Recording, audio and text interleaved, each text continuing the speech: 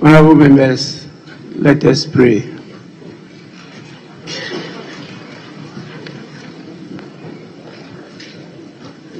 Almighty God, we humbly beseech thee to look with favor upon this Parliament of the Republic of Ghana.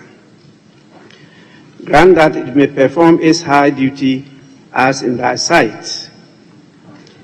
Give divine guidance to the President of the Republic. Endow members of Parliament and ministers of state with discernment and vision, integrity and courage, that through the labors of government, this land and people may be well and truly served, and our good purposes for the common human life be realized in our midst. O God, grant us a vision of our country, fair as it might be, a country of righteousness, where none shall wrong his neighbor, a country of plenty, where evil and poverty shall be done away with, a country of brotherhood, where all success shall be founded on service and honor shall be given to the deserving, a country of peace, where government shall rest on the will of the people and the love for the common good. Bless the efforts of those who struggle to make this vision a living reality. Inspire and strengthen our people, that they may give time, thought, and sacrifice to speed the day of the coming beauty of Ghana and Africa. Amen.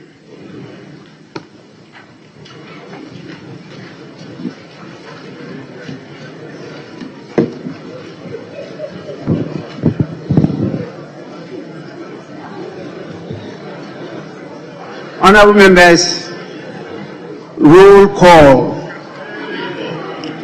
Roll call.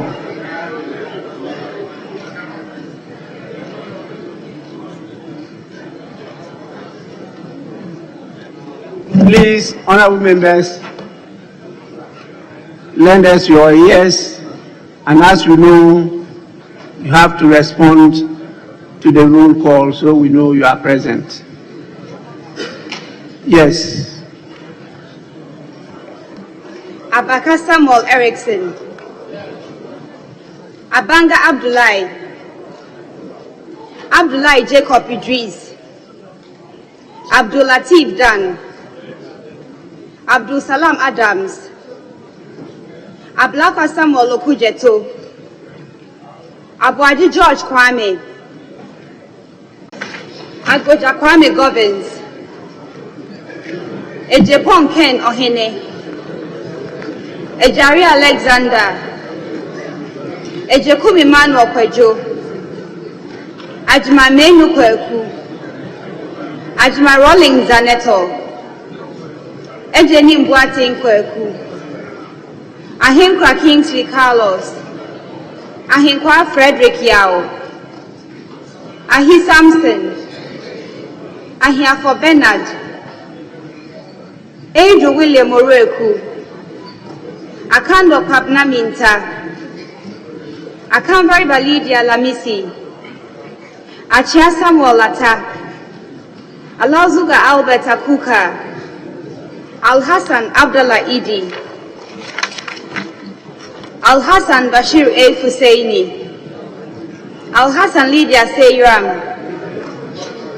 Al Hassan Saibu Suhini, Aliu Mahama Umar Farouk, Alaute Angelo Foriwa, Amankwa Nicholas, Amankwa Menu Kofi, Amewu John Peter, Amial Treme Kwesi, Amwa Oseibonsu, Amwa Stephen, Amwaku Andrew Esiama, Amwaku Anta Kwesi, Ampem Thomas Nyako, Ampofu Chumesi Kwame, Amprechum Sapon Kweku, Andre Emmanuel Ejay,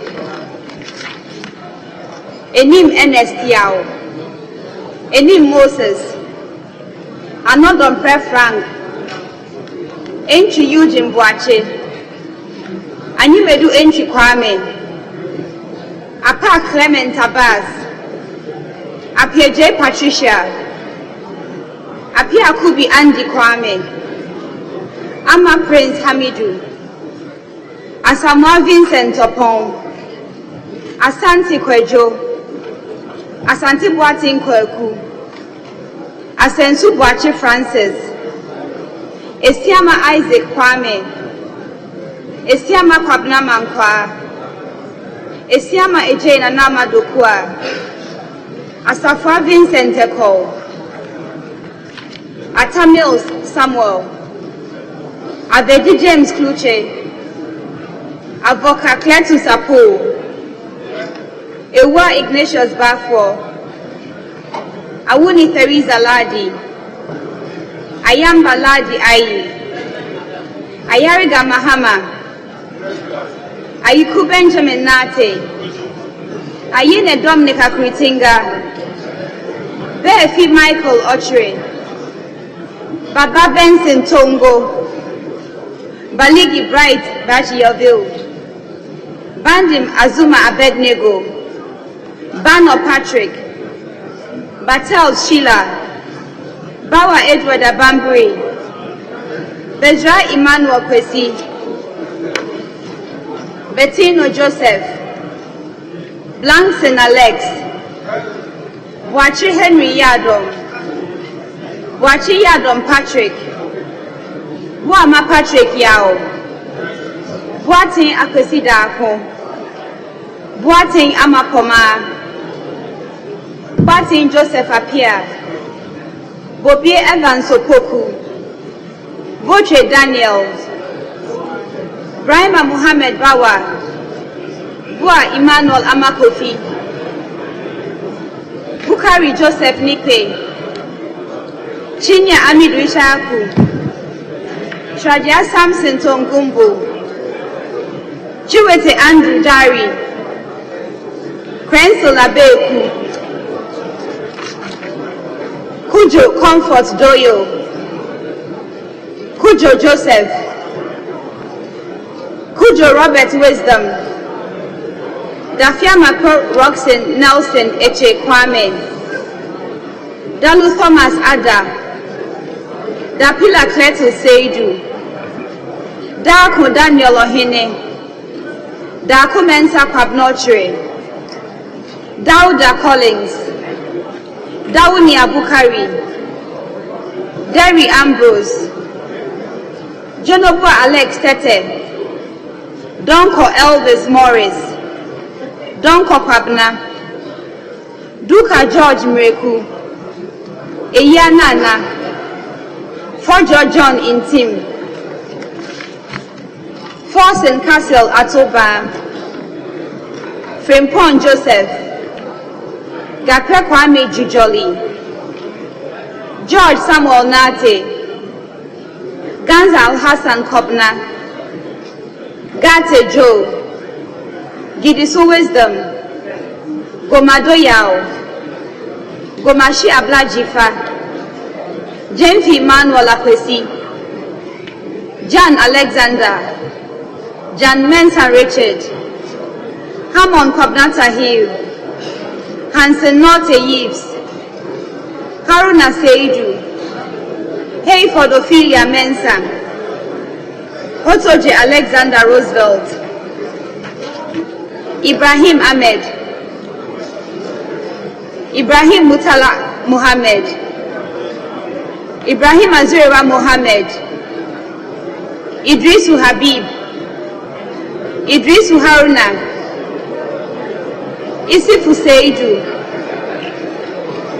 Jabbar John Benham, Jaja Yusuf Isaka, Jalula Stephen Pambin, Joshua Godfrey Seidu, Jinapo John Abdullahi, Jinapo Samuel Abdullahi, Kenny Jeffrey, Kisi Dixon Adomako, Kunedu Akwesi, Kumson Mavis Hawa, Kosa Mason Kweku J. Mensa,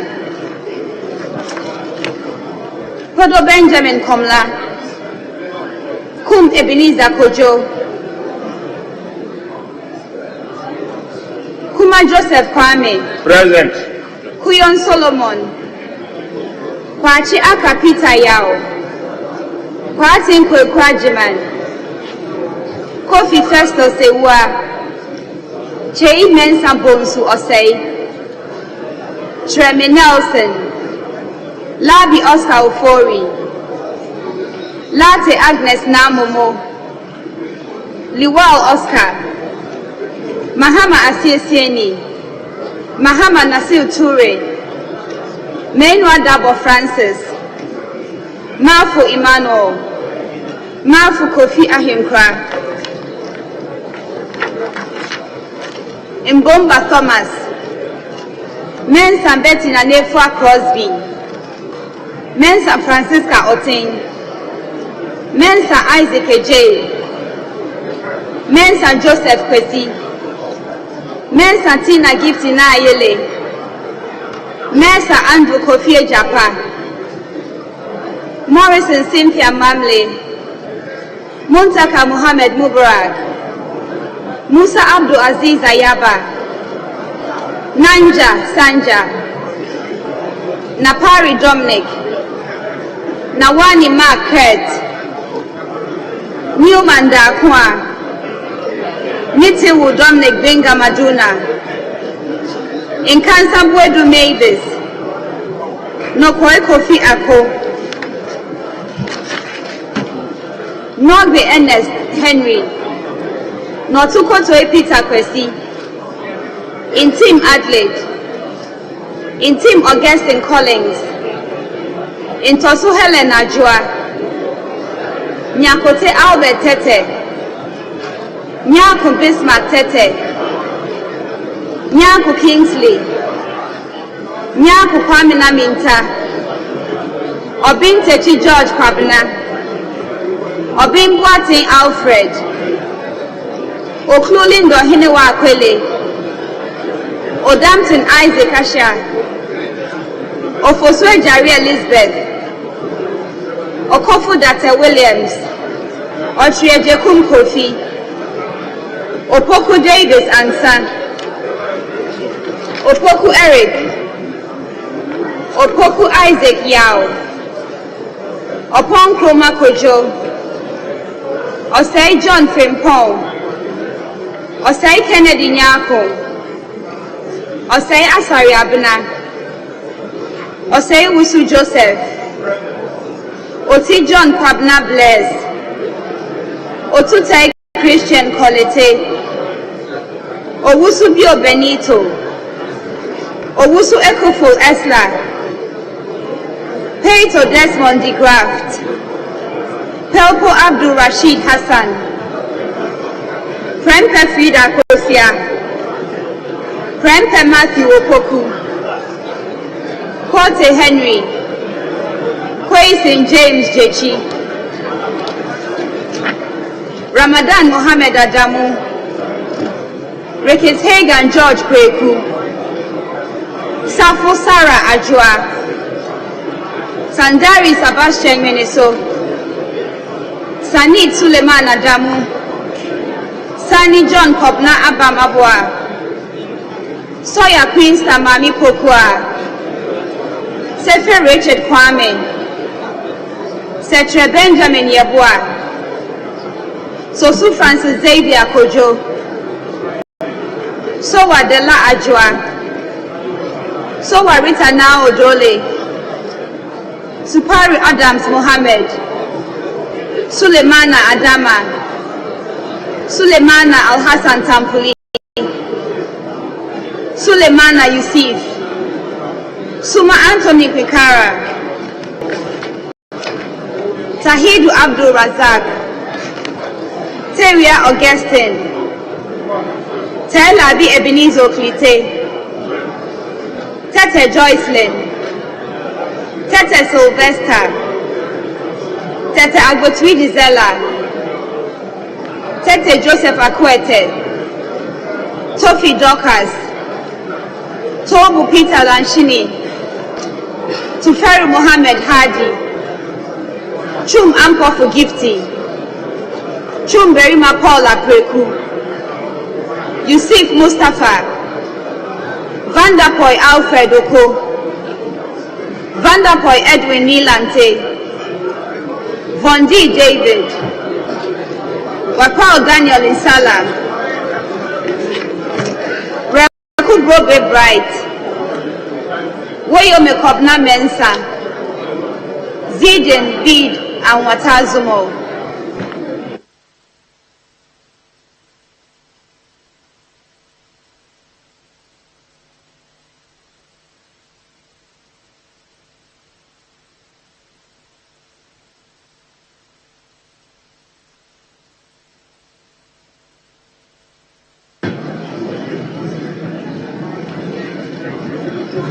Honorable members, please, let's always take the roll call seriously. Some of you, even though you are present, failed to respond to the call. I identify you sitting either engaged in a conversation or doing your own thing. You never responded. The standing orders are very clear. It's not only me observing, but it's observing you. So please, let's take the roll call seriously and let's reduce the noise in the house. Honorable members, we will now move on to the next item. We have a very fat order paper today. It's so voluminous, but at conclave, we were able to agree on a number of issues.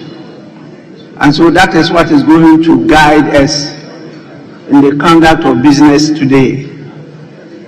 We took a lot of time going through them, my good self with my deputies and the leadership of the House.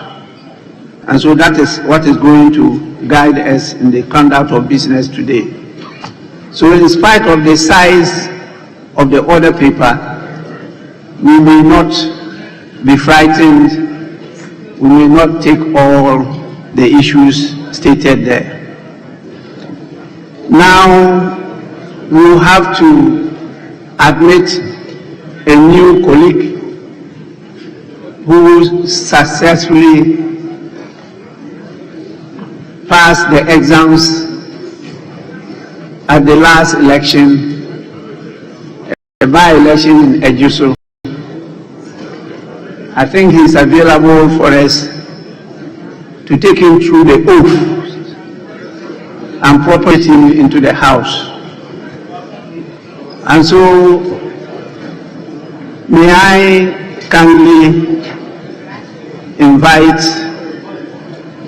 the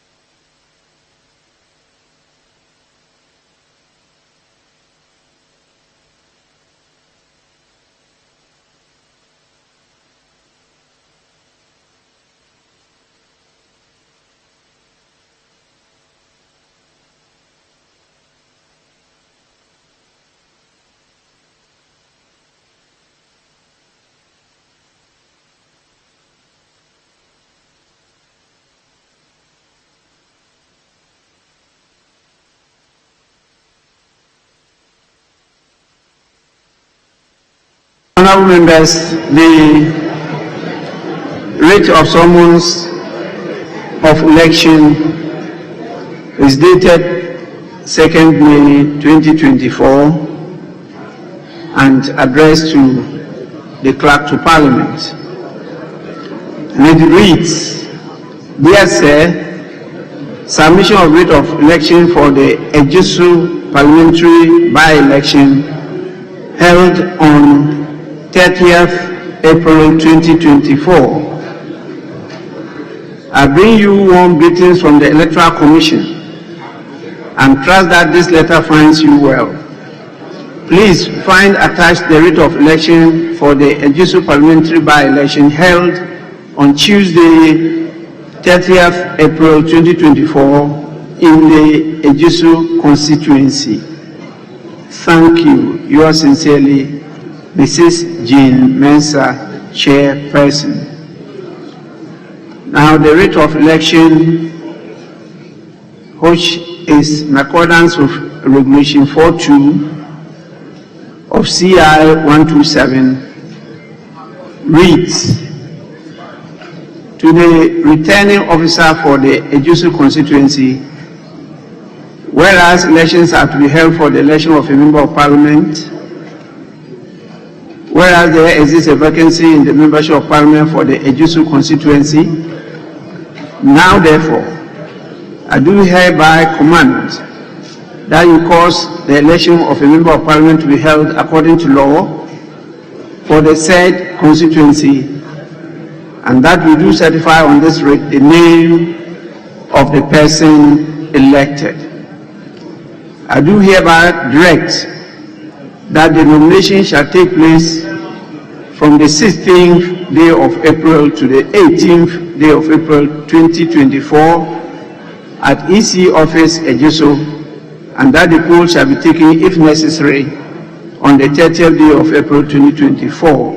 Signed, Chairperson, Electoral Commission." Now, the certificate to be endorsed on the writ in accordance with Regulation 43(1)(g) states, "I hereby certify that the member of parliament elected for the Ejisu constituency in pursuance of this writ is Kwabena Boateng, and the number of votes cast in respect of each of the candidates at the election is as follows.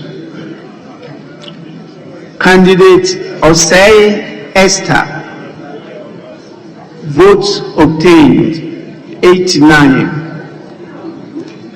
Candidate Kwabena Boateng, votes obtained 27,782. Candidate Beatrice Boache, votes obtained 149. Candidate Kwabena O. Eduemi, votes obtained 21,536. Candidate Fridua J. Ajiman, votes obtained 222. Candidate Atakwa Joseph, votes obtained 23. This is dated 30th April 2024 and signed by the returning officer.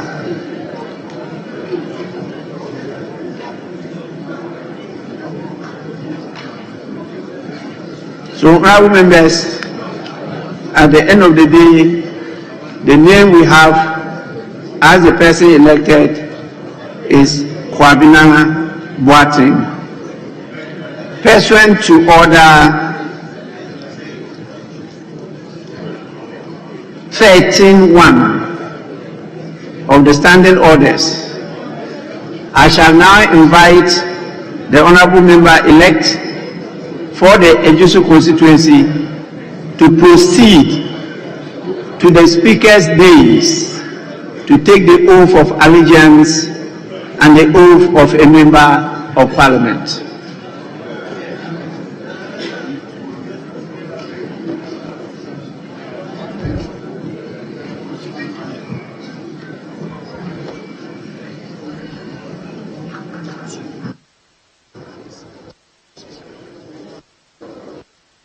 mic has been activated.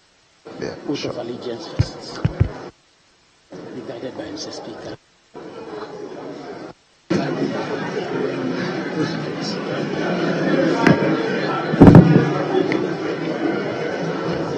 Honorable member, Honorable member-elect, you have to let us know your faith, whether you are going by the cross, if you are a Catholic, you're going by the Bible, any other Christian, you're going by the Quran, if you are a Muslim, or you are going by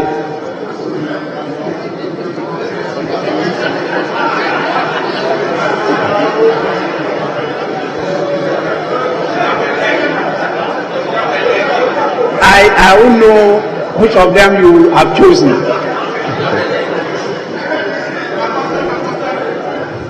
And so you say after me, definitely you insert your name.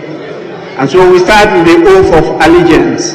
I, Kwabena Boateng,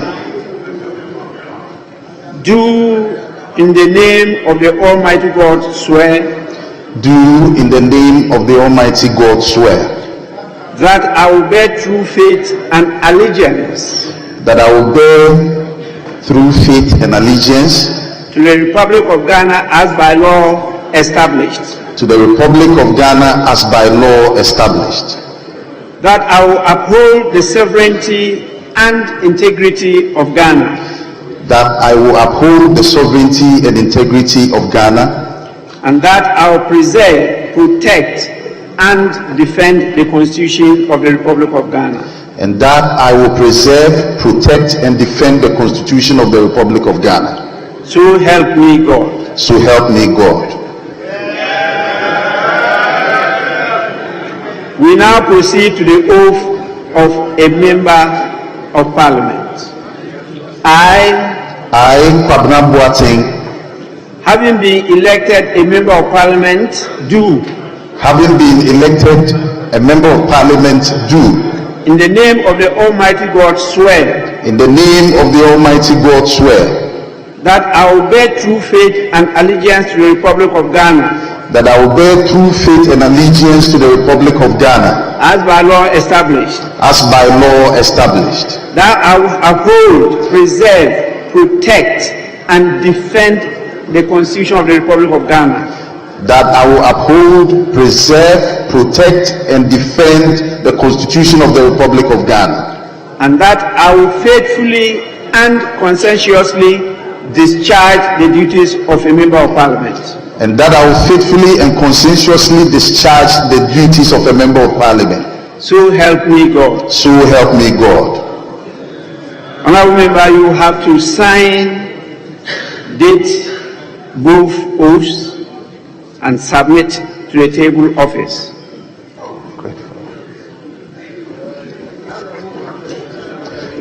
Grateful.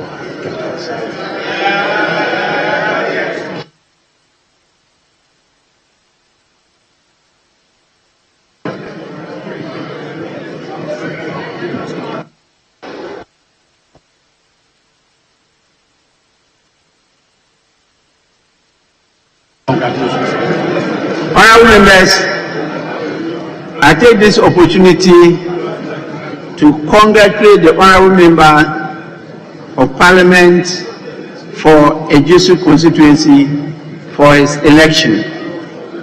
He is now Honorable Kwabena Boateng.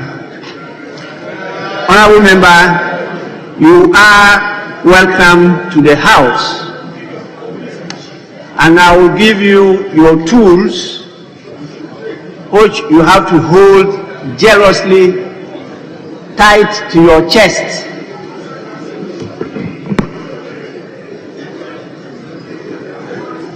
You have to come and receive them from me. This is a copy of the Constitution of the Republic of Ghana, 1992. Please, it's not for you to chew, but it's for you to master, because that's what is going to guide all what you do here. The rules of procedure and some practice, but others you learn from your colleagues. It's also here. We have revised it, and this is the 2024 edition. And so please keep this. The properly printed and bound volume will come for all members. The rest you will learn as you go along. And so once again, you are most welcome. Thank you.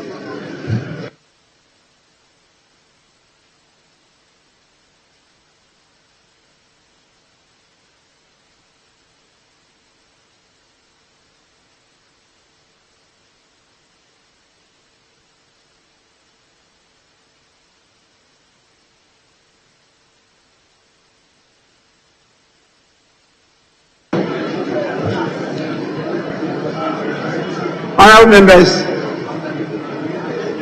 yes, please. Mr. Speaker, you know, hardly do we get situations like this, and we don't know him very well. We were hoping that you will give him an opportunity to give us an acceptance speech as a member of Parliament.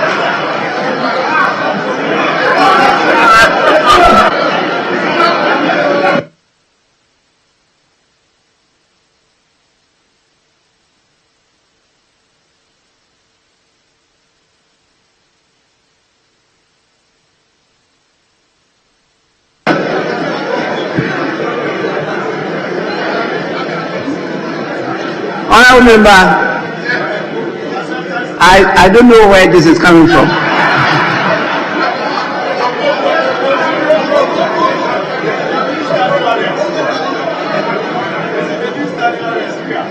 I will invite the leaders, the minority and majority leaders, to say a few words of congratulation to the honourable member on his election and to welcome him to the House. And so we will start with the honourable minority leader. Mr. Speaker, let me, on behalf of the NDC minority, welcome our new colleague, the Honourable MP for Eduso constituency, and to congratulate him and to wish him well. Mr. Speaker, I also want to add that it is a shame that still the good people of Central Kofi, Akpafo, Lepe, and Olobi, the South constituency, does not have a representative, still as we speak, almost 4 years on. Almost 4 years on. Mr. Speaker, this, I believe, is something that this House must take steps to ratify, to resolve as soon as possible. Mr. Speaker, I believe it's a matter of importance and it's a matter that this House must take note. Thank you, Mr. Speaker. Majority Leader.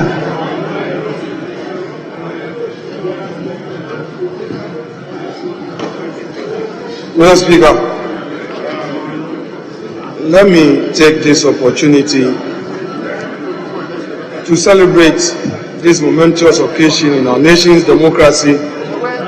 Mr. Speaker, just a few weeks ago, the people of Ejisu in the Ashanti region went to the polls to elect a representative to fill the seat left vacant by the untimely passing of our dear colleague John Kum.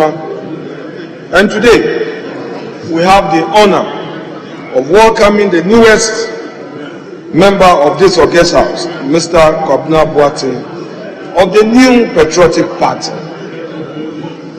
The Speaker, on behalf of the majority, I extend my heartfelt congratulations to Mr. Boateng on the resounding victory in the Ejisu by-election.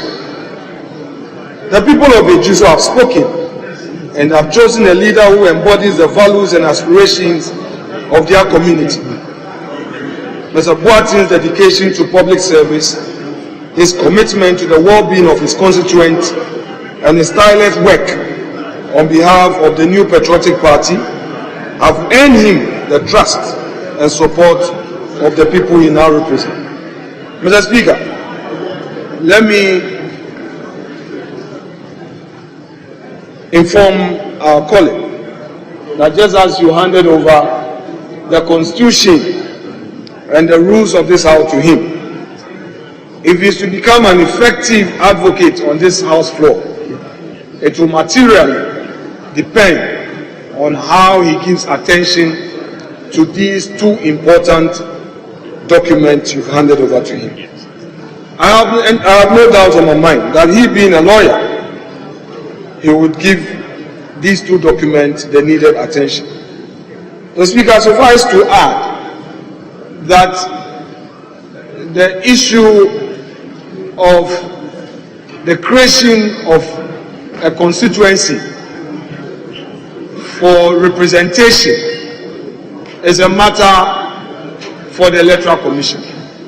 And in this 8th Parliament, no constituency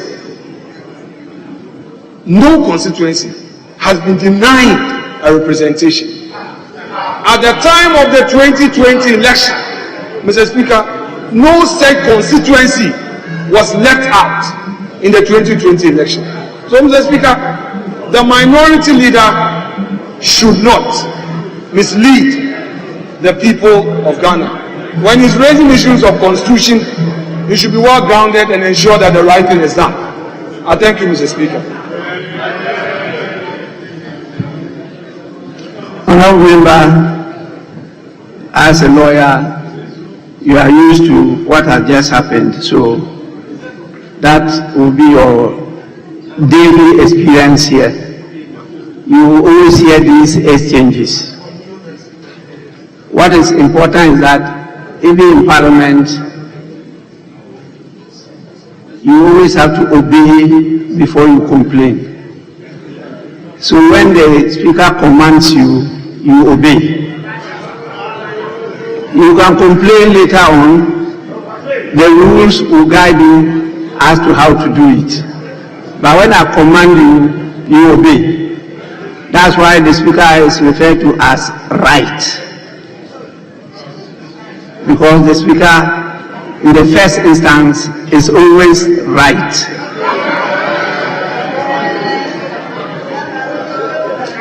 You can go through the rules and come later on to show he is wrong.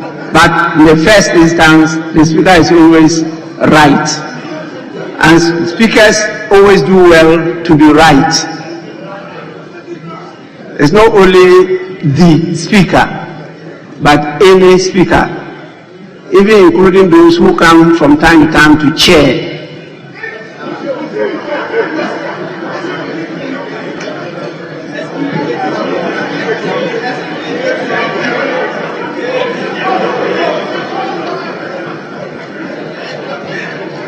Yes, we move on now to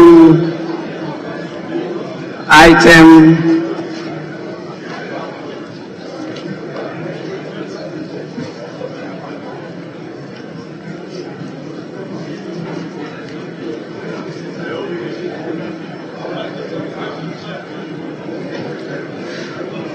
on the order paper. We have item 3, which we've done with, and then the next one is the national pledge. The national pledge. Please, all of us, let's be on our feet.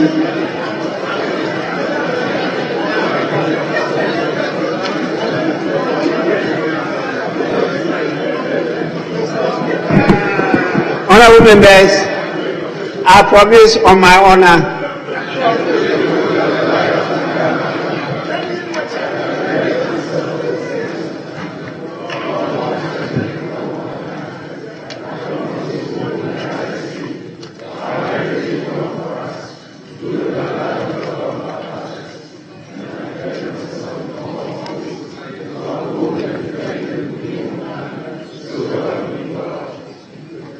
Thank you so much. The order doesn't say you should read. So from next meeting, I am going to observe all of you. Nobody is going to read it. You have to recite it.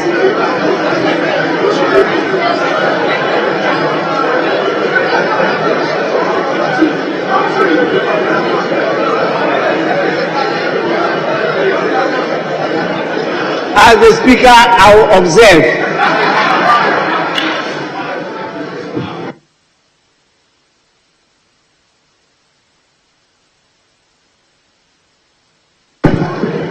We now move on to item 5. I have a lot of messages from His Excellency the President. We agreed at conclave that I should defer that, particularly as a lot of them have been taken over by time. But there's one that I need to draw your attention to.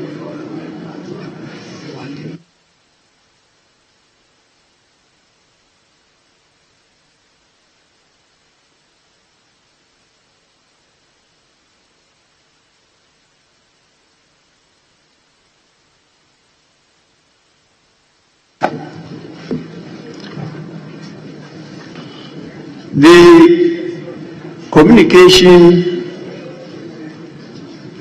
brought to me after injury time, and so I couldn't read it to the House.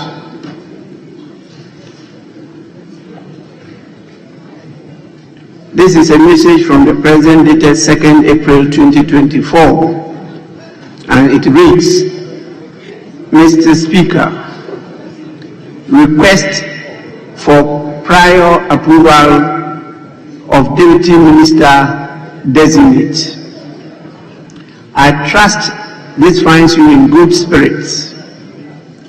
Following a further reorganization of the government, involving the reassignment of the Deputy Minister for Trade and Industry, Honorable Stephen Amwa, MP for Inchaso, to act as the new Deputy Minister for Finance in the wake of the death of the former Deputy Minister of Finance, the late Honorable John Kum. I am writing to seek parliamentary approval for the appointment of Honorable Kofi Ahinkra Mafo into the executive as a Deputy Minister for Trade and Industry in accordance with Article 79 of the Constitution. I would be grateful for an expeditious consideration of his nomination to enable him assume his office as soon as possible. Yours sincerely, Nana Ado Dankwa Akufo-Addo, and definitely directed to me, the Right Honorable Alban Sumana Kingsford Bagbin. I refer this to the Appointments Committee for consideration and report to the House. We take item 6.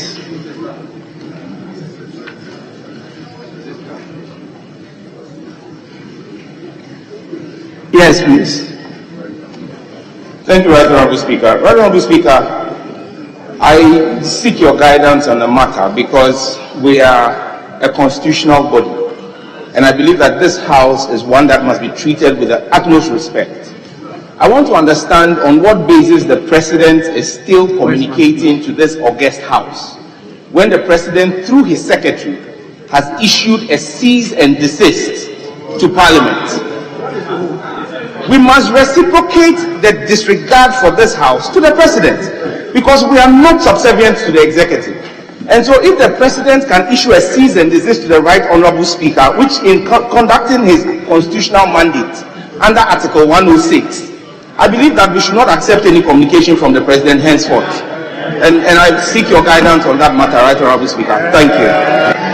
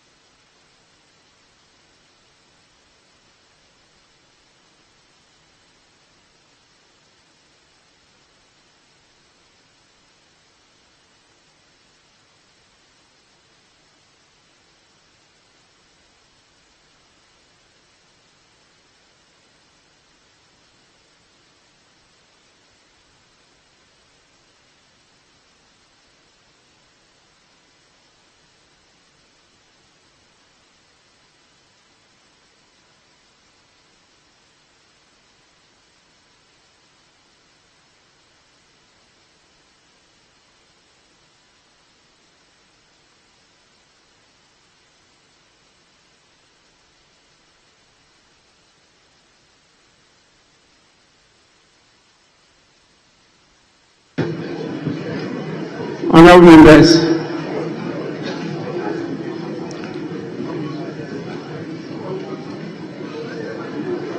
I am minded to draw the attention of the House and through you the whole country that it's not all bills when passed by this House that are presented to the President by the Speaker. Most bills, except those that are under Article 108, are presented to the President by the Clerk to Parliament, not the Speaker. And so when people go suing the Speaker for presenting bills, then we are dealing with a different constitution, particularly what is before the court. But that is not my area. I'm not in the court. When you go through Article 106, 7, and then the Interpretation Act 2009, it will be clearer to all of you. But the President's understanding of these matters differ from my understanding. And so at the end of the day, the court will decide. And we will all be bound by that. So that is where we are now. So let's allow it. At the end of the day, the court will direct all of us as to who is right and who is wrong. So we move on.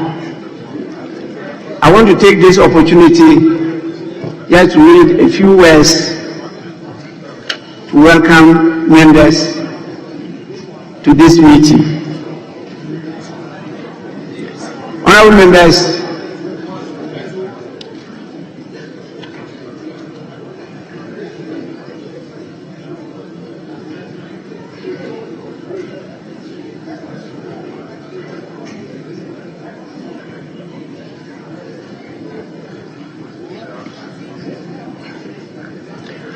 members, I extend a warm welcome to each and every one of you to this meeting.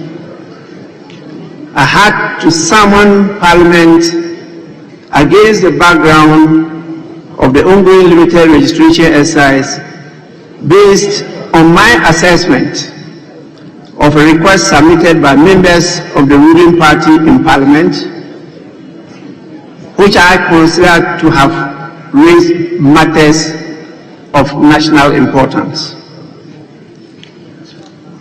The challenges confronting our nation, Ghana, are complex and multifaceted regarding careful consideration and thoughtful action. I am confident that each and every member of Parliament is capable of assessing the situation and ready to rise to the occasion. What is important is for us to work together as leaders of our country for the common good. As stated, the recall of Parliament is on the basis of a submission of a request to me by more than 15% of members of Parliament from the governing party through a memo dated 2nd May 2024 and received in my office the next day, 3rd of May 2024. The request for the meeting of Parliament was made pursuant to the provisions of Article 112, Clause 3 of the 1992 Constitution and Order 53 of the Standing Orders of Parliament 2024. Article 1123 of the Constitution stipulates that, and I quote, notwithstanding any other provision in this article, 15% of members of Parliament may request a meeting of Parliament, and the Speaker shall, within 7 days after the receipt of the request, summon Parliament. Honourable members, you go on radio and TV to debate these issues. When they are drawing your attention to the relevant ones, you won't listen and you go about misleading people.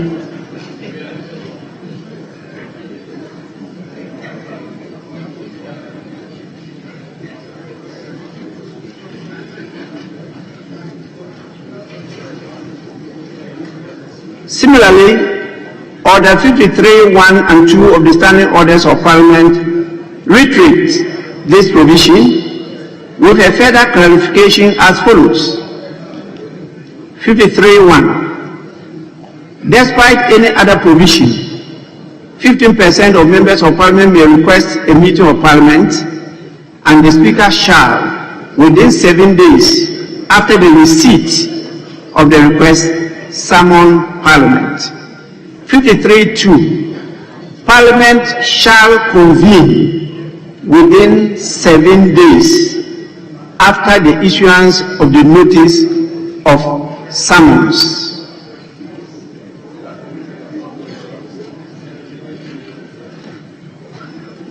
These provisions are designed to ensure that the discretion of the Speaker of Parliament in this matter is removed. This is to strengthen the institution of Parliament, thereby liberating it from the stranglehold of autocracy. This is a welcome development as it creates a vibrant, independent, and active institution capable of constituting itself to respond without any inhibition to the needs and concerns of the Ghanaian people as represented and articulated by their representatives in Parliament. Generally, the authority to summon Parliament to meet is vested in the Speaker of the House, as outlined in Article 1121 of the Constitution. The Speaker is tasked with determining the date, place, and time for the meeting of Parliament, to be held at such a place within Ghana and to commence at such a time as the Speaker may by constitutional instrument appoint. This authority is further reinforced by Order 51(1) of the Standing Orders of Parliament. In summoning the ordinary meeting of Parliament, the Standing Orders provide in Order 58(1) that the Speaker shall summon Parliament by notice published in the print and electronic media not later than 14 days before the beginning of a meeting. However, in the case of a request for a recall of Parliament, the Standing Orders provide under Order 58(4) that the requirement for a 14-day notice shall not apply where there is an emergency. Fortunately for us, this is not a case of an emergency. By this constitutional design, the Speaker was required to issue the notice of summons by the close of Friday, the 10th of May 2024, with the counting of days including Saturdays, Sundays, as required by the Interpretation Act 2009 and settled by jurisprudence of our Supreme Court. The 7 days after the 10th of May 2024 fell on the 17th of May 2024, hence the decision for Parliament to convene for a meeting today, the 17th of May 2024. It is important to acknowledge that the basis of this recall was the perceived urgency of certain matters. However, it is my considered view that many of those matters were already before this House for deliberation before we adjourned sine die.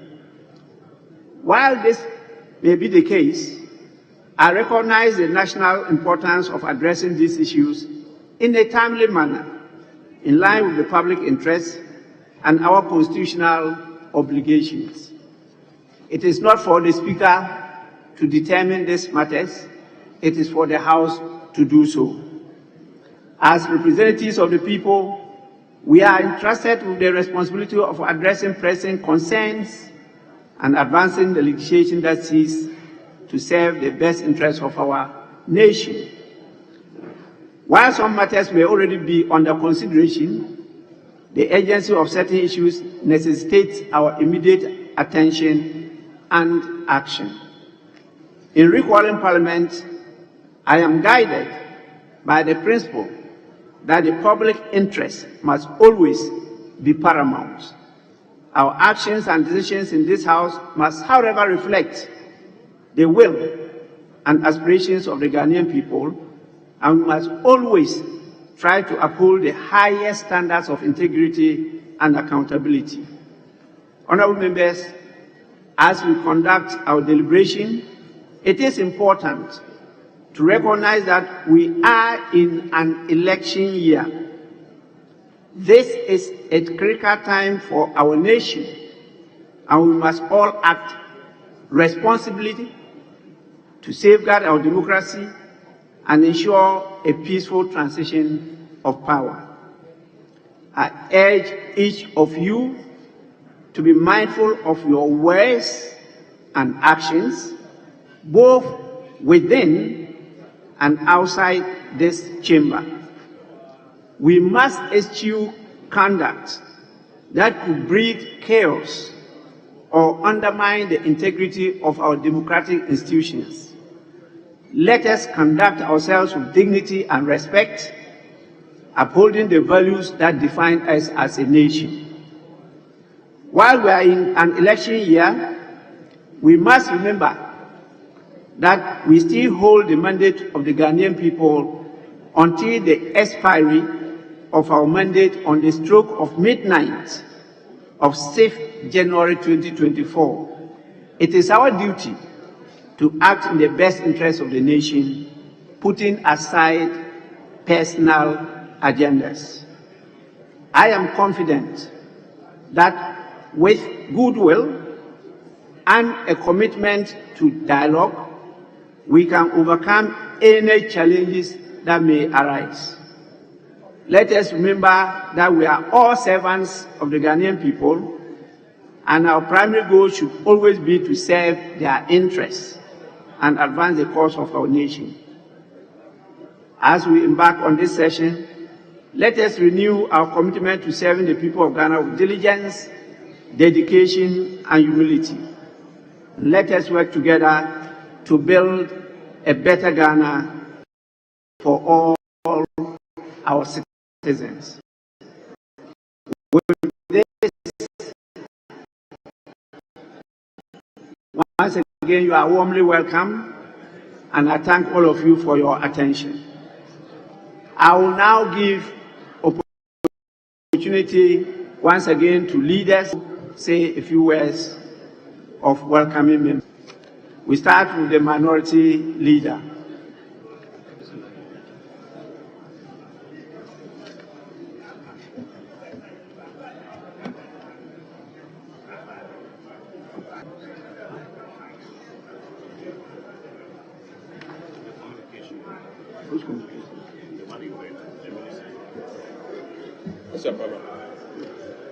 Right Honourable Speaker, opportunity to make this statement at this emergency sitting. Usually, Mr. Speaker, I would begin such a statement with pleasantries to welcome this House back. But unfortunately, Mr. Speaker, today is not an usual one. As always, Mr. Speaker, the NDC minority is excited to attend to the business of this House, but obviously not today. While I am happy to see everyone back here, I cannot say the same about the business of this House slated for today.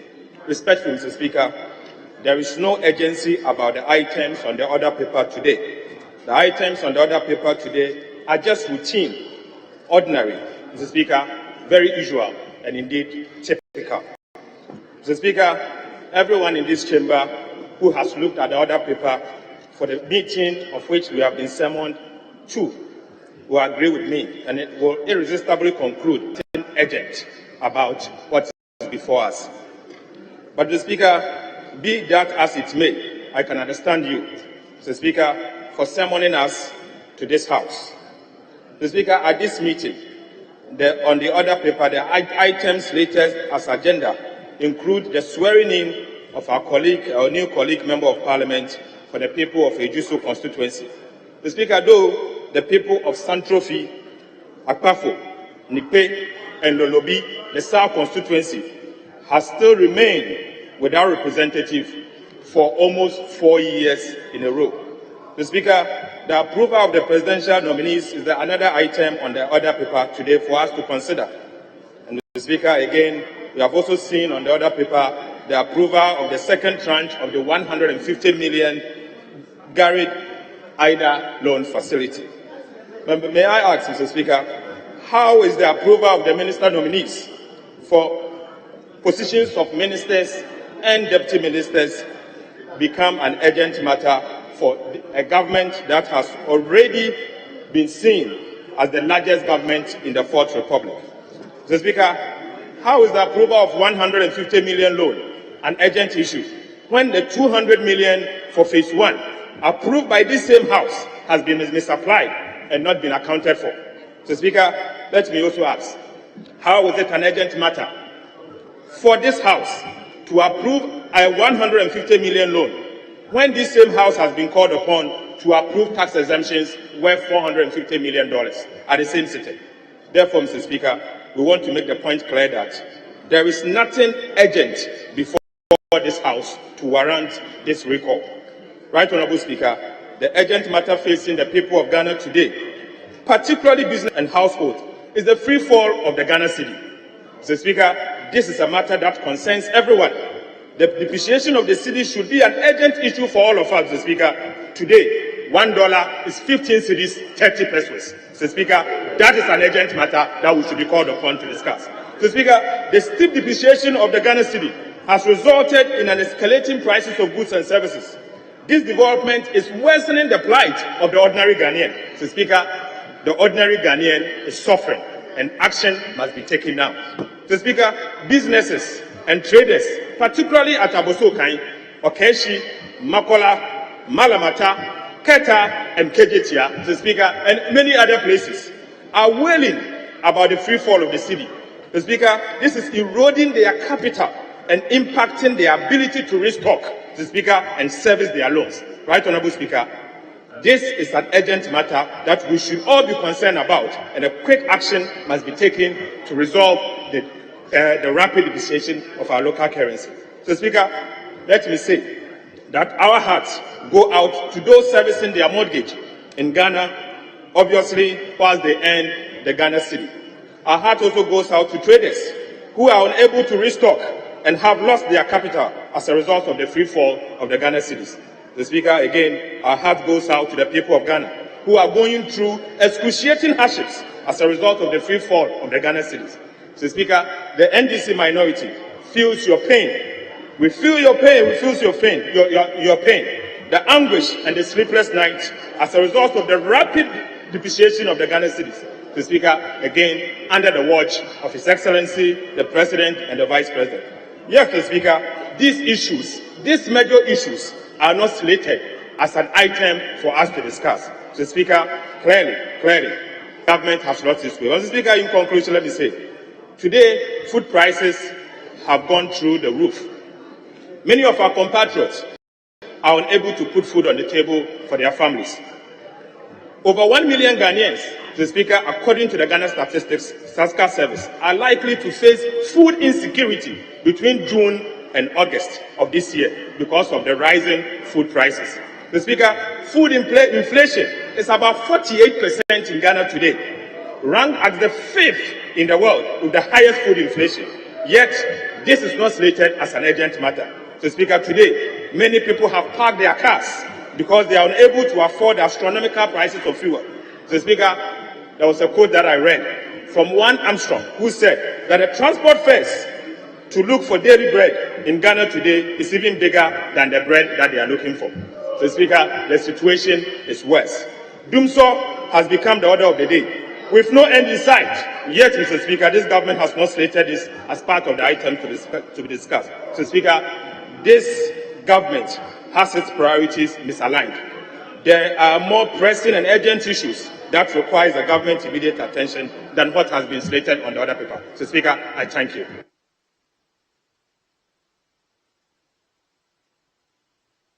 Majority Leader.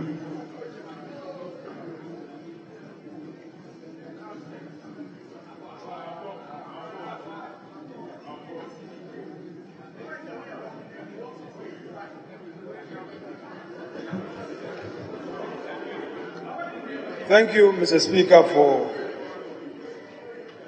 this opportunity to address my colleagues. Mr. Speaker, the issues, the subject matter of this recall have been well, and I shall rely on same without more. Suffice to reiterate, Mr. Speaker, that the matters that have brought us here are matters of national importance and of public interest. The business of this House is not the bona fide of only the majority. It is the bona fide of the House. It comes therefore as a surprise, Mr. Speaker, that the minority leader sees certain matters as urgent to the national economy, yet he and his colleagues sleeping on the job have not found it necessary to raise these matters for us to consider. This is not about political rhetorics, but, Mr. Speaker, taking serious steps to address national issues.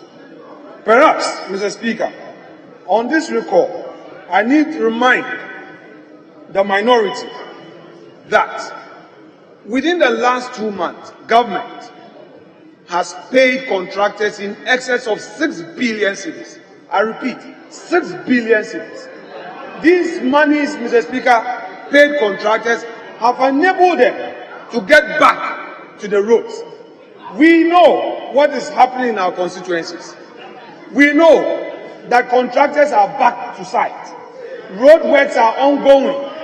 We know that, Mr. Speaker, food inflation is not 48%, as the minority leader wanted to tell us. It is not 48%. Mr. Speaker, there we go. There we go. I listened to him quietly. Mr. Speaker, you know, I've always said that they are not Democrats. They are intolerant. We listen to the minority leader in silence. But when you are punching them, they can't take the punch. We heard you. I sat down. I took notes. And that is you. Speaker, food inflation is not 48%.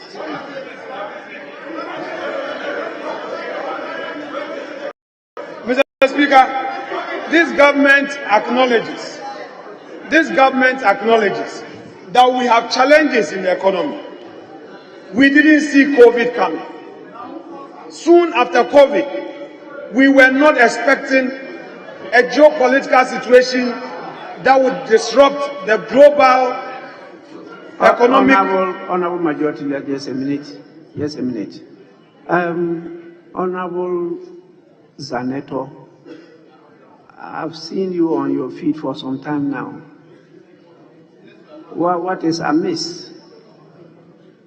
Mr. Speaker, I take some offense by the Majority Leader's statement, implying that the NDC caucus is not democratic or tolerant. I do not feel that if we have all become elected members in this House, which represents the entire country as the legislative arm, he should stand there and declare that our side is not democratic nor tolerant. And I think he should actually withdraw that statement.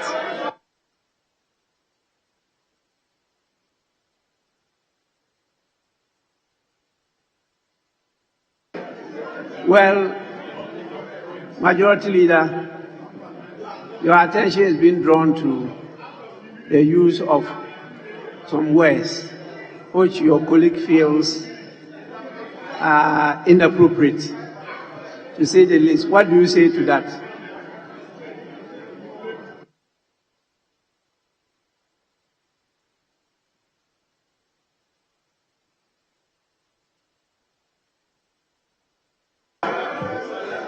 Mr. Speaker, I was stressing the point that they should tolerate divergent views.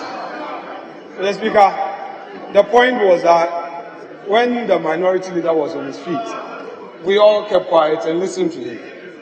And it was my turn to also have my bite. But, Mr. Speaker, Honorable Senator Ajuman Rollins, if how I put it is a problem, Mr. Speaker, it's only appropriate that same is withdrawn. Except to say that they should tolerate me. Mr. Speaker, by their fruit we are knowing.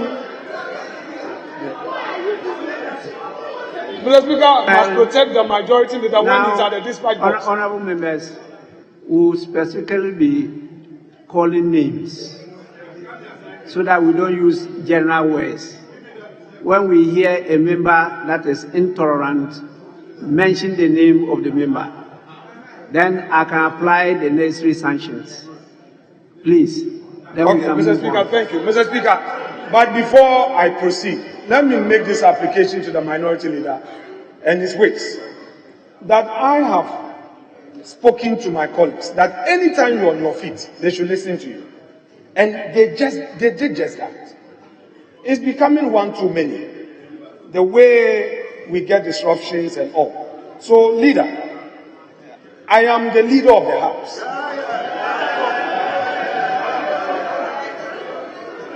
No matter how you disagree, you listen to me first. Mr. Speaker, it is within my right to get it wrong, for them to entertain and tolerate. So they should be quiet and listen. So, Mr. Speaker, the point is that this recall is based on good faith. On the 20th of March, Mr. Speaker, you did say that we should reflect on the matters that occur. In your conclusion, you called on us that it is time to reflect. And time to reflect, we've reflected, we've engaged, and today we are here. The government of this country will live up to expectations. Mr. Speaker, we know that in spite of all the difficulties, our children are in school. In spite of all the challenges, free SHS is being sustained. In spite of all the challenges, we are seeing massive infrastructure. Massive infrastructure. In our schools, we know, Mr. Speaker, in all our schools, we know what is happening there, Mr. Speaker. In the area of agriculture, we know that food inflation is around 26%. It is not 48%. So, Mr. Speaker, this government is not sleeping on the job. In the area of digitalization, this government has embraced it as a way to go to alleviate the suffering of our people. So, Mr. Speaker, let me assure my colleagues that we've come here to do public business. We've come here to deal with matters of national importance, that we need our ministers. We know that the economy that we all complain about, every sector to be proactive in doing business, and the only way is to give certain assurances. And that is why the government introduced the 1D1F. The 1D1F is aimed at giving such tax incentives, giving space for production, and that is what the government is doing. All of us know that we need our ministers in office so that they can report to Parliament, so that we can ensure accountability in governance. And that is why, Mr. Speaker, we are here. Mr. Speaker, if Parliament is not functioning, how do we hold government to account? Mr. Speaker, when it comes to the IDA, Mr. Speaker, we dealt with the first part of it. It was left with the 150. We had a debate, and it was left to putting the question. Mr. Speaker, no one can tell me that this is not a national matter, this is not a matter of public interest, this is not urgent. We need the $150 million into the economy to help shore up, Mr. Speaker, our reserves, and to help us, Mr. Speaker, ensure that as the funds are coming in, Mr. Speaker, we know they were talking about the cedi weakening. We need these dollars in. And I believe that as patriots, our colleagues will support government to undertake this urgent business. Mr. Speaker, I shall conclude by saying that our colleagues have expressed their concerns. We have taken these concerns on board, but we expect that even in the conduct of business, even where we disagree, we should avoid unnecessary rancor. Have your way, have your say, but let us do so with a certain level of candor. Mr. Speaker, I thank you for upholding the Constitution of Ghana. Mr. Speaker, although in the reckoning of time, Mr. Speaker, although the reckoning of time, you chose the last end, Mr. Speaker, but you say you are still within 7 days, within 7 days, and within 7 days. Today's rate, the exchange rate, is not 15.3, but nobody. Again, the food inflation is not 48. But we didn't say anything. The moment he gets on his feet, everybody is screaming from the other side. So, Mr. Speaker, what is the description that should be given to them for their behavior? It's becoming too much. We can also get up and scream at them. What will be the results you're going to get out of that? So, my honorable members, you all, with all due respect, you don't have the license to scream and think nobody has the license to respond. Yeah, we can also respond accordingly. But what will be the fate of the House? So I'm challenging my minority leader to tell us. I just came from a great bank and I know the rate. So tell us what is today's rate. You are saying 15.3. Tell us. Thank you very much.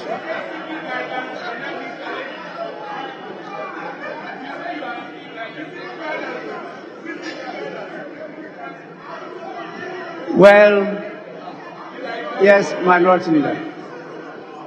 Mr. Speaker,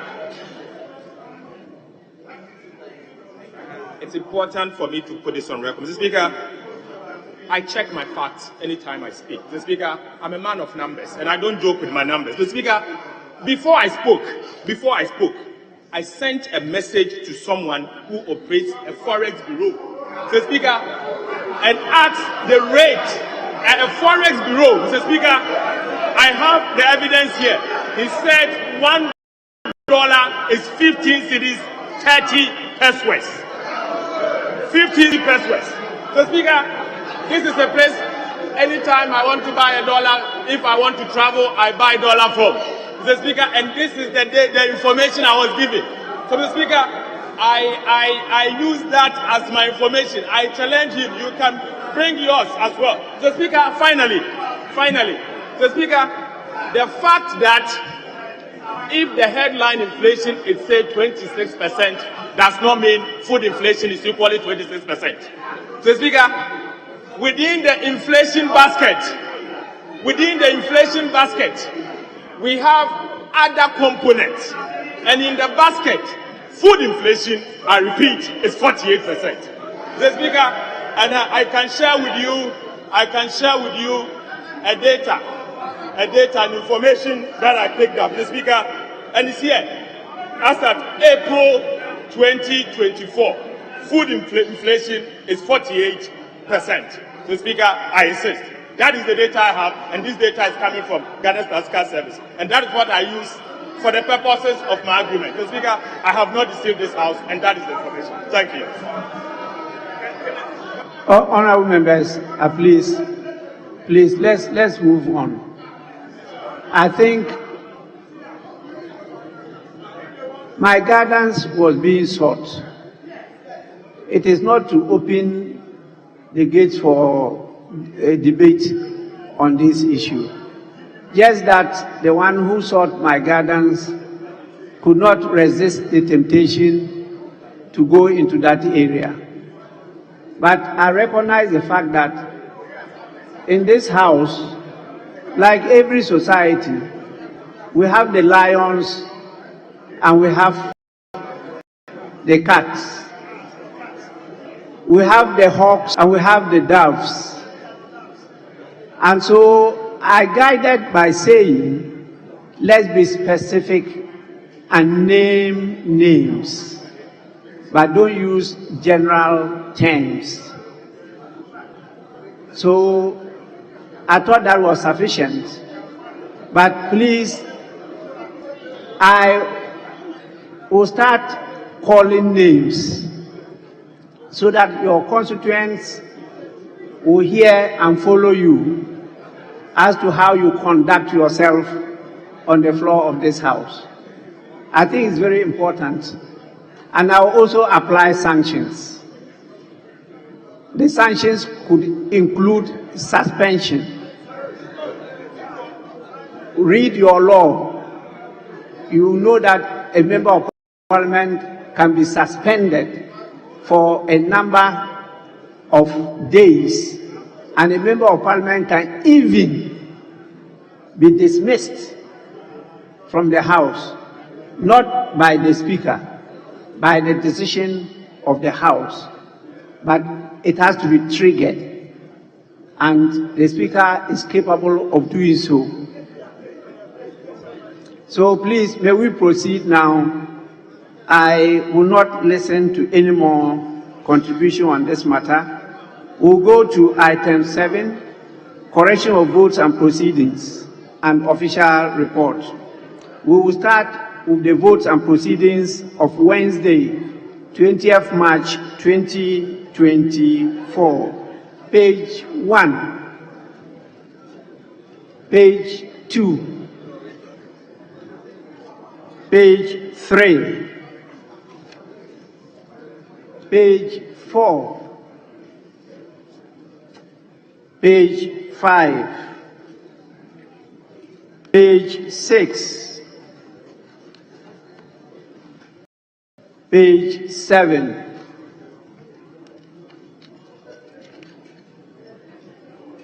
page 8.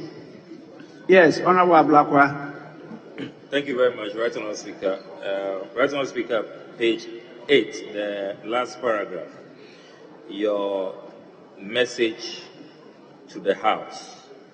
The Secretary to the President.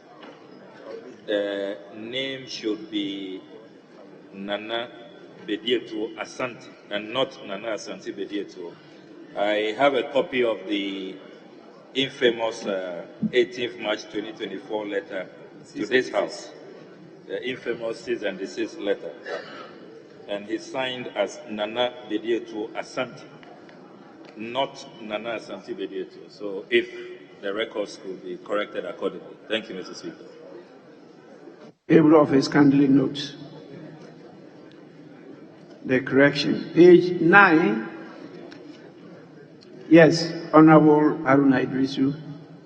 Mr. Speaker, thank you very much. Page 9, the paragraph 3, it reads, Mr. Speaker noted that even though the letter signed by the Secretary to the President to the Clerk to Parliament was not a communication to Parliament, that's not my interest. The correction that I would want, with your indulgence, for table to observe is, he also noted that the letter did not conform to the established channels of communication among the arms of government. The arms of government are 3. In this particular conflict, it was limited to communication between the executive, the president, and parliament. When you say arms of government, you may be drawing the judiciary in. My observation. I don't know if that's what you want to convey. Especially when you use the word among. If you said between, we would understand. Just between the two. If the president and parliament, I have a difficulty accepting when you want to drag the judiciary into this. Thank you, Mr. Speaker.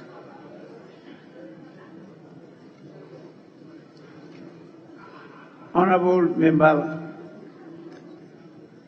I personally made that statement, and I was trying to draw the attention to our standing orders dealing with communication to and from Parliament to the other arms.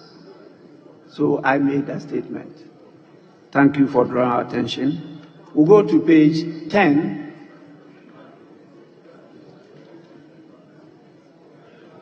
Page 11, page 12, page 13, page 14, page 15, page 16, page 17. Honorable members, in the absence of any further corrections, yes, is it page 18? Mr. Speaker, let me seek your indulgence to page 9, paragraph 4. Paragraph 4. It should read, the Right Honorable Speaker called on His Excellency the President to adhere to the requirements of law by accepting the presentation of the bill, and then should be invoked the options provided by the 1992 Constitution to either A, B, C, D. Thank you very much. Table of His kindly note the correction. Honorable members, in the absence of any further corrections, the votes and proceedings of the 28th sitting, dated Wednesday, 20th March 2024, are adopted as a true record of proceedings. We have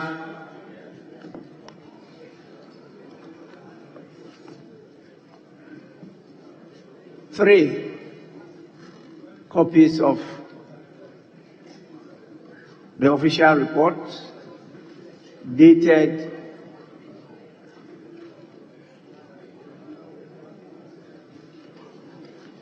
22nd December 2023, 6th February 2024, and 7th February 2024. Honorable members, any corrections to any of these official reports?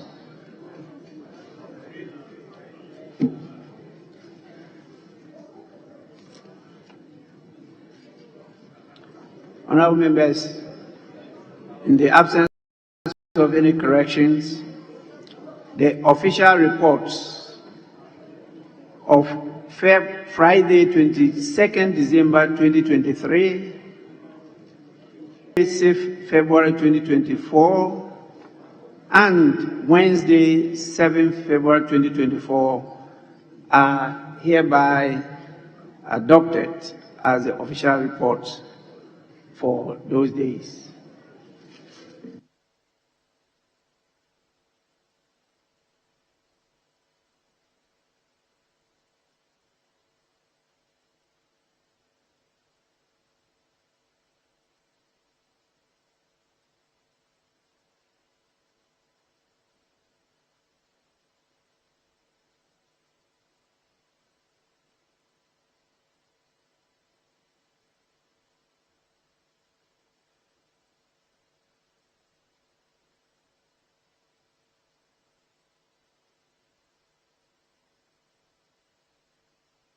Honorable members, item 8, business statement for the emergency sitting. Chairman, Business Committee.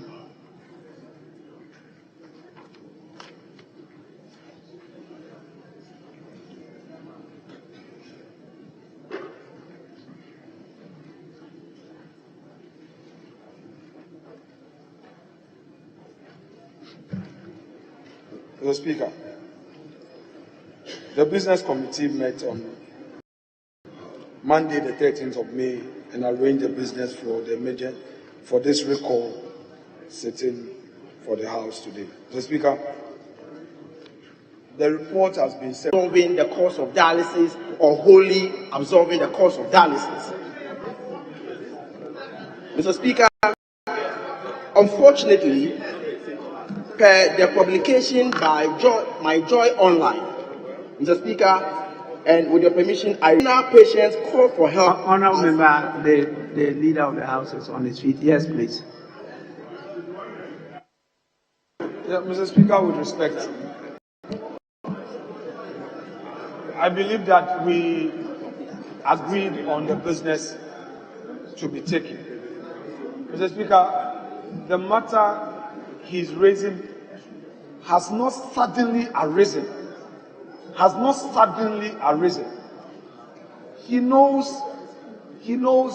the rules. So, Mr. Speaker, I will plead with him that this House will hear him, but hear him at the appropriate time. So, Mr. Speaker, kindly help us to proceed with the matters we agreed on, the subject matter of this recall.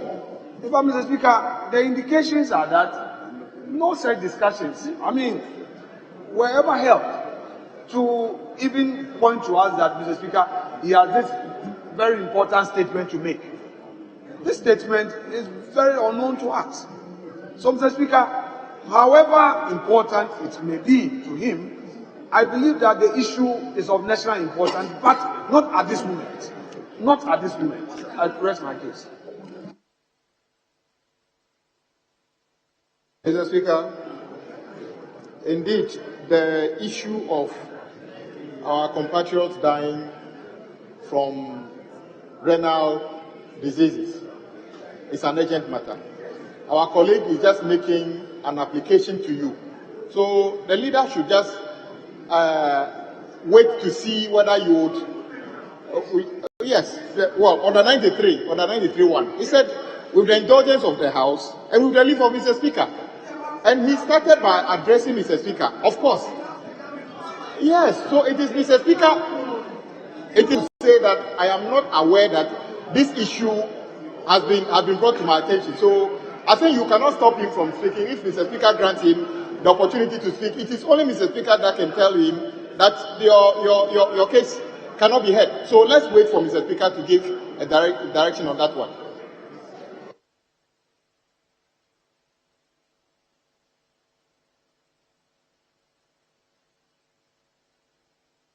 Yes, Leader. Speaker, the provisions in Order 93 are very clear. Mr. Speaker, I don't want to belabor. I will plead with my colleague. Please invoke the rules properly. We will listen to you, but not now. Mr. Speaker, we've agreed on the business for today. I thank you. Yes, Honourable Member. Mr. Speaker, this borders on the health of the people, the life of the people. Mr. Speaker, the announcement of the increase in the cost of dialysis was done just last Friday. We were on recess. Mr. Speaker, this is the first opportunity I am getting to bring the House's attention to that particular matter. Mr. Speaker, you have no idea the number of people who are going through this and cannot afford. Mr. Speaker, if this is not urgent, then I don't know what is urgent. Mr. Speaker, the number of people dying. If you are not able to afford dialysis, Mr. Speaker, the other option is that you are dying. And you say it's not important. I am surprised.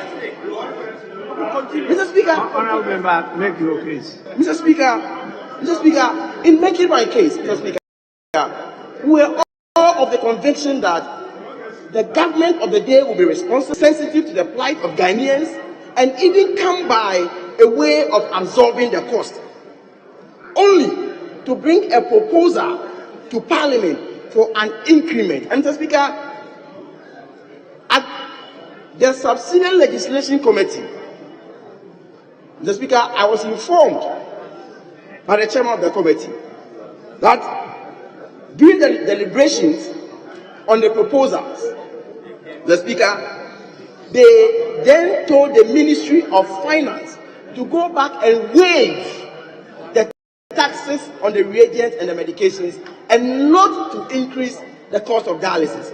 The Speaker, here I see some kind of bad faith. The Speaker, at the meeting, the Ministry never raised whether they were not going to take on board the suggestions by the committee. Mr. Speaker, I am not oblivious of Article 11.7. Article 11.7. Our sentiments and concerns. It shouldn't just be the case of raising the matter, dramatizing the matter, and leave it there. The committee should do more and direct this House to take certain decisions in dealing with the problem. So I think that's the way to go. And I think if we do that, we'll have a better understanding and a better way to deal with the matter. The 2 million has been provided. So what can be done more? That should be our concern. Yes, Chair of the Subsidiary Legislation Committee. Thank you very much, Mr. Speaker. Mr. Speaker, when we were considering at the pre-laying stage the fees and charges, miscellaneous provisions, regulations, of course, the Honourable Member for Joabuso and the ranking member of health is a member of the committee. When the teaching hospitals appeared before the committee to justify the cost of providing dialysis services, we asked them why they sought to increase the cost of providing services for dialysis patients. And they told us that the prime of the cost was taxes, the import duties on the equipment, the import duties on the reagents, VAT, national health insurance, taxes, and so on. So, Mr. Speaker, as chairman of the committee, I advised them that they should take out all the taxes and the cost will drop, and that the committee wasn't going to agree to an increment, and that the Ministry of Finance should take out all the taxes. In fact, it was my colleague, Mr. Honourable Anhiefo, the Honourable Member for Akachisa, who said government. Yes, Speaker, this is the volume. Yes, and as chairman of the committee, Mr. Speaker, you can speak to my secretary. I diligently read every section of this document, and I was pointing out, and the Honourable Abinao said is my witness, where the assembly press will print a document and bring to the secretariat. And Mr. Speaker, I will look at it and say, no, this is not what the committee recommended. Sometimes they will reprint the old version and bring it. So as time was going on, Mr. Speaker, I told them that there were a lot of errors and time had run out on us. And therefore, they should bring an addendum for us to correct the errors, including this issue of dialysis. I told the honourable member for Joaboso that this was where we were with the issue. There are a number of them, and the honourable Abina said they are preparing to bring the addendum to Parliament. So we correct those errors because Mr. Speaker knows that under Article 11(7) of the Constitution, we can't touch anything, as the Supreme Court said, we can't change anything that has been laid. So that was the advice that I gave them, and the Minister of Finance has accepted that advice, and that is where we stand. So, Mr. Speaker, I thank you for the opportunity, but I am sure very, very, very soon the errors will be corrected. Honourable members,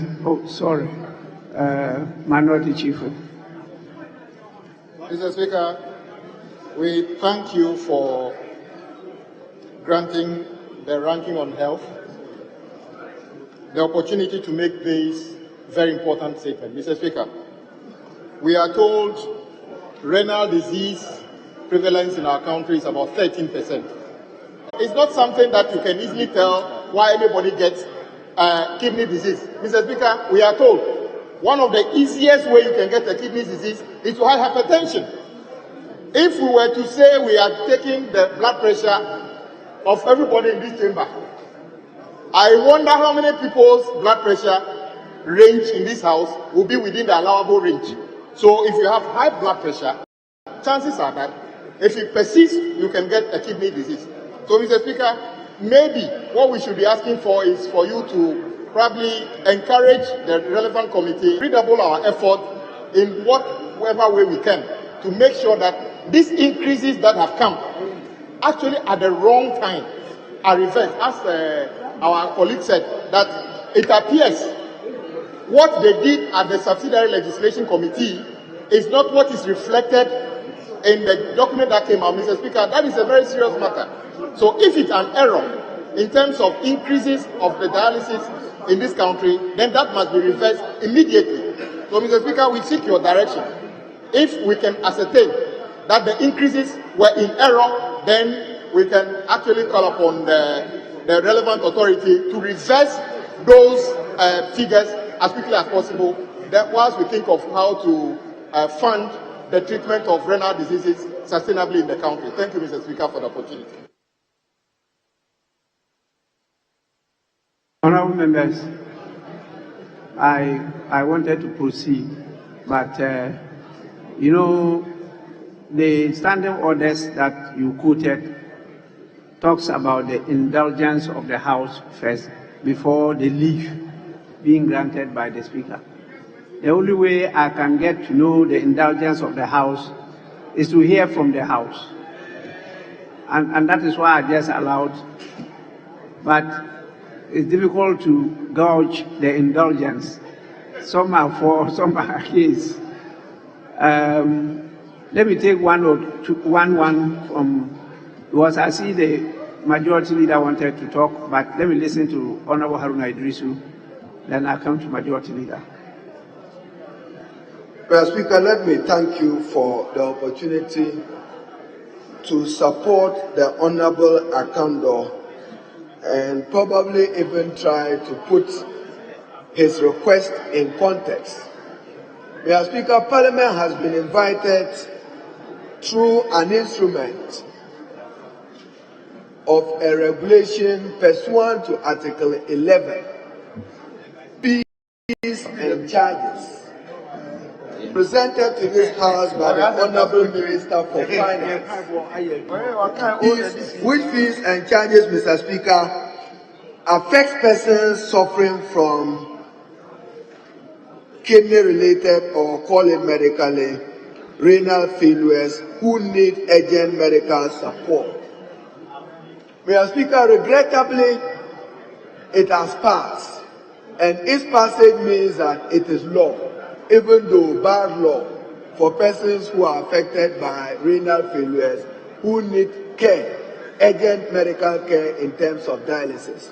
So, Mr. Speaker, what the Honorable Akondo is seeking to do is to invoke the Ghanaian EU and the representative functioning members of Parliament that probably we should pass a 2/3 resolution demonstrating care to suspend not the operation of the law, just pick out the single item of the charges in respect of dialysis, which has gone up to 491 Ghana cedis from 380 Ghana cedis. Whether this House, by a 2/3 resolution, cannot say that suspend the operation of this aspect of that law, in order that the Parliament of Ghana is seen showing empathy to persons who need care. Mr. Speaker, access to that care is already problematic. The cost of it is even more problematic. Yet the law has passed, but it raises a more important issue, that when Parliament is pursuing Article 11, there must be thorough engagement by the Committee of Subsidiary Legislation in reaching out to the stakeholders, because renal patients call for help as dialysis costs hit 491. So the patients themselves are crying out, Mr. Speaker, to Parliament as people's representative. So our difficulty is, you have said you are respecting Article 112 of the Constitution, responding to a petition to recall Parliament. We don't have time. Lives may be lost. Persons may not be able to afford care. So, Mr. Speaker, what do we do? What do we do? We cannot call for the suspension of the entire law. It's law. But we are saying that Parliament must stand up to support persons who should have access to renal-related care and treatment by the hospital. So instead of the 491, this House can by 2/3 resolution say that just that aspect of the law, it should be held in suspension while the rest of the law fly. If we have the indulgence of the Honourable Minister for Finance, who is also in this House, and I'm sure he's also concerned about the state of renal patients in the country. That is why he's seeking to do, because after today, we may not have an opportunity to deal with this issue.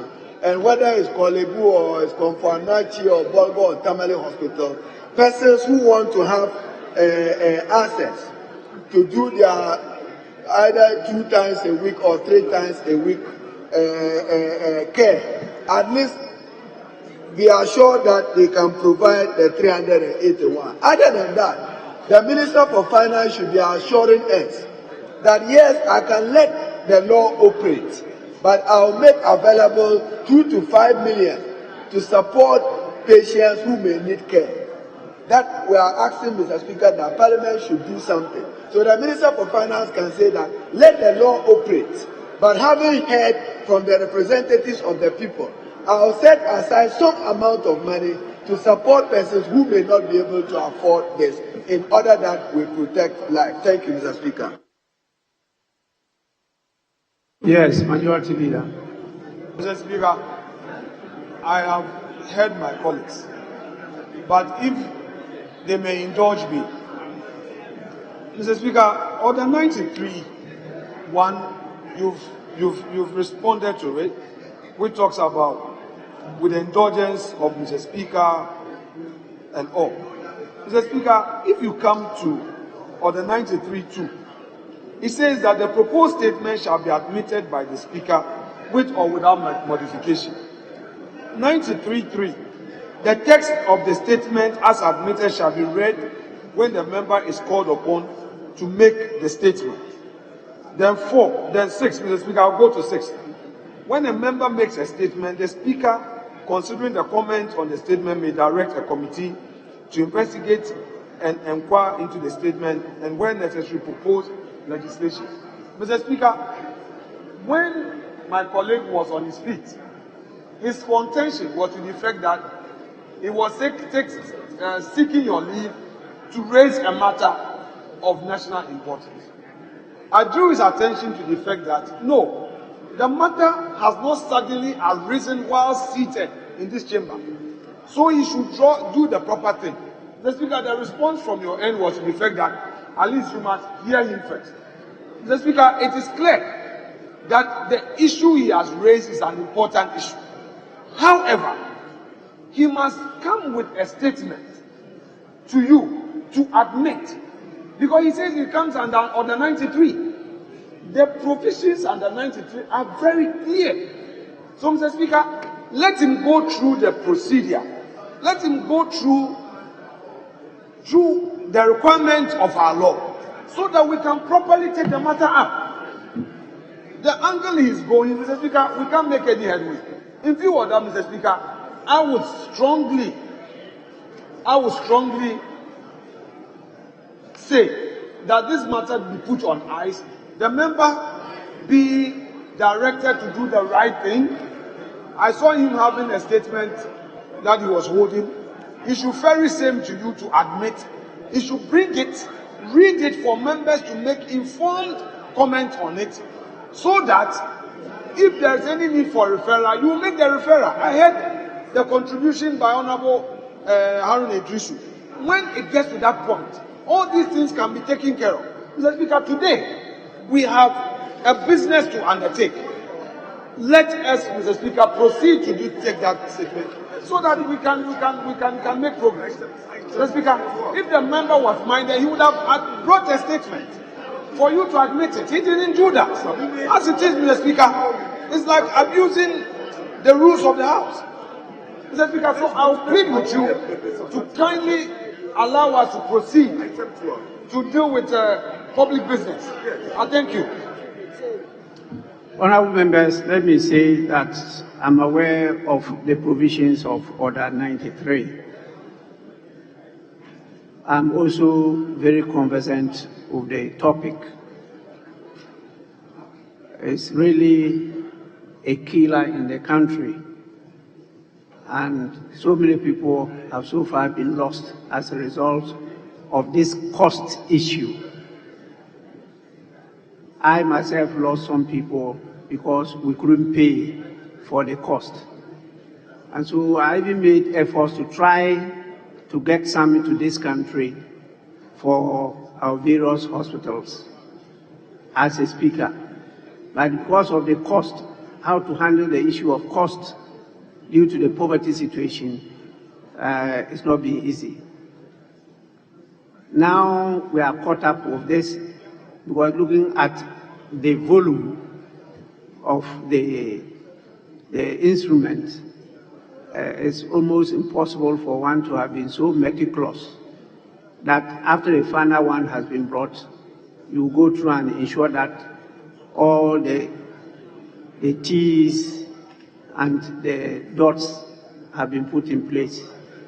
So what I can say is to apply Order 93, Rule 6.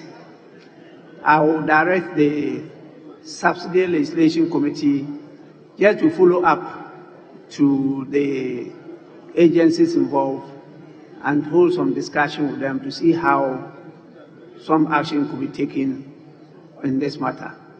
That's the only thing I can say. Just follow up on it. It's Subsidy Legislation Committee, not the Health Committee. But we can't do anything now because that is the law and it's being implemented. But it's really unfortunate. The country will have to look at this seriously because the data, the statistics available is very high. And as a result of that, we'll be able to contact some support, and we are establishing as part of a department at the Tete Kwashe Memorial Hospital at Akropong, Akwapim. I'm part of those doing that. I'm contributing to get it established. So there will be some dialysis machines there to try and support the situation, but there's still more to be done. So I'm aware of it. But please, I plead with all of you, let's move on. Now let's just take the statement, I should say the tribute, to be read by one of our colleagues, and I'm told that we'll take 2 contributions from each side of the House, and then we'll move on. So tribute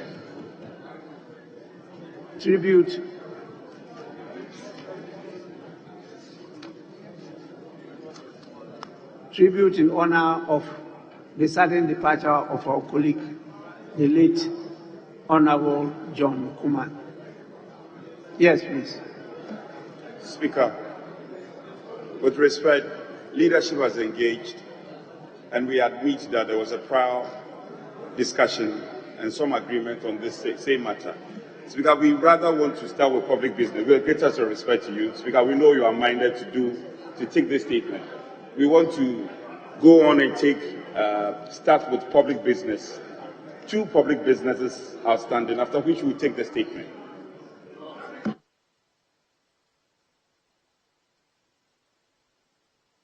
Yes, Deputy Speaker, they brought this in the first place, and they brought a change, so we support that. Honorable members, I'm told that the funeral for our late colleague is tomorrow. So it's appropriate that we use today to at least,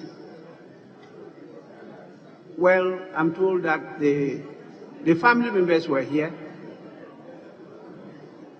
Oh, they are gone on a break. Okay, so we can proceed to do others, and then when they return, then we will take that item. So let's proceed now. Honorable members, from the consensus that was built from the discussions at conclave, we are to start with the item on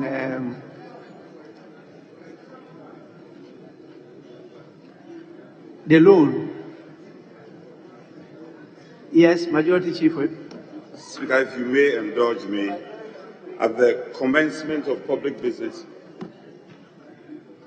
I haven't started that yet. Yeah. I just want to get the order before I go to commencement of public business. Speaker, I'm informing you respectfully the order of business as was agreed. Yes, I'm inform only me. repeating. Speaker, we agreed to do in this order, the 150, the IDA outstanding, and then we'll do the ministerial and then suspend. Suspend for the finance committee to engage as you directed. Mr. Speaker, we agree that the order was to do the IDA loan and then the ministerial nominees. Mr. Speaker, this idea that we finish those and then suspend and now go and call a finance committee meeting, whether we'll find the members or not, for them to go and do a meeting, come back, write a report for us to be waiting, is an attempt to push us beyond today, Mr. Speaker. That is not acceptable. So we should just accept. We are doing the 2 items that they said is a priority to them. The IDA loan and the ministerial appointment. And we close, Mr. Speaker. We don't have a report. I mean, how can we sit here and say that we close, call a meeting, attend the meeting, write a report, and then come and take the report on a day before the burial of your colleague? So, Mr. Speaker, we are ready to do the 2 businesses. Beyond that, Mr. Speaker, these tax waivers have been around for at least 1 year. Another 2 weeks wouldn't make any difference. Mr. Speaker, as we speak, let's leave it there, Mr. Speaker. I plead with my colleagues to just do the 2.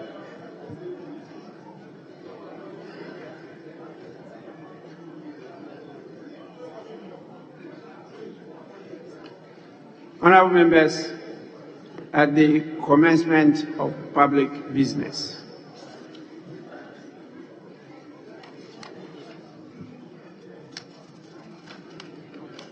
I will allow some papers to be laid because the report on the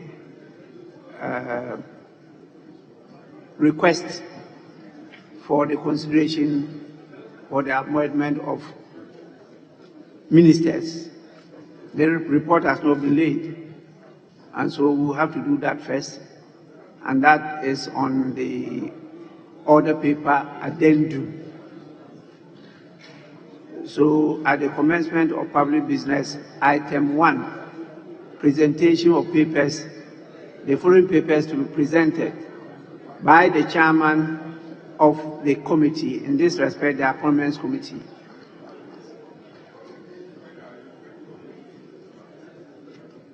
The 35th report of the Appointments Committee on His Excellency the President's nomination for appointment as Ministers of State and Deputy Ministers. Honourable members, the report is presented accordingly and is for distribution to all members of Parliament. We can now move to the first item, which has to deal with the IDA loan, and it is captured in the order paper of Friday, 17th May 2024 as item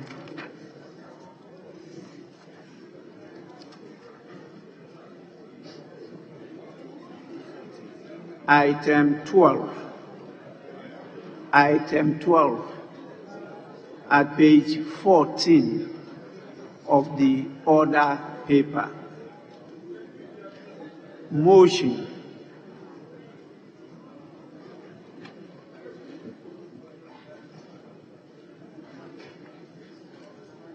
Mr. Speaker.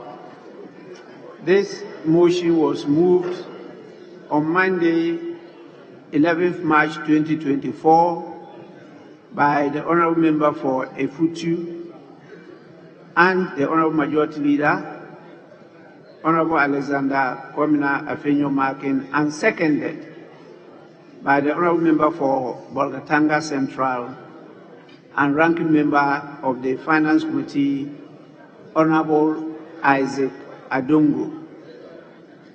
So what I have on the order paper is question to be put. Yes, please. Mr. Speaker, it is important for us to understand that what is on the order paper, page 5 of the order paper, question to be put, is not accurate. Mr. Speaker, I say this because this motion was first introduced to this chamber on the 3rd date. However, after debating, this House, at the time presided by the 2nd Deputy Speaker, referred the matter back to the Finance Committee for further deliberation and report. Mr. Speaker, the report must first be presented to us, and then this House must be given the opportunity to at least address the new issues that occasioned the referral. But Mr. Speaker, as we speak, the new referral, the report has been presented, but we are yet to have a bite on it. Mr. Speaker, I recall that this House was tasked, members of the Committee on Finance and the Committee of Works and Housing were tasked to go back to the site and report same to the House. Mr. Speaker, we can't just put a question. We can't just put a question. We need to hear from them. And this House, members of this House, must be given opportunity to debate the motion once again. Then, Mr. Speaker, we can take a decision. Mr. Speaker, what is on the order paper, page 15, question to be put, is not correct. Thank you, Mr. Speaker. Yes, Majority Leader. Mr. Speaker, the 2nd Deputy Speaker who presided directed that because the Works and Housing Committee leadership wanted some issues clarified, those matters be clarified.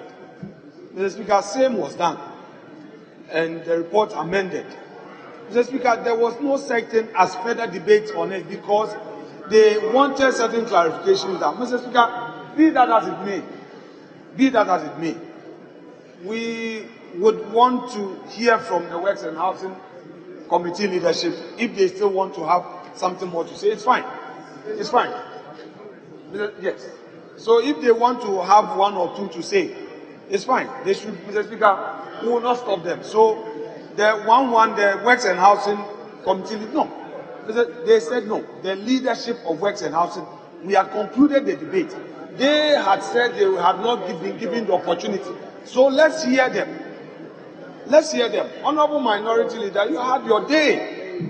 That day you spoke for almost 30 minutes. So, Mr. Speaker, the Works and Housing leadership, if they want to have a bite, it's fine. I rest my case. Honorable members, the clarification is for the House. And so we'll grant opportunity for the members of the Works and House Committee to brief us on the clarification. Honorable Emmanuel Bejira, yes, please. Thank you, Mr. Speaker. Mr. Speaker, indeed, the referral by the Deputy Speaker was given to the Works and Housing Committee as well as the Finance Committee to visit the site, Mr. Speaker, and also give report back to the House as to whether this facility should be approved or not. Mr. Speaker, indeed, the minority side of the Works and Housing did visit the site yesterday with some members of the press, that's the parliamentary press, to ascertain whether this House should approve a 150 million additional loan for the garage project. Mr. Speaker, indeed, when we visited the site, we visited 4 lots out of the 9 lots that were awarded. Mr. Speaker, the 4 lots that we visited, if you permit me, we visited Akweteman, lot 1, and we've noticed that only 25% of the work was done.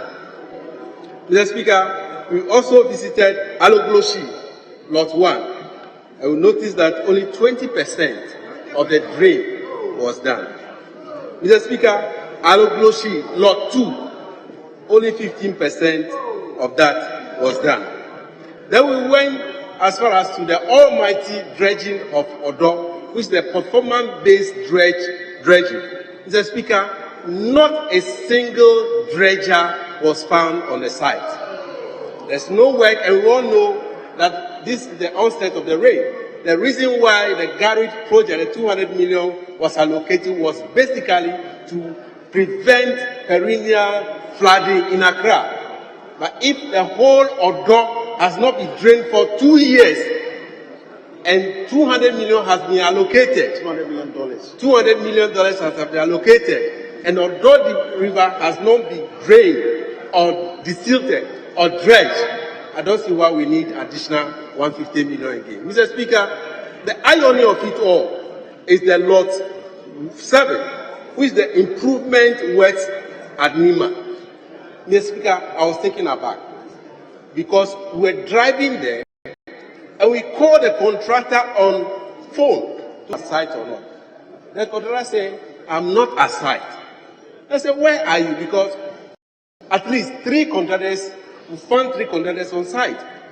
And he said that he has not started the work, even though he has received $2 million mobilization. $2 million mobilization, he has not gone to the site. Mr. Speaker, the pictures are all there for people to see. Mr. Speaker, the justification for this loan is just 3 justifications. 1, cost overrun on the project. And they're looking, government is looking for over 68 million. The second one is the taking away of 65 million for COVID expenditure. And the third one is simply to make sure that they support the project. Mr. Speaker, the 65 million that was taken could be used for the cost overrun. So the question we kept asking is that if you are taking 65 million for COVID, why don't you use that 65 million for the cost overrun? Why do you need to go for $150 million again for a project that you've already gotten $200 million for? $200 million for. Mr. Speaker, for us on this side, we want to plead with you to call on World Bank or your office to institute a forensic audit on this project. We are saying this because we've noticed that payments were made, but there's nothing to show for this project.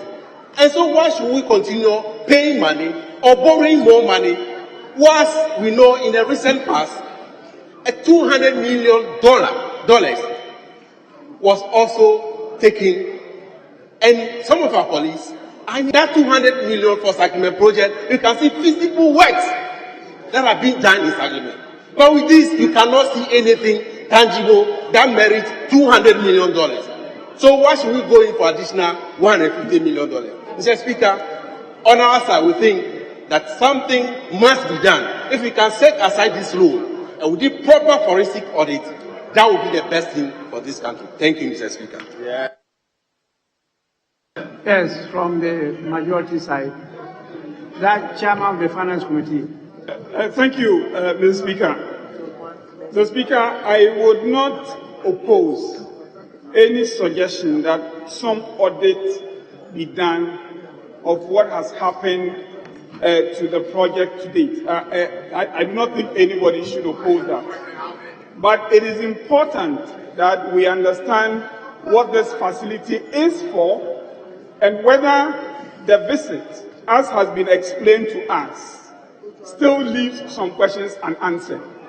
Mr. Speaker, when the sponsors appeared before initially the Finance Committee, but subsequently the Joint Committee, when they appeared before us, this is why this additional financing was needed. $165 million had, with the permission of the World Bank, been committed to a COVID project.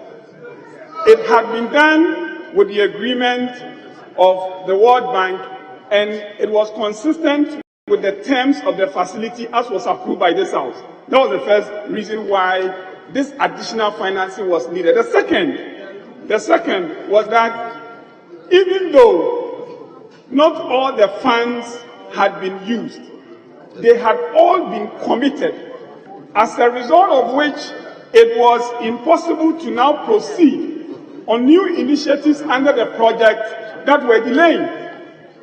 And so what we sought to clarify at the Finance Committee, the clarification we sought to get was whether indeed these funds had been committed. Mr. Speaker, sufficient evidence was provided.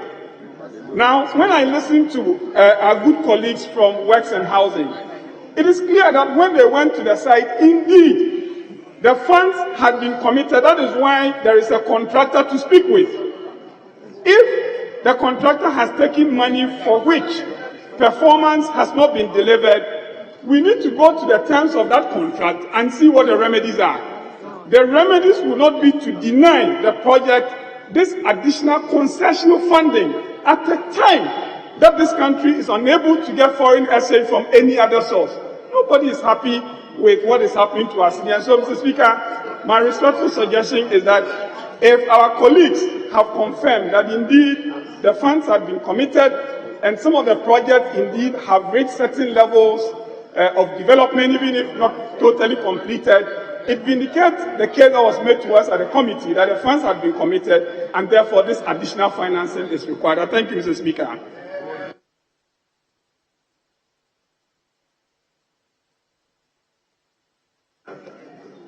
Thank you, Mr. Speaker. I'm a bit emotional about this fund. 4 years ago, $200 million was contracted, and that was meant for this garage project. Let me be frank, we need this money. 200 million, because you know flooding is a big issue in Accra.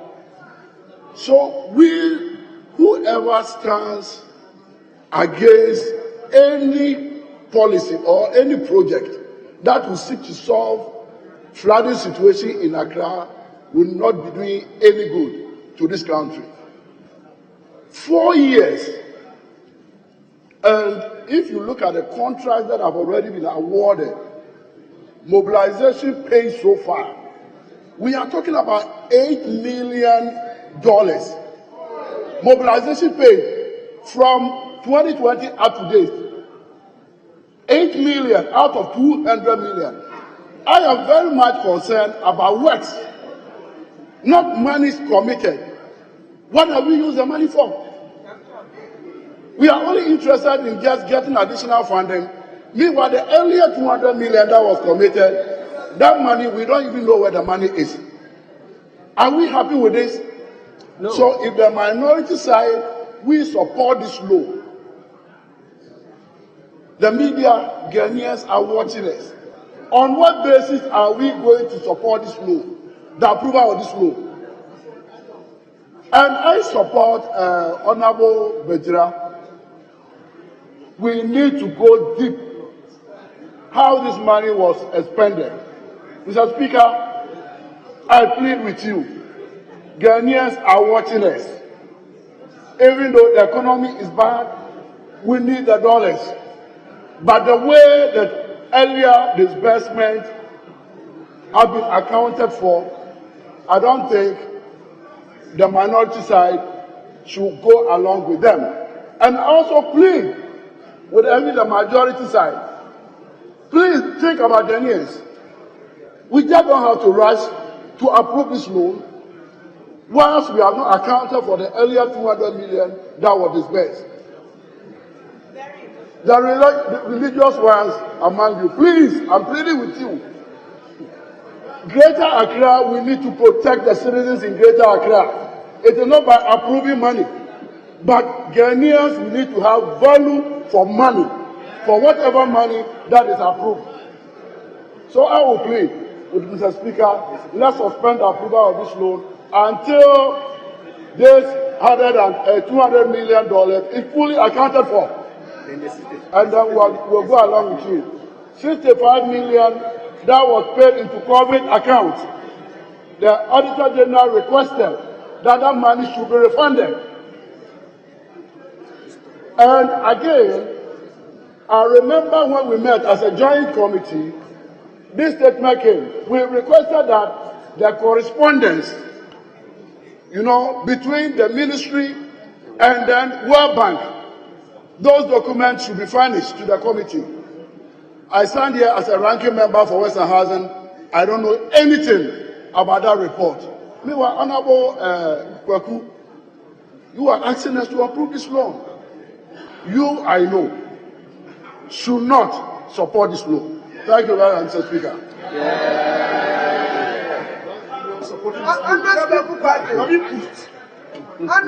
Party.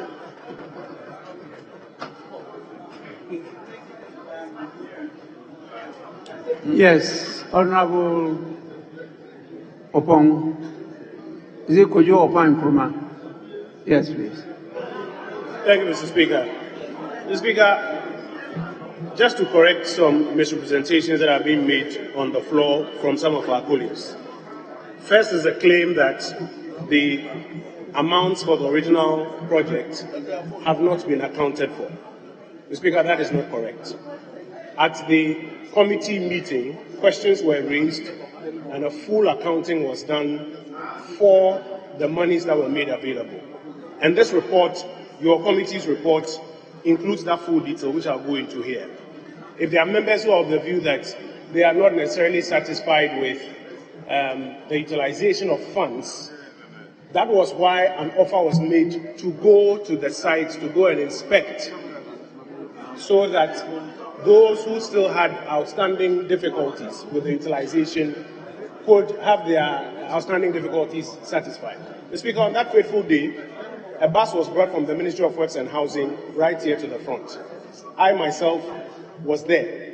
A good number of members of the committee declined to go on that visit to go and validate.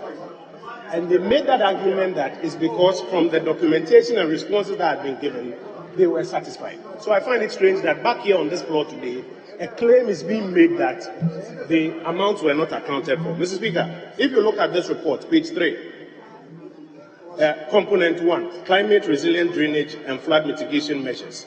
The commitments that have been made are here to the total of $92 million. The $14.2 million contract for the dredging of the Odo is here, signed in September 2022.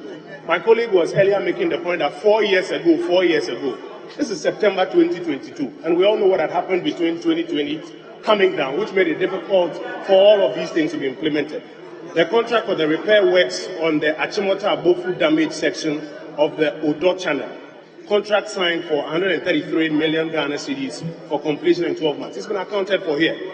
Mr. Speaker, the reconstruction of the Nima Paloma drain that has been signed for an amount of 110 million Ghana cedis is here. Mr. Speaker, the report goes further to detail all of the commitments that have been made. The purpose for the extra funding is twofold. Number one, to refund the 65 million that was taken out to support the COVID expenditure program and the additional works that are required to bring this project to completion. So, Mr. Speaker, in all honesty, this respectfully is not a matter that should be conflated. If there are people who have outstanding questions on specific projects, as we did on that particular day, they had the opportunity to go and inspect, which opportunity they declined. If today all of those answers have been provided and there's a report before this House, it would be a bit disingenuous to go back and claim that the monies were not accounted for and answers were not given. I thank you, Mr. Speaker.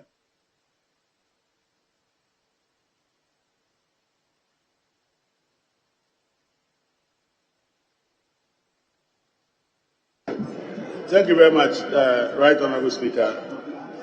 Right Honourable Speaker, the biggest problem for the utilization of the initial 200 million is not the commitment of the project. Commitments do not move money. You have drawn down over $128 million, but you have only spent $8 million, which means that over $112 million of the money should be sitting in a bank account. And we are saying, why will you have 128 million sitting in a bank account that you have no use, and you are asking us to give you another $150 million? And you said the money is sitting in the account, and we said, then go and bring us the bank account and let's see that the money is sitting there. Today you haven't brought it. So, Mr. Speaker, there is something fundamentally wrong with that project. That money, exactly, that money has not been accounted for. If you say that I have committed, what you are simply saying is that you are listing contracts that total an amount of money. But you are not telling us the drawdown of the 128 million, what you have used it for. Where is the money? Where is the over 120 million? Mr. Speaker, if we approve this loan, it will be the biggest indictment on this parliament. Mr. Speaker, I have serious questions to the World Bank. That if you read the project appraisal document, it tells you under what circumstances the World Bank will disburse money to this project and the replenishment of the special account. What was the basis of the World Bank drawing down over 128 million without expenditures returns to support the payments? So it is very strange that even the World Bank sidestepped its own project appraisal document, its own guidelines on how this project should be financed, and released almost 128 million without any justification to the managers of this project. What it simply means is that they just gave them money to spend. And the controls and the processes to ensure that the monies go into the right project were just sidestepped. Mr. Speaker, we will not be doing this particular parliament any good if we proceed to approve this law. Mr. Speaker, they have enough money to continue. They should utilize the money that is left in the bank account, and when they have fully exhausted it and they can account for it, they cannot come back to us to ask for another $150 million. Mr. Speaker, on this note, I want to call on my colleagues. If they truly believe in Parliament, they believe that we must protect the public purse, no one should be approving this injustice to the people of Ghana. And Mr. Speaker, this is akin to a 419 transaction, and we cannot approve it. Thank you very much, Mr. Speaker.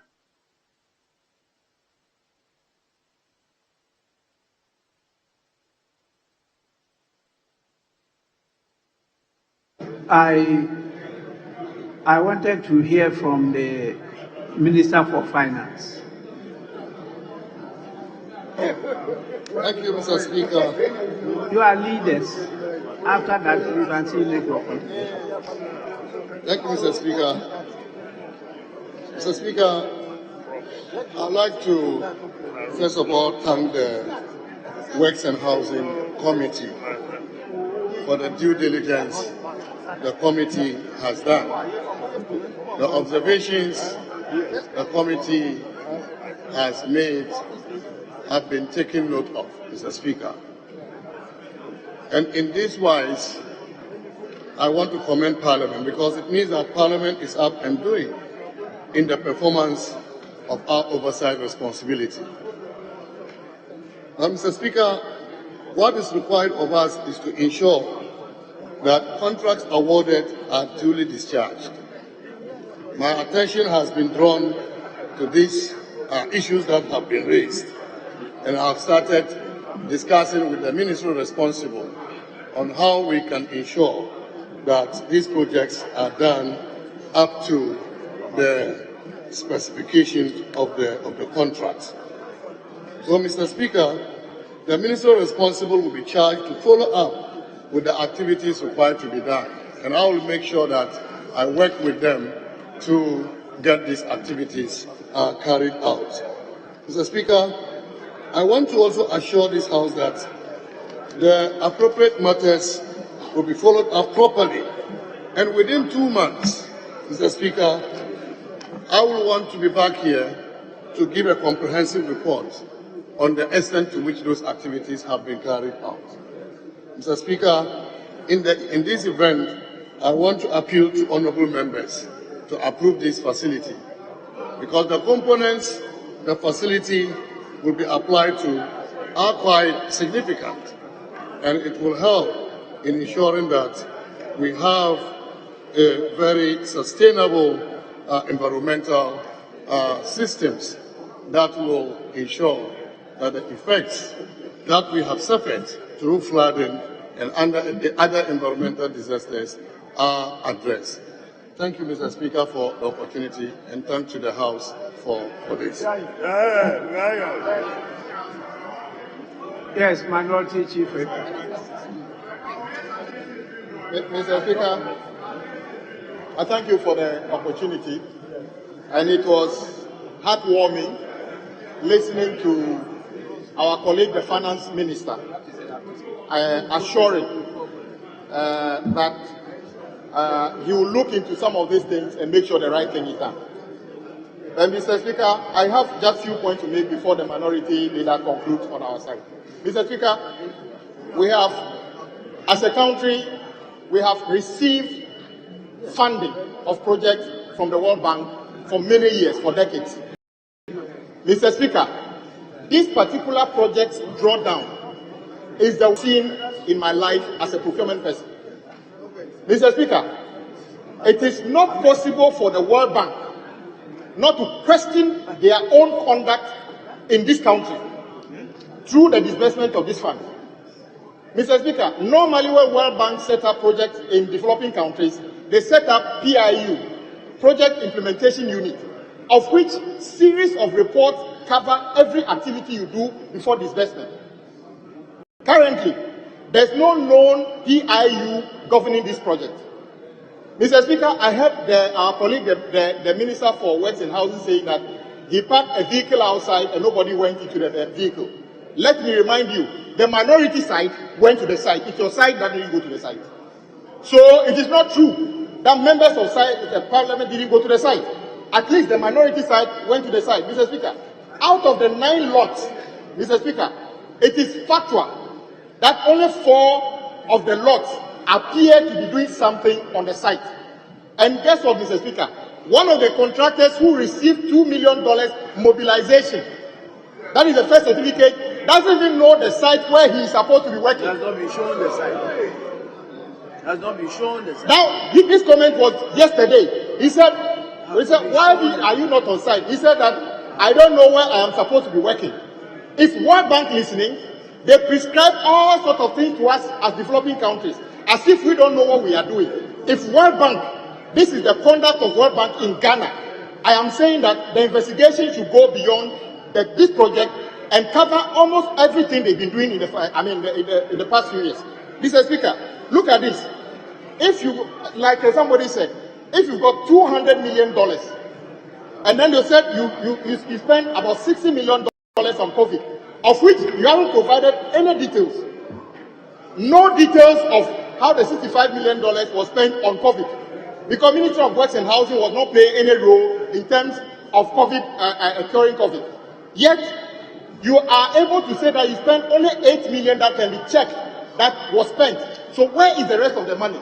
If you still have about $127 million sitting somewhere, why do you need $150 million extra? Mr. Speaker, the simple thing is that this particular loan, it appears some people at the World Bank just connive with some people in this country and cash the money. Oh yes!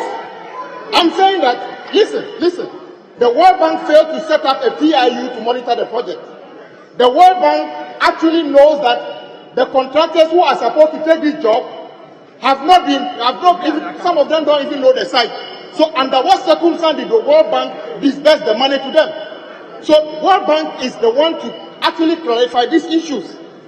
So nobody should run away from it. I heard some people saying, hey, when you say World Bank is not a charity. We pay interest on the loans we take. So Mr. Speaker, World Bank must actually educate us how they were able to disburse this quantum of money, and yet there's nothing to show. And if World Bank is hearing, some of the contractors that benefited from this money are saying that they don't even know the site where they are supposed to be working. Mr. Speaker, we are told that this money is needed desperately because of our forex issues. Mr. Speaker, I agree. Even $1 into our economy today will save some situation. But let us be aware that if the way we spend the $200 million will be the way we spend the $150 million, it will have no impact on us. But the Minister of Finance today is different. We have a different Minister of Finance. Maybe on his watch, things will be done differently. Mr. Speaker, we all drive around Odo. Today, we are told that Odona is supposed to be dredged. Which of us here can put our hands on our chest and say that since this money was disbursed, he can see even one plastic container removed from the Odo River? Mr. Speaker, we are members of Parliament to do the best we can do for our country. I can only leave it at the point that I believe the new finance minister may be able to do something different with this. But Mr. Speaker, let nobody say that the minority side simply want to stifle the government of funding. If we can get $1 billion for the government today to do things that will improve lives in Adaklu, I will be part of the support of that $1 billion. But the 200 million did not yield anything, so we are relying on the new finance minister to make sure that this money, if it is approved, is put to a better use. Mr. Speaker, on this note, I want to repeat, Mr. Speaker, that an investigation must be carried out on the way the $200 million has been disbursed before that project is closed. Mr. Speaker, of this few words, I thank you for the opportunity. Honorable members, please, I'll give you the opportunity. And before I come to the leaders, I want to hear from our colleague, the Minister Designate at the Ministry of Finance. But just give me 5 minutes to suspend the House and attend to an urgent call. I'll be back within 5 minutes. House accordingly suspended.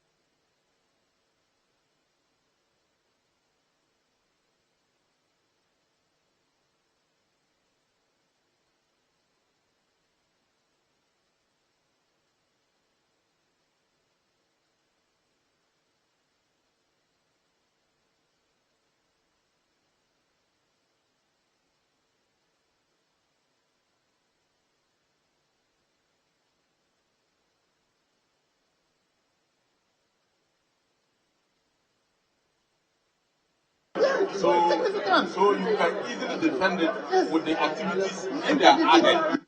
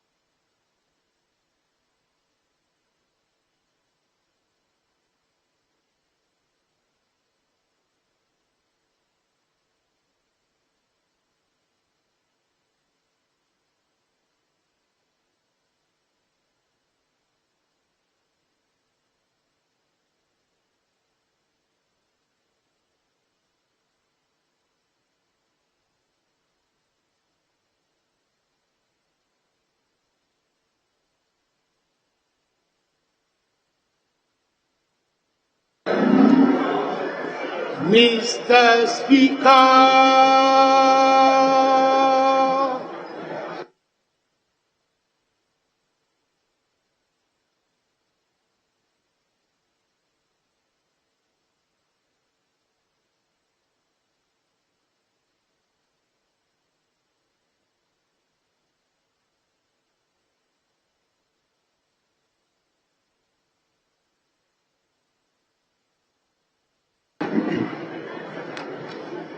Honorable members, please be seated.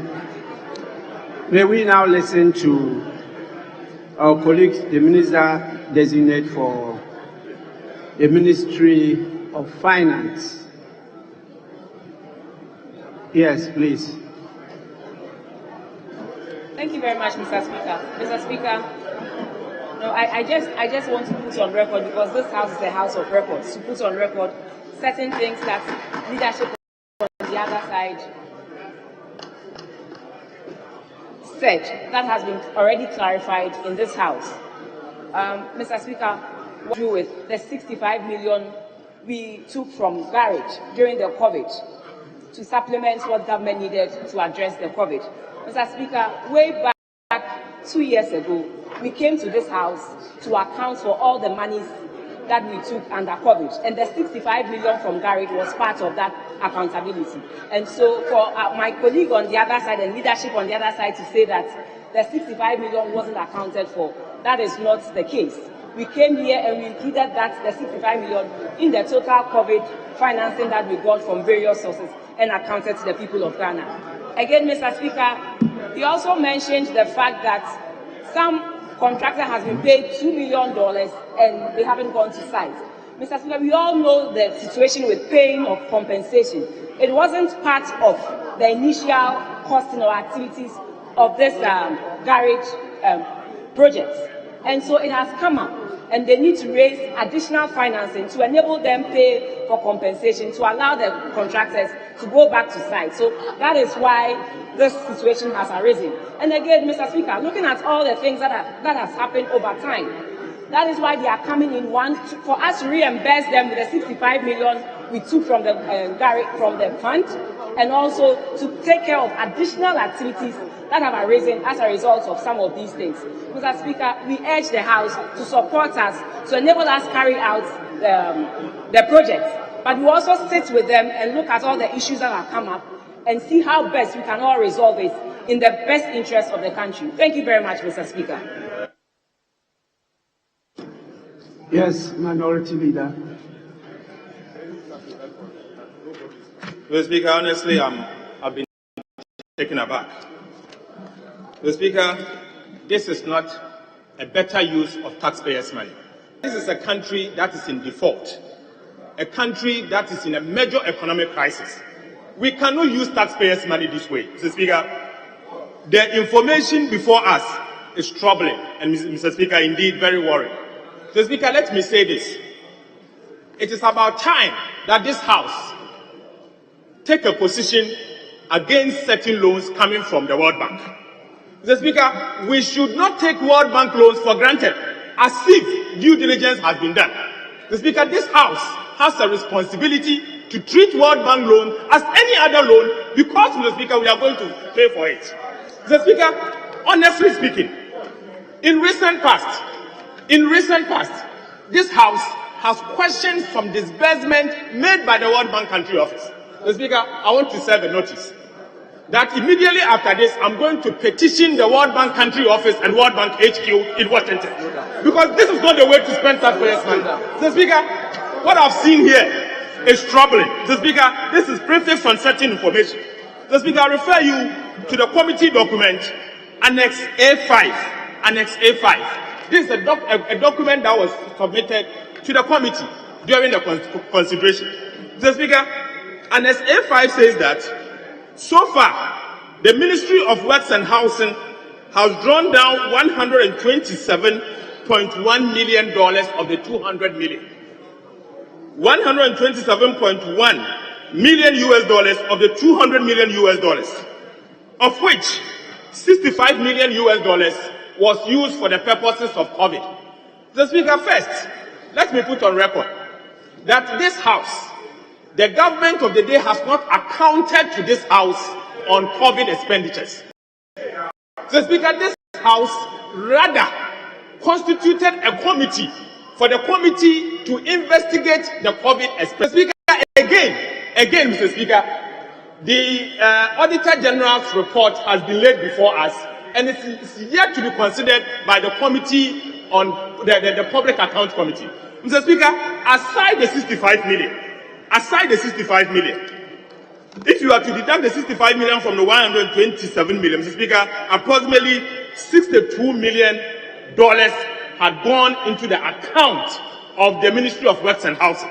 But Mr. Speaker, strangely, Annex 2 of the document, the Ministry of Works and Housing can only account for $34.3 million. So where is the rest of the money? In which account is the rest of the money sitting? Mr. Speaker, it is only 34.3 million that I have seen some level of, they said that they paid consultancy fee, 200,000, goods, 1.2 million, they have grants to MDAs and all. So far, Mr. Speaker, the only one that we can say that they have provided some expenditure returns is $34.3 million. Mr. Speaker, where is the remaining $30 million? And what did you use the money for? Mr. Speaker, these are serious questions. Mr. Speaker, we are also told that about $42 million was used to dredge the Odo River. 42. Mr. Speaker, $42 million was used to dredge the Odo River. How? Mr. Speaker, 42 million. And we've seen the Odo River in this current state. Mr. Speaker, this is not a proper use of taxpayers' money. Mr. Speaker, the NDC minority will vote against this loan. Mr. Speaker, we are not stopping at the voice vote. We will count the heads today because we cannot support this loan. Mr. Speaker, this loan should not be entertained. All of us as a House, Mr. Speaker, must reject this loan. Mr. Speaker, I heard the Minister responsible for finance giving assurances that we should give him that for him to go and investigate and come back to us in 2 months' time. But Right Honourable Speaker, the Minister responsible for finance assured us not long ago that he's going to come back to us on tax waivers. Mr. Speaker, to date, he has not come back to us. Mr. Speaker, to date, we are still waiting on him. Mr. Speaker, I cannot take his word. I cannot take his word for me to change my position. Mr. Speaker, in this occasion, this particular IDA loan from the World Bank, all of us, Mr. Speaker, must reject this loan. Because, Mr. Speaker, clearly, Ghana does not need to approve this loan. Mr. Speaker, the $200 million that we approved earlier has been misappropriated. Clearly, Mr. Speaker, it has been misappropriated. Mr. Speaker, at best, it has been misapplied. Mr. Speaker, the evidence is there for all of us. But I only want to plead with this House, Mr. Speaker, please commit part of Parliament's budget to commission a forensic audit on this matter. Mr. Speaker, I plead that let us commit part of Parliament's budget to commission a forensic audit on the usage of this $200 million. Mr. Speaker, this cannot continue. This cannot continue. And Mr. Speaker, in this occasion, I urge the MPP majority to stand with the people of Ghana and reject this loan. Because, Mr. Speaker, the loan has been misapplied.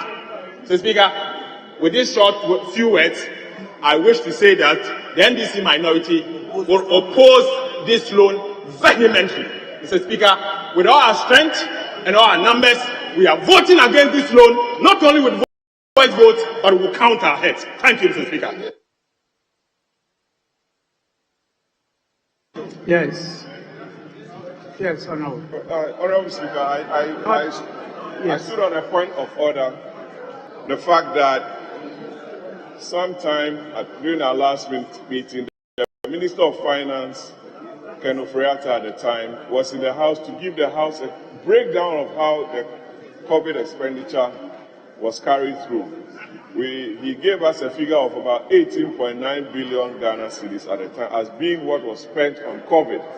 He stood here and the House debated that expenditure and a resolution was carried through. Mr. Speaker, I wonder how our colleagues from Renal I haven't seen her in the chamber, Honorable Teresa Ladi, will go back to Akwetema or Aloboshi to explain to her constituents that her own people rejected a facility that is house supposed to approve to support flooding in her constituency, Mr. Speaker. Mr. Speaker, I'm sure my colleagues haven't weighed that option. That this facility, a chunk, is going to be used for storm drains in Okankwe North, Akwetema and Aloboshi. And I wonder what Teresa will be going back there to tell her constituents. Mr. Speaker, the Minister of Finance is going to respond to some of the issues that were raised. I thank you very much.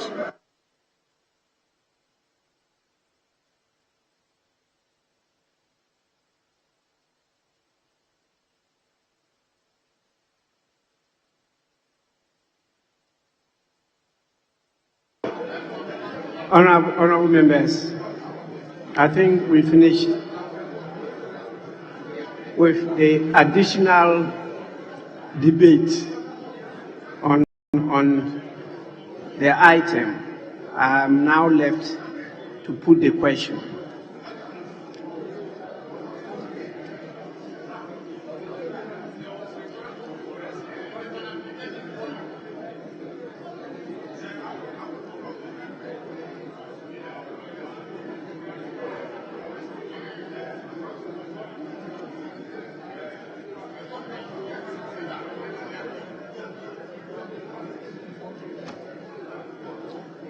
Minority Leader. Mr. Speaker, there was something that I forgot to draw attention to. Oh. Mr. Speaker, it has to do... Is there Sankofa in this matter too? No, but Mr. Speaker, you may need this to guide you. Mr. Speaker, you may need it to guide you. I am not going to take the decision. You are going to take the decision. The House may need it to guide them. To guide the House. To guide the House. To guide the House. Uh-huh. Mr. Speaker, it has to do with the fact that they have allocated $20.8 million from the $150 million to purchase 4 computers in the document. And so it's important for us to make that point so that members who will support it, and this is in the committee's report. So they were saying the procurement of 4 normal computers, 4 servers, for $20.8 million. And data storage for $20.8 million. And it's important that all of this become part of what we are discussing to shape the decision making. Thank you, Mr. Speaker. Yes, Minister. Thank you, Mr. Speaker. So, Mr. I want to correct an impression that was created by the minority leader, as if to say that we are not accounting properly for the spending on these projects. The drawdown facility, the drawdown as of August 2023, as captured on this report, is different from the one he stated. The drawdown as of August 2023 amounted to $177 million and not $127 million. And the drawdown comprises $92 million for component, $42.2 million for component 2, $58.8 million for component 3, and $7 million for component 4. Apart from this, Mr. Speaker, I'd like to correct the second impression that I did not come back to Parliament with a report on the tax exemption. And that is why he's calling on the minority not to support that. Mr. Speaker, if you recall, when I made that appeal to this House, I invited the minority leader to submit to me the companies he had challenges with, and I will review those applications and then come back to this House with a report. My brother, the minority leader, up to now, has not submitted to me the companies or the applications he had challenges with. And so I'm still inviting you to submit those companies, and I'm very happy to review them, and I will report appropriately to this House. And so, Mr. Speaker, I still want to appeal to this House to approve this facility, and I will make sure I work with the responsible ministries to ensure that the money is spent well. Every city that is spent on this project will be accounted for. We also have our own system. The Auditor General will audit. The World Bank, I am surprised people are questioning the World Bank. The World Bank has its own systems of evaluating projects. They have their own due diligence systems. They have their own way of auditing projects. And if you have challenges with the World Bank, I believe they can talk for themselves. But we will make sure that this money is spent and spent wisely for the benefit of our people. And I thank you for the opportunity, Mr. Speaker.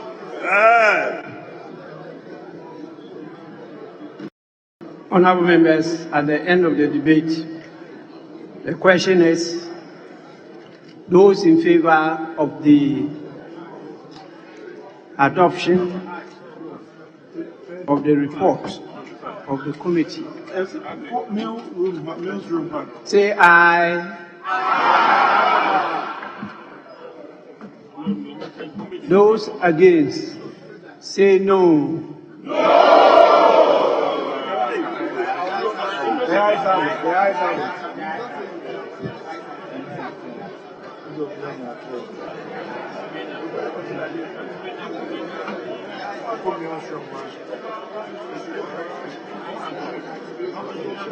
Honourable members,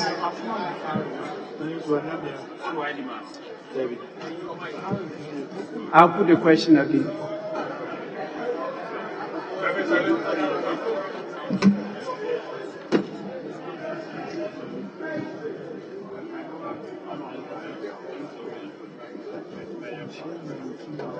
Those in favour of the motion, say aye.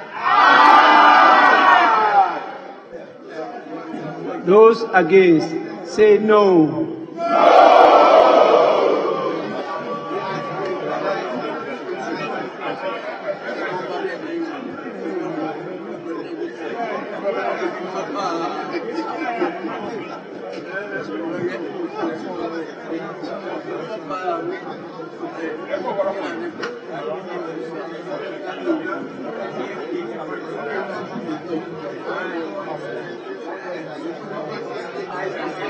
Honourable members, we have to apply our technology.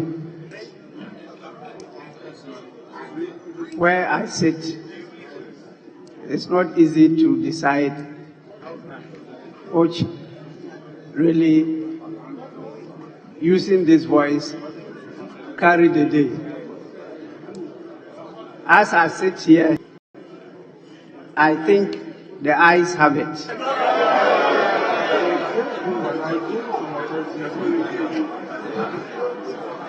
Yes, Deputy Minority Leader. Honourable Speaker, I rise to challenge your decision on the voice vote and to call for a headcount using order 1513, please, because I believe the nays have it.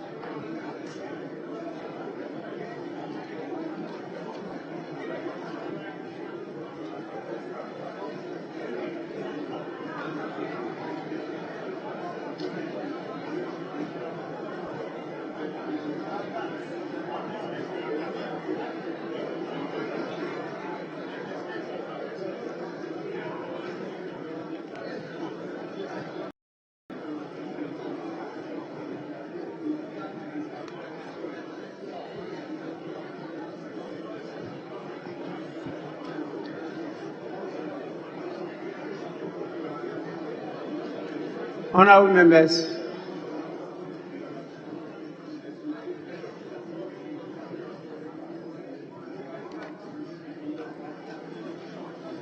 by order 151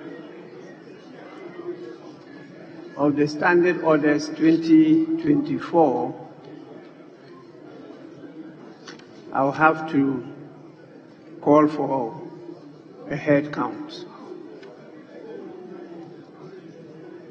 Since my decision on the voice vote have been challenged, and so I proceed to call for a head count.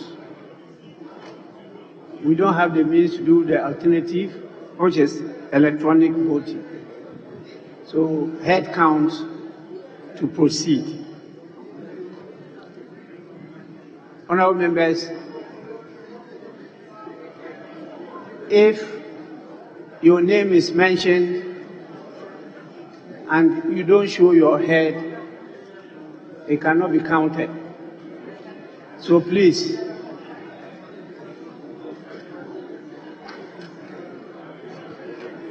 let's be quiet and listen to the table office.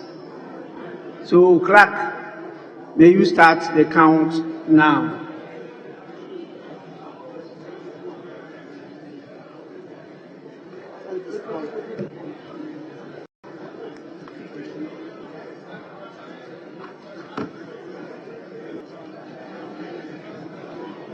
Yes, Majority Leader.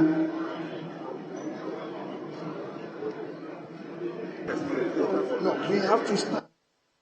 Yeah, Mr. Speaker, the Honorable Deputy Minority Leader challenged your ruling. Mr. Speaker, under what order did he challenge your ruling? And what? No, it's important. What are the express provisions? What are the express provisions of the order? Read it aloud, let us follow. Mr. Speaker, it's important we know. It's important we know. Mr. Speaker, let him read the order under which he comes, so that we know what we are doing. Mr. Speaker, it's very important. I'm pleading with you. Oh, Majority Leader, please, order 1513. Yeah, Mr. Speaker, what I'm saying is that he wasn't clear on the order upon which he mounted his challenge. Mr. Speaker, he was not clear on the order upon which he mounted his challenge. And all I am saying is that he should come clear upon what order are you mounting. We want to know. It's clear. Mr. Speaker, he should be very clear what he wants us to do. You have ruled that the ayes have it. That is your ruling. That the ayes have it. We should move to the resolution. You've ruled. If he's challenging, he should come properly. Mr. Speaker, the ayes have it. The next stage is a resolution. If you are challenging, challenge properly. That is a rule. And you should know. You come to equity, you do equity, you come with 3 hands. You cannot do what you are doing. Mr. Speaker, all I want is that under what order are you mounting your challenge? Just tell us.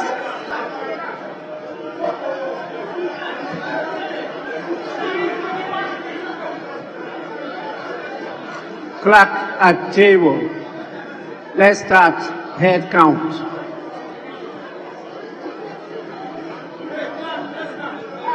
It's very clear to all of us that those to my right, members of the governing party, voted aye. Those to my left, members of those in opposition, voted no. So as we call your names, we will take accordingly. And that's why I say when your name is mentioned, please show your head so that the head can be counted. Yes, may we start now? Abaka Samuel Erickson. Please, silence. Abanga Abdullahi. Abdul Latif Dan. Abdul Salam Adams. Ablakwa Samuel Okujeto. Abuaji George Kwame.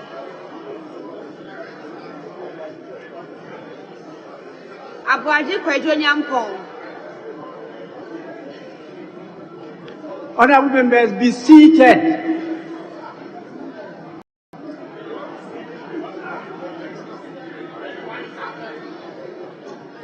Abuaji Kwejo Nyampong. Abudullah Bazurewa. Achampong.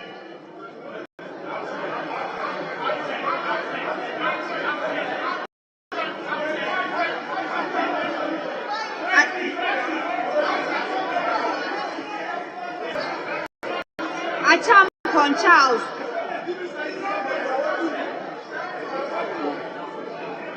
Achampong Richard.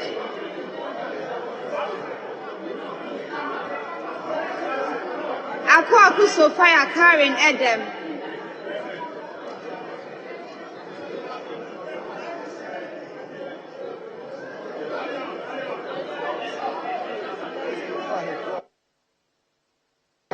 Akwa Alexander Kwesi. Yes, Majority Leader, any problem? Honorable Brian Achampong, the Minister of Agri. Mr. Speaker, has been in this chamber. Come on. Mr. Speaker, no. Mr. Speaker, when the minority leader misled us and misquoted the inflation, food inflation, he corrected him. Why would you shout that he is absent? Why should you do that? Mr. Speaker, you have ruled that when a member is in a chamber and he excuses himself, yes, and he's present, you know he's present. Mr. Speaker. Honorable Majority Leader, please. Mr. Speaker, I would fortify myself with the rules of this House. Mr. Speaker, I will fortify myself with the rules of this House. Mr. Speaker, Order 1521, Mr. Speaker, with respect, I would encourage my colleagues to use the rules book.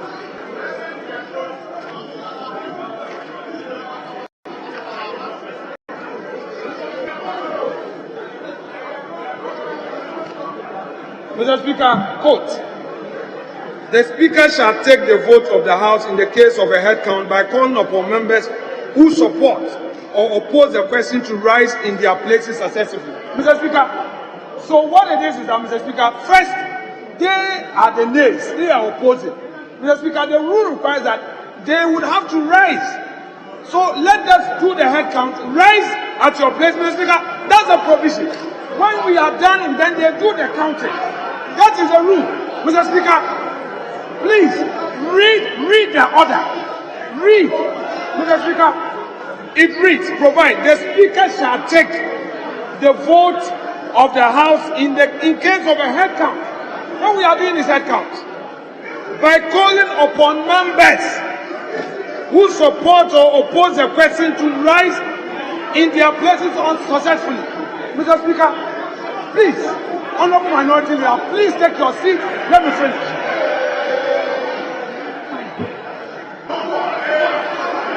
Mr. Speaker, so they would have to rise in their place. You've not risen in your places, they call you, you are seated. So that we cannot count. Mr. Speaker, unless they mean I am misquoting the rule. Honorable Majority Leader, please resume your seat. Table office, you may continue with the count.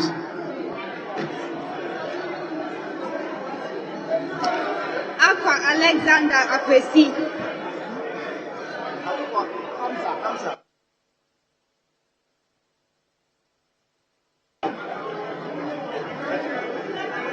Adam Hamza.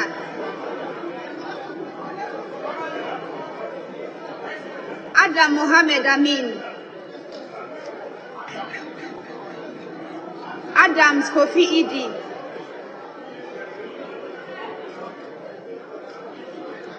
Adi Teddy Safori.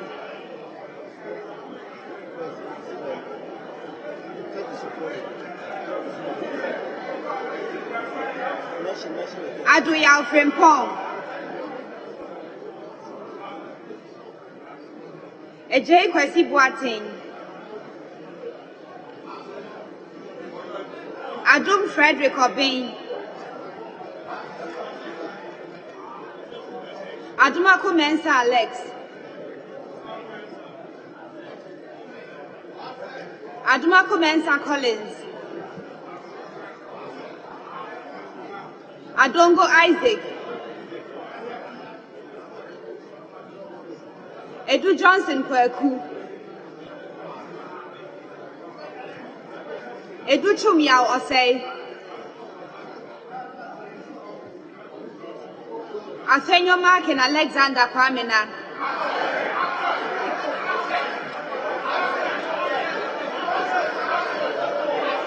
Apple Eric.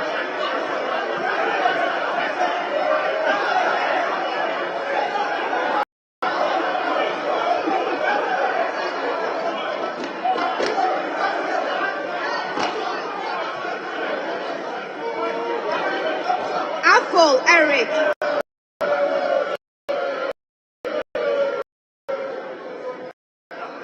Apple Eric.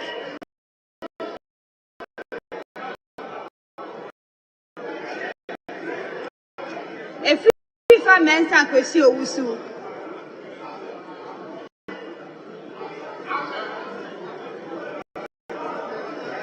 Efiye Kweku.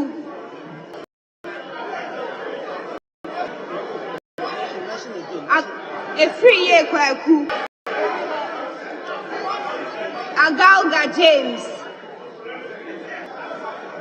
Agbebe Charles. Agboja Kwame Govins. Ejepon Ken Ohene. Ejari Alexander. Ejekumi Manuel Kwejo. Ajimaimenu Kweku. Ajima Rolling Zaneto. Ejeni Mbwati Kweku. Ahinkra Kingsley Carlos.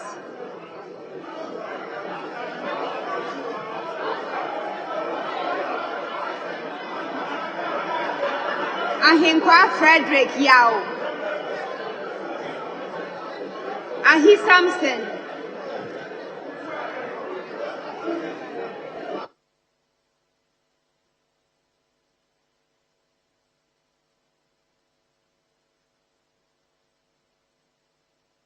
Ahiakwa Bernard. Eju William Oreku.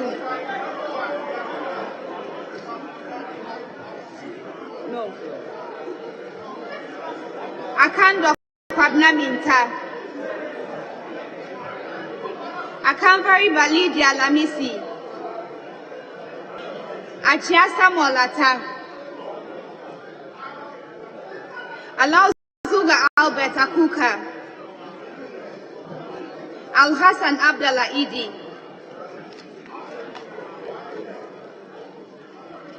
Al Hassan Bashir El Husseini. Al Hassan Lydia Seyram. Al Hassan Saibu Suini. Aliu Mahama Umar Farouk. Alaute Angelo Foriwa. Amankwa Nicholas. Amankwa Menu Kofi. Ameu John Peter.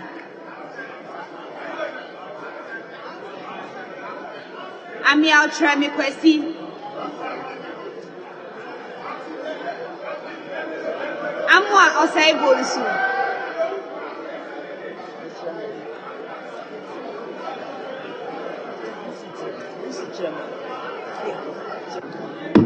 Honorable members, please, we are transacting serious business.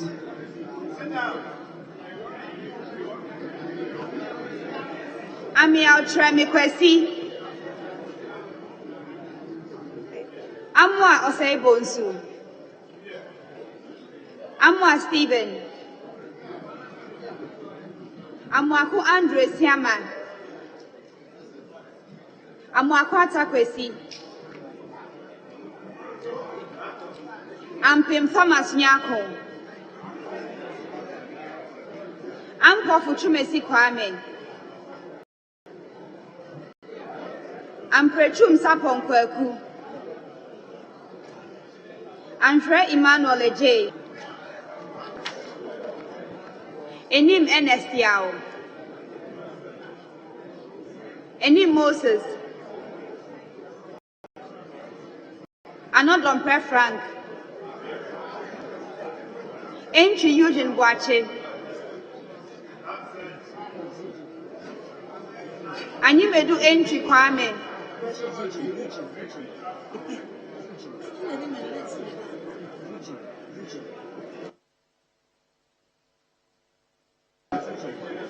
Entry Eugene Boache.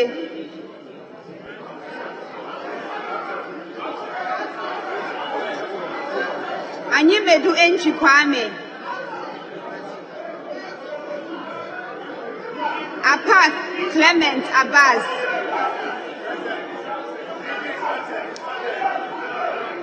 Apia J. Patricia. Apia Kubi Andy Kwame. Eugene is absent. Ama Prince Hamidu.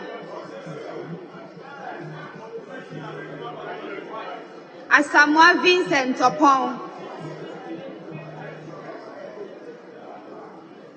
Asante Kwejo. Asante Boatin Kweku. Asensu Boachi Francis. Isaac Kwame. Esiama Kwabnak Bankwa. Esiama Ejena Nama Dokwa. Asafwa Vincent Eko.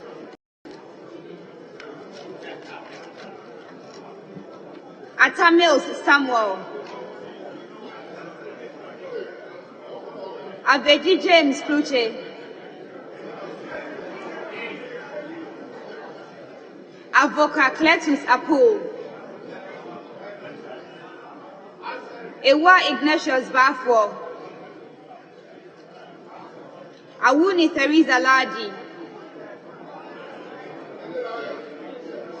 Ayamba Ladi Ayi. Ayarga Mahama. Ayiku Benjamin Nate.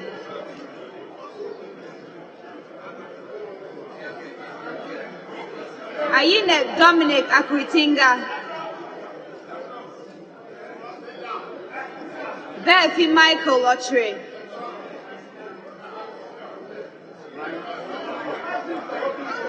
Baba Benson Tongo.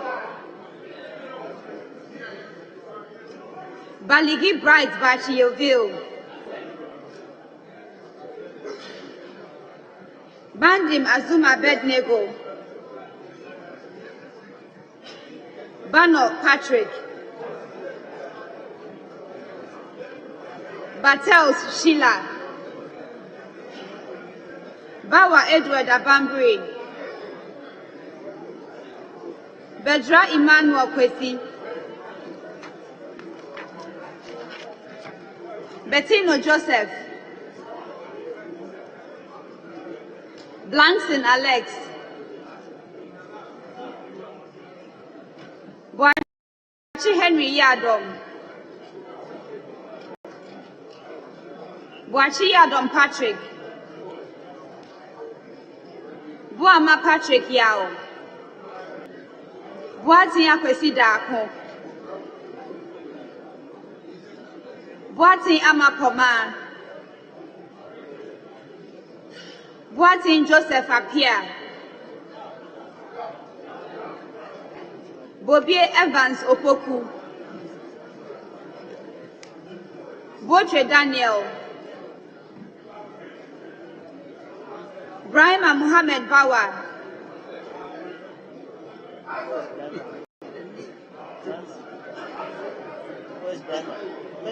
Brahima Muhammad Bawa.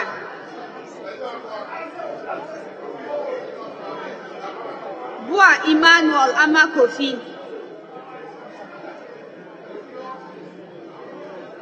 Bukari Joseph Nipe. Chinya Amidu Isahaku.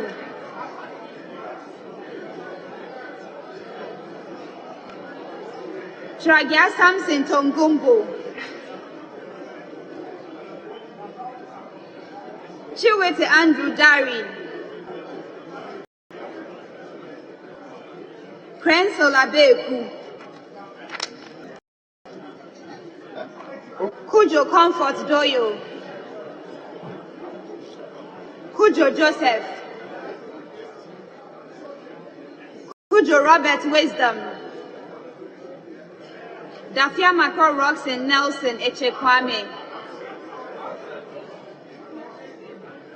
Dalu Thomas Ada. Dapila Kletu Seidu. Present. Dako Daniel Ohene. Dako Mensa Kwabnotre. Dauda Collins. Dawunia Bukari. Derry Ambrose. Jonopwa Alex Tete. Donko Elvis Morris. Donko Kwapna. Duka George Mreku. Eya Nana. Fojo John Intim. Forsen Castle Atoba.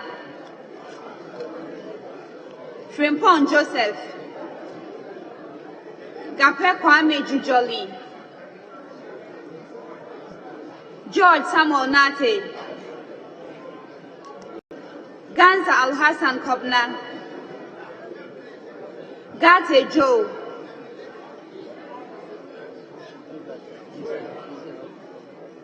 Give you so wisdom. Gomado Yao. Gomashi Ablajifa. Jamefi Emmanuel Akwesi. John Alexander. John Mensa Richard. Hamon Kobnata Hill. Hansen Norte Yves. Haruna Seidu. Hayford Ophelia Mensah. Hotoje Alexander Roosevelt. Ibrahim Ahmed. Ibrahim Mutala Muhammad.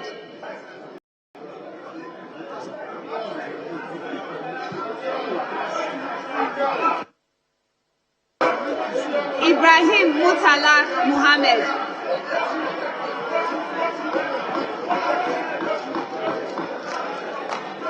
Ibrahim Azurera Mohammed. Idrisu Habib. Idrisu Haruna. Isifu Seidu. Jabba John Benham. Jaja Yusuf Isaka. Jalula Stephen Pambin. Joshua Godfrey Seidu. Jinapo John Abdullahi. Jinapo Samuel Abdullahi.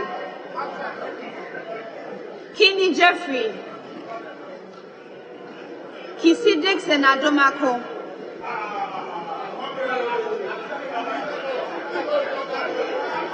Kuledu Akwesi. Present. Kumsin Mavis Howard. Kumsin Mavis Howard. Kosa Martin Kweku adjoinment. Kodo Benjamin Komla. Kum Ebenezer Kojo. Kuma Joseph Kwame. Present. Pion Solomon. Kwachi Aka Peter Yao.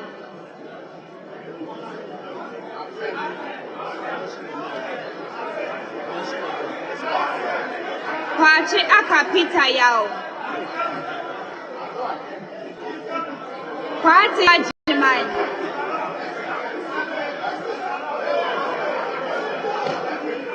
Kofi Festus Ewa.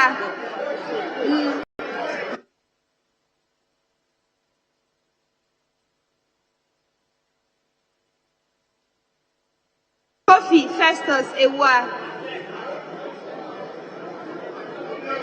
Chei Mensa Bonsu Osei. Tremi Nelson. Ofori. Latte Agnes Namomo. Liwal Oscar. Mahama Asieseni. Mahama Nasir Toure. Menu Adabo Francis. Mafo Emmanuel. Mafo Kofia Henkra. Mbomba Thomas. Mensa Betty na Nefua Crosby.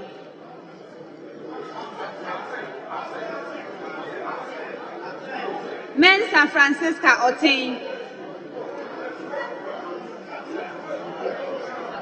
Mensa Isaac Ejay. Mensa Joseph Kwesi. Mensa Tina Gifty Naayele. Mensa Andrew Kofi Japa. Morrison Cynthia Mamle. Muntaka Mohammed Mubarak. Musa Abdulaziz Ayaba.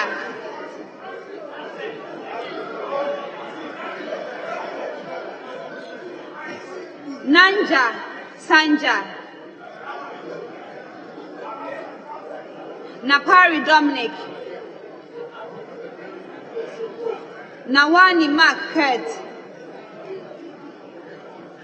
Newman Dakwa. Nitiwu Dominic Benga Majuna. Inkansabwedu Mavis. Nokoi Kofi Ako. Nogbe Ernest Henry. Notuko Toy Peter Kwesi. Intim Adelaide. Intim Augustine Collins. Intoso Helen Ajua.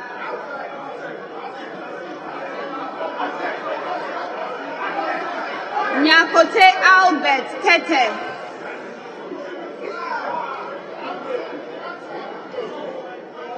Nyako Bismarck Tete. Nyako Kingsley. Nyako Kwame Naminta. Obintechi George Kwabena. Obimboatin Alfred. Oklu Linda Ohenewa Akwele. Odampton Isaac Asha. Ofosu Ejari Elizabeth. Okofu Data Williams. Ochre Ejekum Kofi.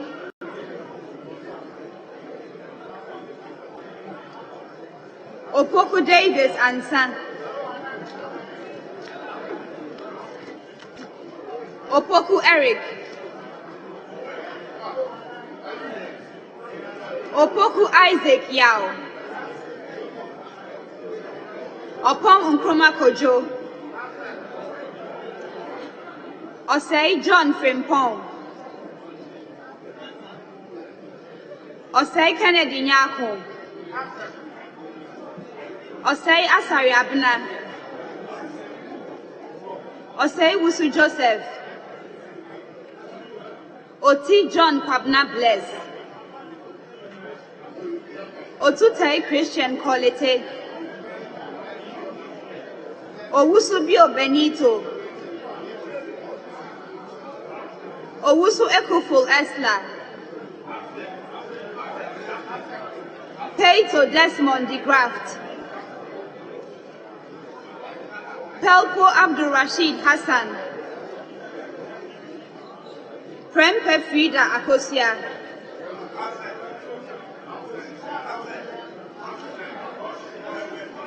Prempe Matthew Opoku. Kwate Henry. Kwayson James Jechi.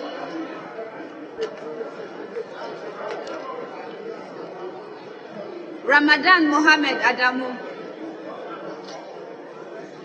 Ricketts Hagan George Kweku. Ricketts Hagan George Kweku. Safo Sarah Ajwa. Sanjari Sebastian Meneso. Sanid Suleiman Adamu. Sani John Kobna Abam Abwa.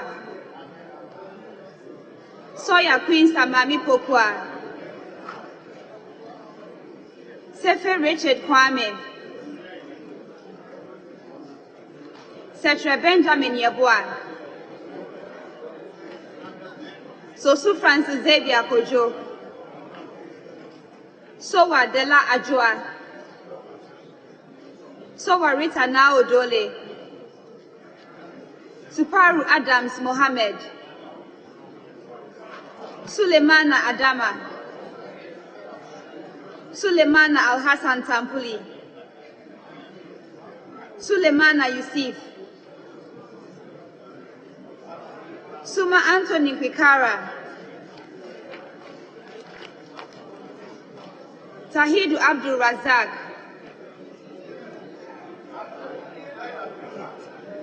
Tahidu Abdul Razak. Teria Augustine. Teria Augustine. Telabi Ebenezer Klite. Tete Joycelyn. Tete Sylvester. Tete Godfrey Gisela. Tete Joseph Akwete.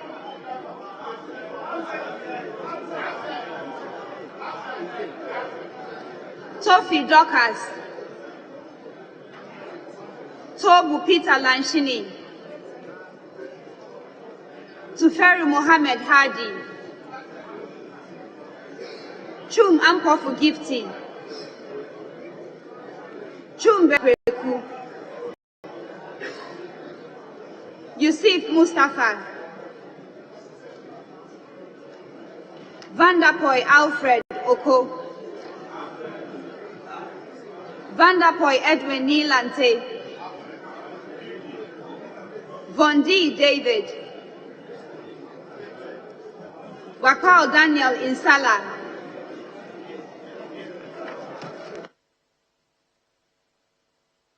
Reku Brobe Bright. Woyome Kobna Mensa. Zidin Bid Amwatazumo. Buatin Kwabana.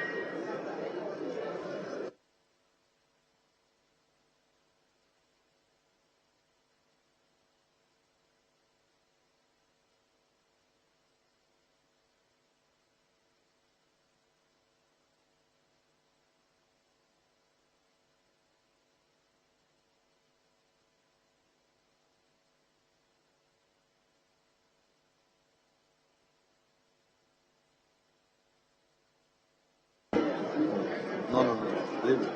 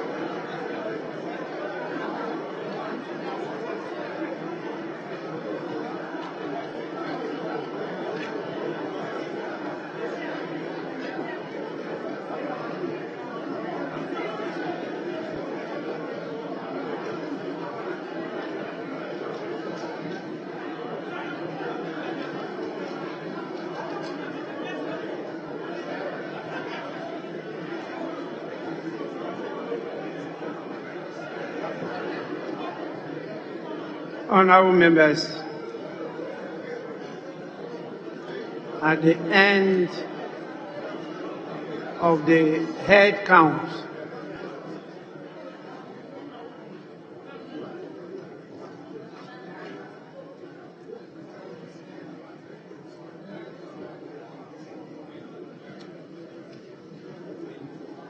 the ayes 137, the noes 132.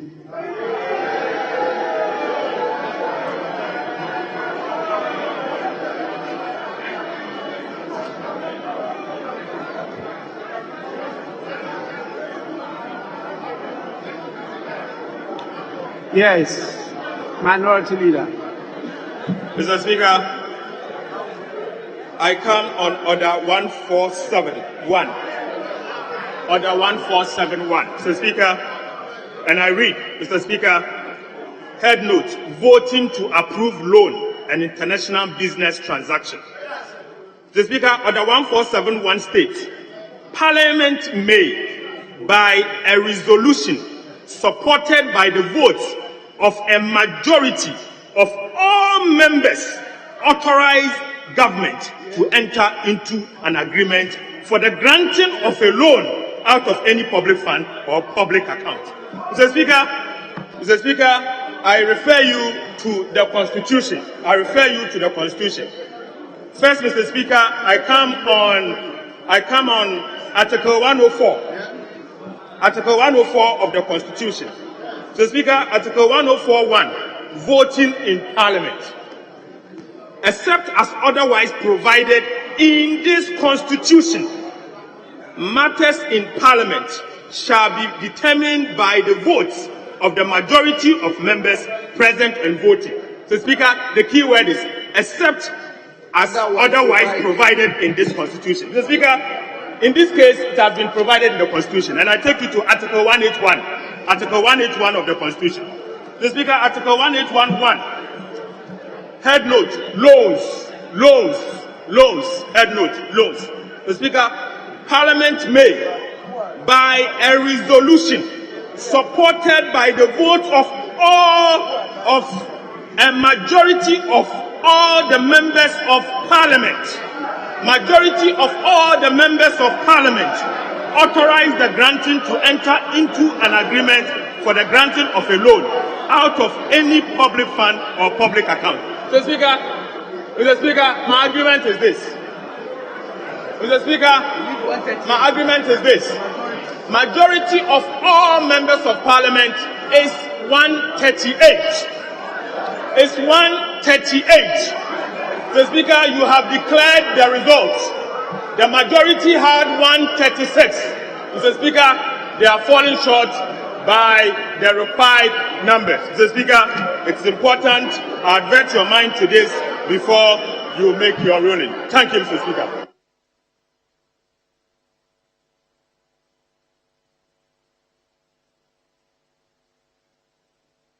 Majority Leader. Mr. Speaker, You are not a lawyer, you are quoting the Constitution. Mr. Speaker,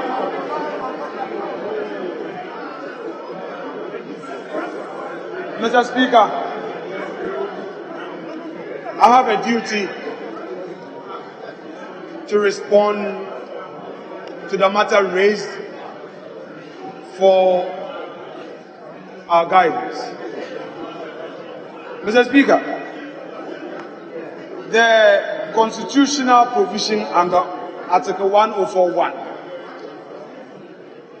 quotes again, except as otherwise provided in this Constitution, matters in Parliament shall be determined by the vote of majority of members present and voting, and with at least half of all members of Parliament present. Shall at least half of members present and voting. The mandatory provision shall. Now, is there a construction also in the Constitution which, please, is there a provision with a same construction which is creating a negating effect on this provision? No. What he read, let me go back to it. 181. It says that Parliament may. We are not dealing with resolution. Don't forget, he first quoted the standing orders, which has to do with resolution. What we are doing now is not resolution. Let's get it clear. If you are quoting law, quote law. What we are doing, the second stage will be the resolution. We are approving a committee's report. The applicable law is a 1041. So now, even if you go to 1811, which is talking about resolution, there is no mandatory provision, say may. So if Parliament would want to do that, so be it. But the constitutional provision, which gives a mandatory requirement, which was interpreted by the Supreme Court, is what is contained in 1041. So, Mr. Speaker, he is jumping the gun. We are not dealing with resolution. Mr. Speaker. We are not dealing with resolution.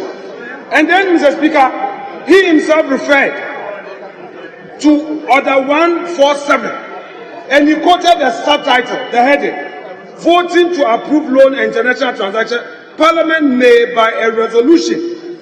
We are not dealing with resolution. Mr. Speaker, so on all fours, his argument falls flat. Mr. Speaker,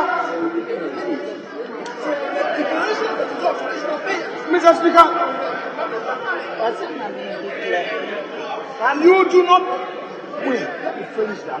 They know what they are doing. Mr. Speaker, you don't place something on nothing. That is the rule.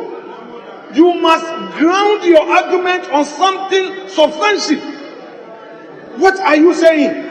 Are we doing resolution? Mr. Speaker, if you look at our other paper.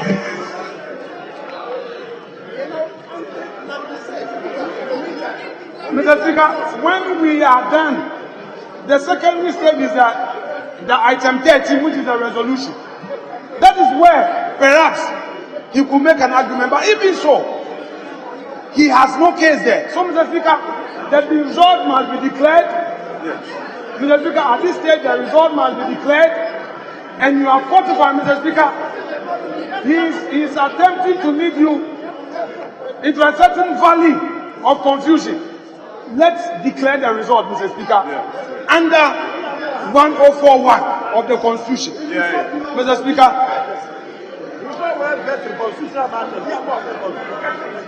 Mr. Speaker, I know my colleague, has made his case. I've made my honorable members. The ayes have it.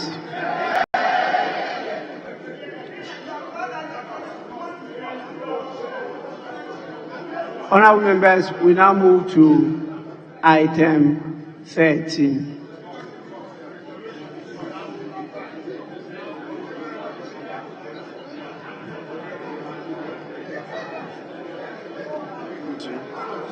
Item 13. Mr. Speaker. Resolution. Minister for Finance. Right Honourable Speaker, I rise to move that the resolution captured on today's order paper as item number 13 be adopted. I so move, Mr. Speaker.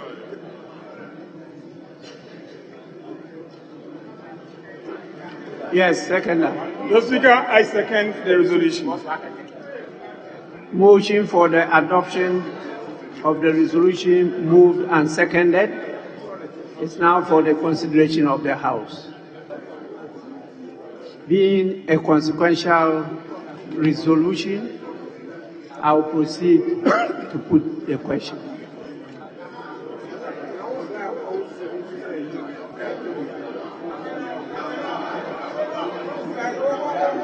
Those in favor of the resolution, say aye. Aye.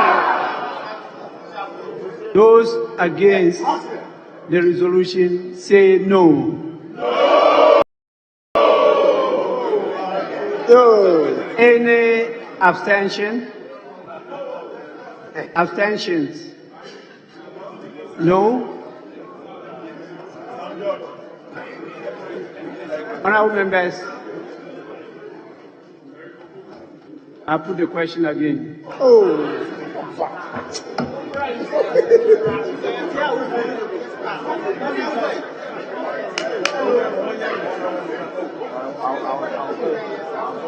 draws attention towards himself.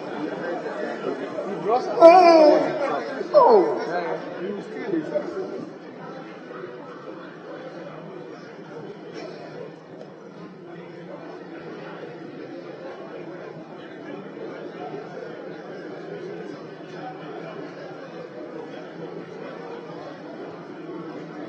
Those in favor of the resolution, say aye.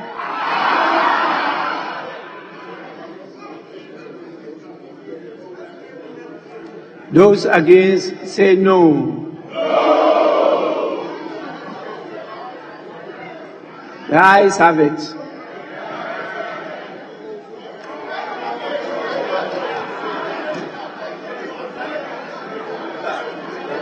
Yes. Right, Honourable Speaker, I rise on order 1513 to challenge your decision on a voice vote and to call for a headcount. Because we believe the nays have it.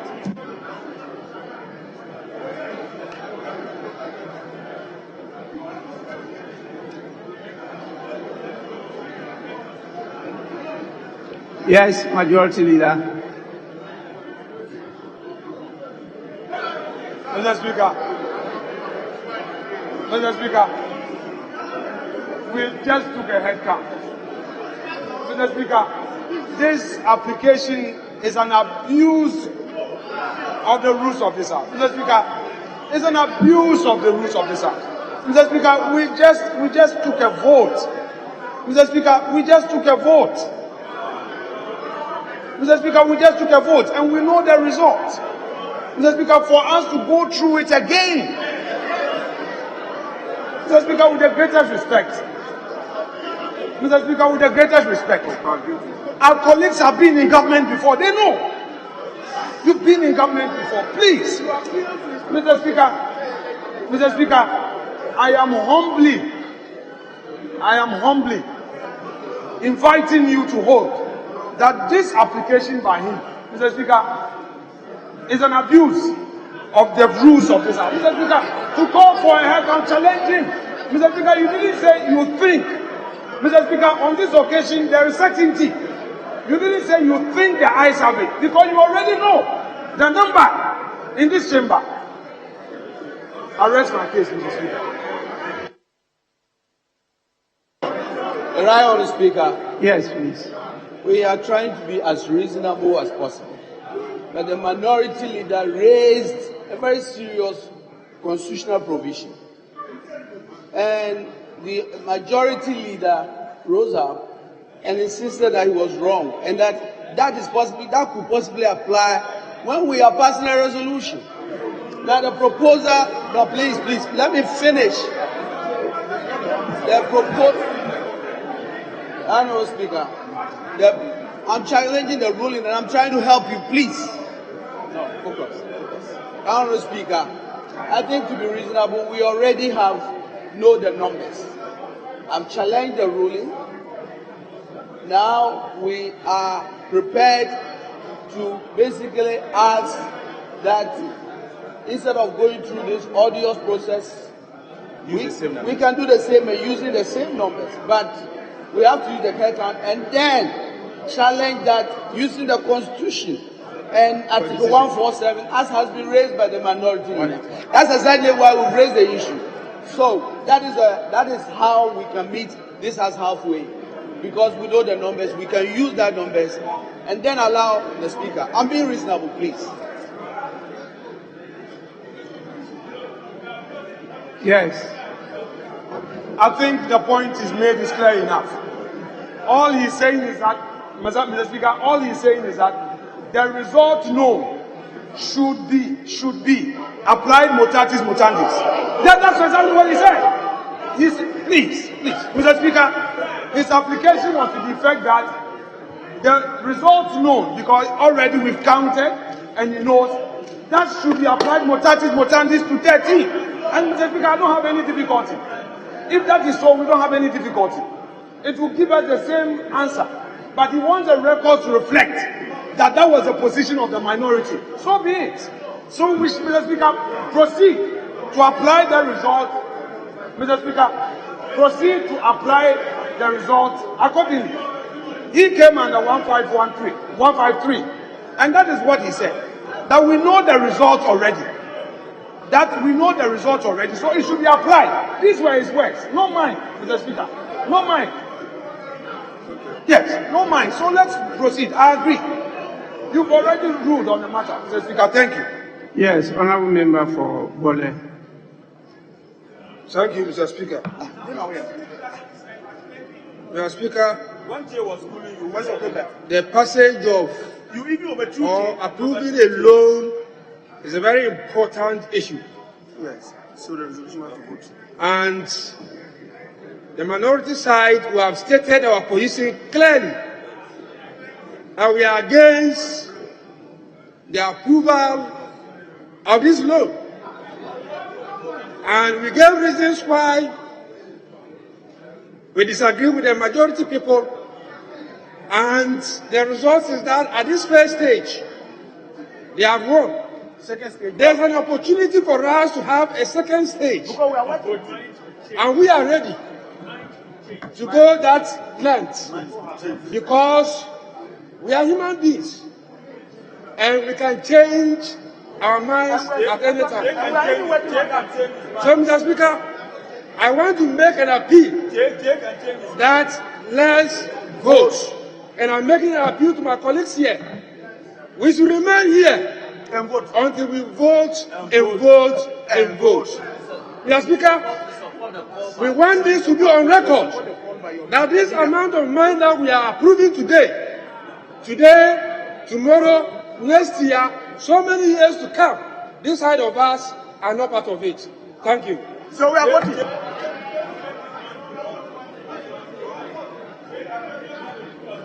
Honourable members, where I sit, I agree with you that some of you have changed your minds. Because I only take the decision based on voice vote. And I sat here and watched many people who didn't apply their voice. They were just quiet. And that is why I added any abstention. From the very beginning, somebody shouted. But when I repeated, then everybody was silent. It's not for me to use my voice to vote. I listen to your voices, and then I take a decision. And my decision is solid, based on the voice vote. To be frank, if you insist, I can mention names who sat quiet. Please. That is why I say we are dealing with serious business. And some of you, I don't know.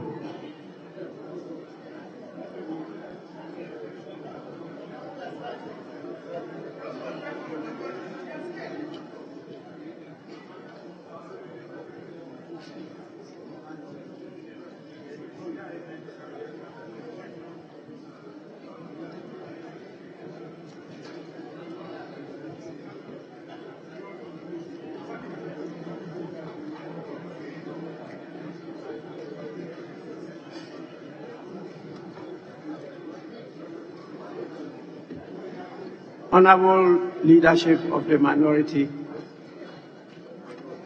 I'm not ready to entertain your application, and so I'll move on. I'll move on to declare that the House has resolved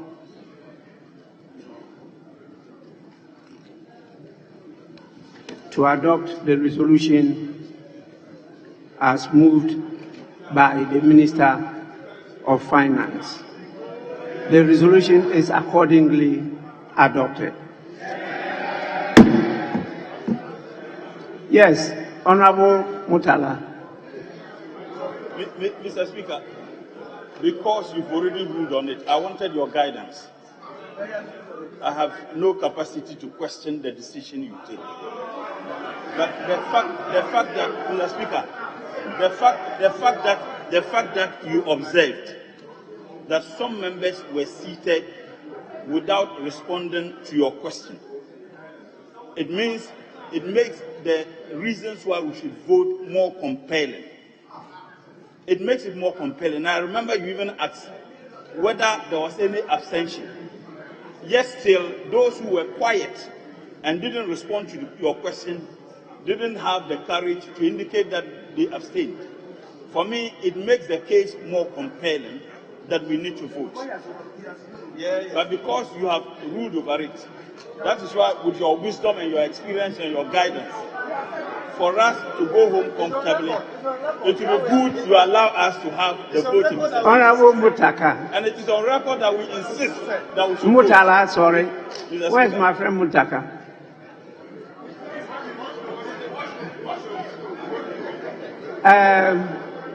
Honorable Mutala, I don't know whether you studied philosophy. I did for 2 years. Only? Yes, only. In Lagos. Yes, 2 years. You didn't do it for half a semester, you. I don't know whether you studied hypothetical syllogism. Yes, Mr. Speaker, I did. You did? Yes. Okay. I won't question your knowledge of it. And so we'll end it there. May we proceed? Speaker, shall we proceed on to item 11 on page 14? Page 14, item 11.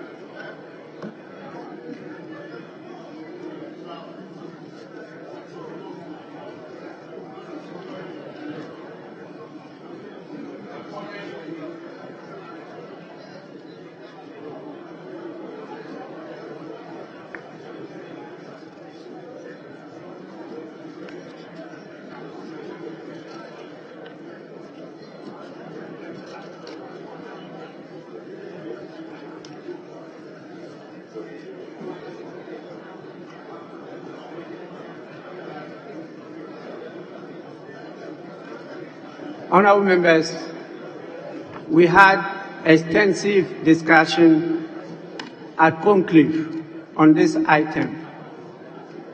I want us to go by the agreement that was reached. Definitely we'll give opportunity to members, but we are guided by the agreement reached by leadership. And so we'll take item 11. It's likely to be the last for the day. Item 11, motion. Thank you, Mr. Chairman Speaker. of the committee. Mr. Speaker. Mr. Speaker, may I seek your leave to take item 11 on the original order paper and item 2 on the addendum order paper together.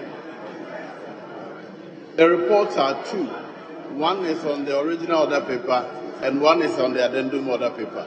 So if I may seek your leave to take the 2 together.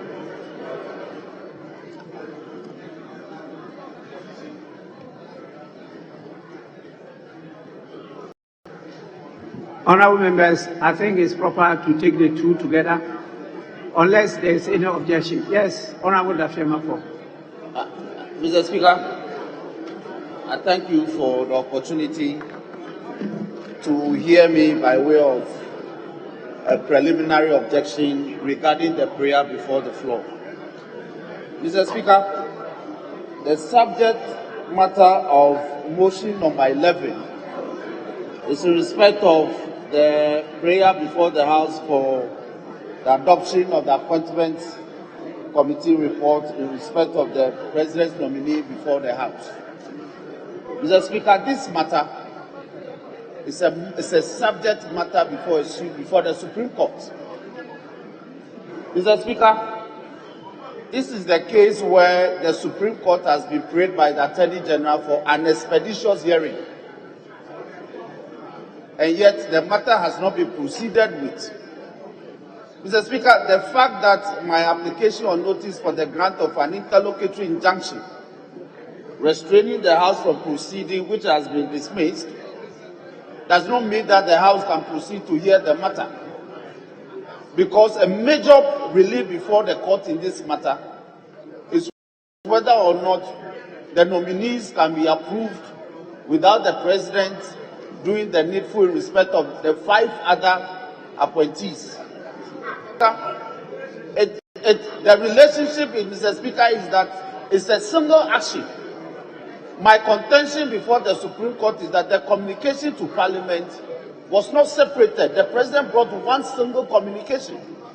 And my contention is that the supposed reassignment of the other 5 ministers ought to have complied with Article 78 and 79 of the Constitution. And so far as this matter is pending before the Supreme Court, Mr. Speaker, any attempt to proceed with the matter will be contumacious of the powers of the Supreme Court, will be subjugating justice in the matter. So, Mr. Speaker, I am the plaintiff in that matter, and I think that I owe it to myself to bring this matter to the attention of the House, so that we'll be guided accordingly. Mr. Speaker, thank you for the opportunity. Yes.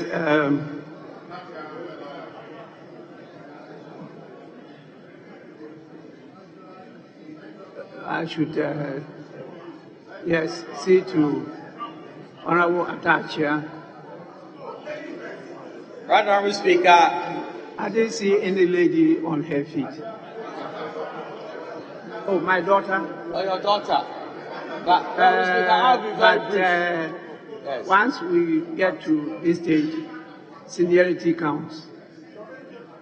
Honorable Speaker, I am glad that you were saying through a very, very, very unpleasant situation of the plaintiff who's supposed to be in the Supreme Court trying to argue the case here. It's unfortunate. Please, I'm on my feet. Counsel, I'm on my feet. Essentially, I'm on my feet. I'm on my feet. Yes. Right. You see, all the arguments of my learned friend and also a member of this August House, which were articulated in the Supreme Court. The interpretation of the matters is raised here is the remit of the Supreme Court, not this August House.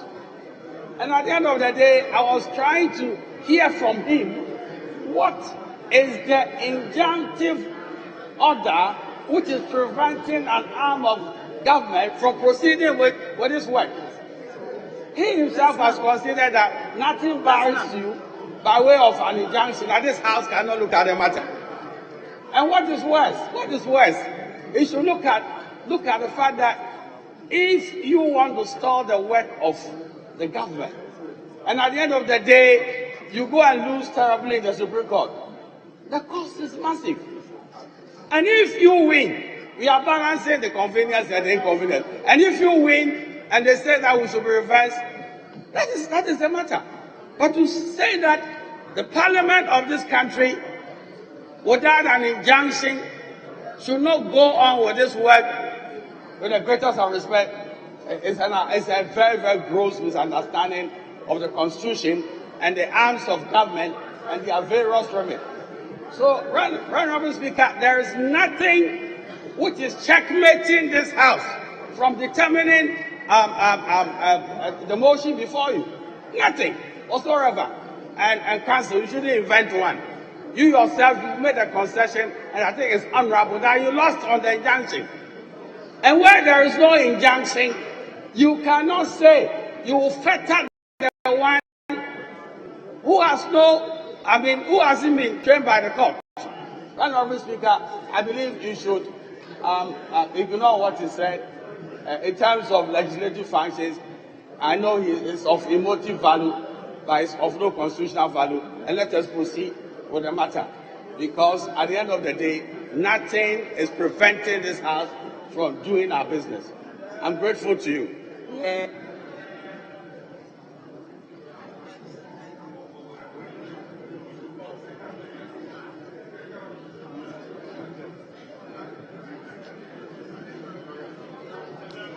Yes.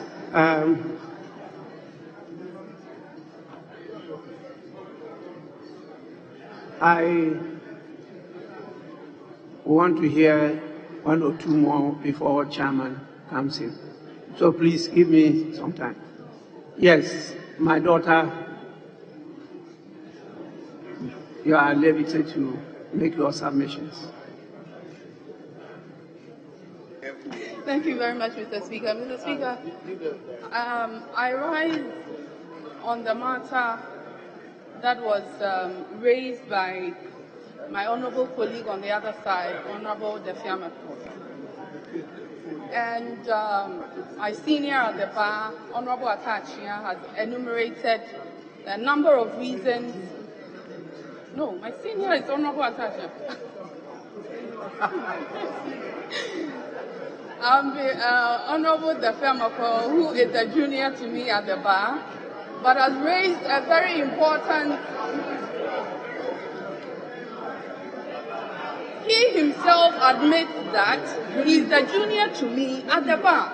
I am junior to Honorable Atachia, and I don't see why when I say Honorable Defiamako is junior to me at the bar, you should raise eyebrows. It is a fact. Mr. Speaker, Honorable Atachia has enumerated why this House cannot be held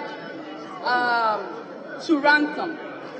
Mr. Speaker, this is a House and a Parliament, an arm of government, and we are just separate and distinct under the Constitution. There's clear distinction of separation of powers when it comes to the Constitution that we have now, the 1992 Constitution. This simply means, Mr. Speaker, that Parliament as an arm, a legislative arm, is independent of the judiciary, it's independent of the executive. Mr. Speaker, by the mere fact that there's a matter before the Supreme Court or any court of law does not deter this House from considering that matter. Mr. Speaker, that is so clear. Other than that, I wouldn't see why the framers of the Constitution, with the right intention behind separating each arm of government, would put that in the Constitution. It's for a purpose, Mr. Speaker. So the fact that Honorable Defiamako has brought a matter before the court concerning the appointment of ministers which His Excellency has appointed, Mr. Speaker, I would indulge that you would proceed, this House would proceed with the report, because there is no way that the judiciary would be higher than the legislative arm. That same way, the executive is not higher than this House. So let's give each House or each arm of government the leeway and the freedom, Mr. Speaker, to do its business. What he's trying to do is to say that we should not proceed until the matter is heard. Mr. Speaker, I think that we are masters of our own rules and we are independent and we can proceed. Given the fact that it goes to the Supreme Court decides otherwise, Mr. Speaker, we can be here and do otherwise. But to say that we cannot proceed, I find it very, very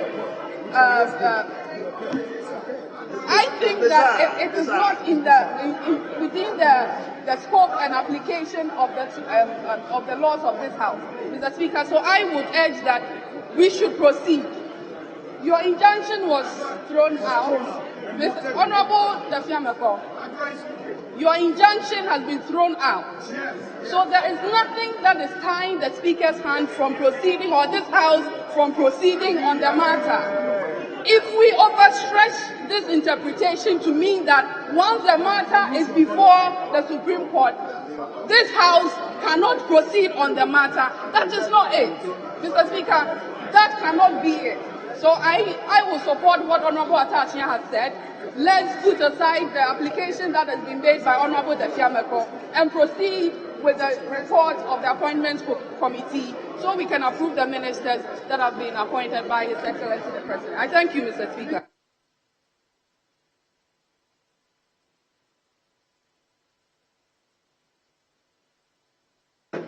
Yes, Honorable Dominic Ayine. Thank you very much. Right Honorable Speaker, thank you very much for the opportunity. Mr. Speaker, the black letter law of the Constitution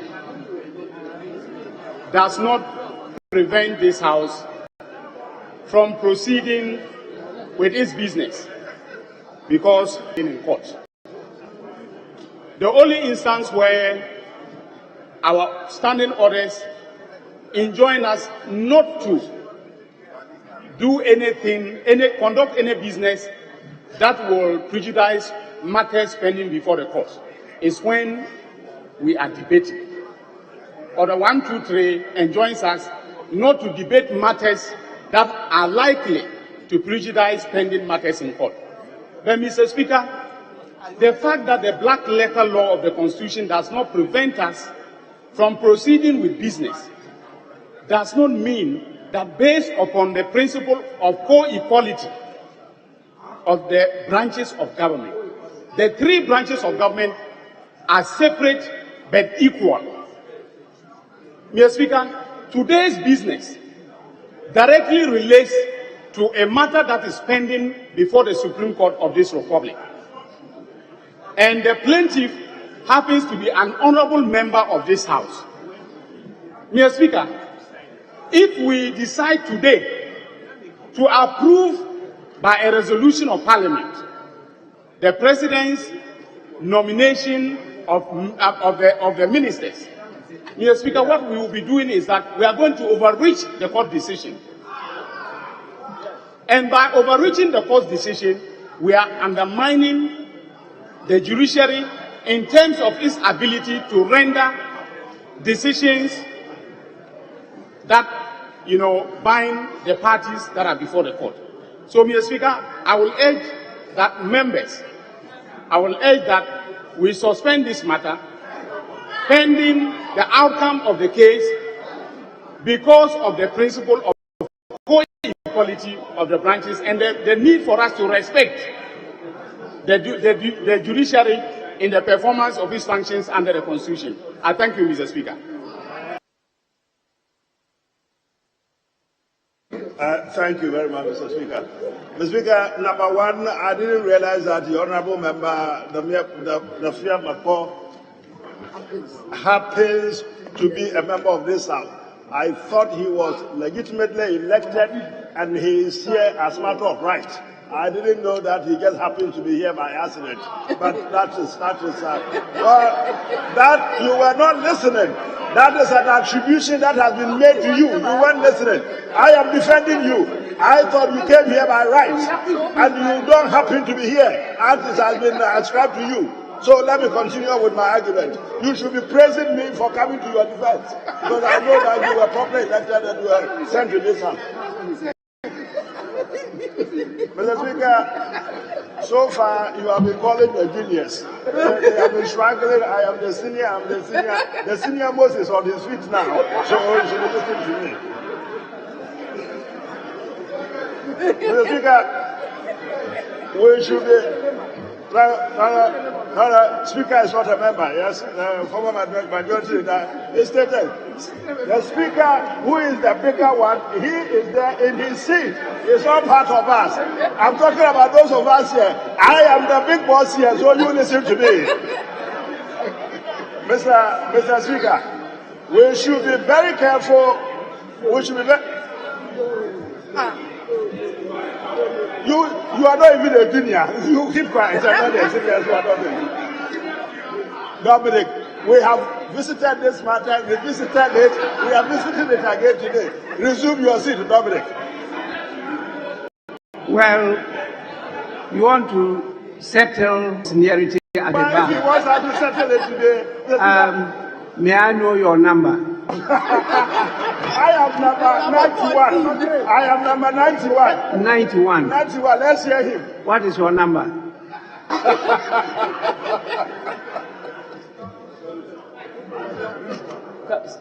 Mr. Speaker, I was called to the bar in October 1995. Ask him the year he was called to the bar. He just asked me. I've just told him. I was called to the bar in Michaelmas term 1991. No, that's in England. Michaelmas term. That's in England. That's in England. That's in England. Ghana. England, they do. You think they do contemporary law? Is that what you are thinking about? They do the common law. Mr. Speaker, 1991, the senior. 1991, Ghana or England? Mr. Speaker, it gets even more interesting. It gets even more interesting. Maybe the world should know. Mr. Speaker, 1997, I was approached to come to Ghana, Mr. Speaker, to be called to the bar on exemption.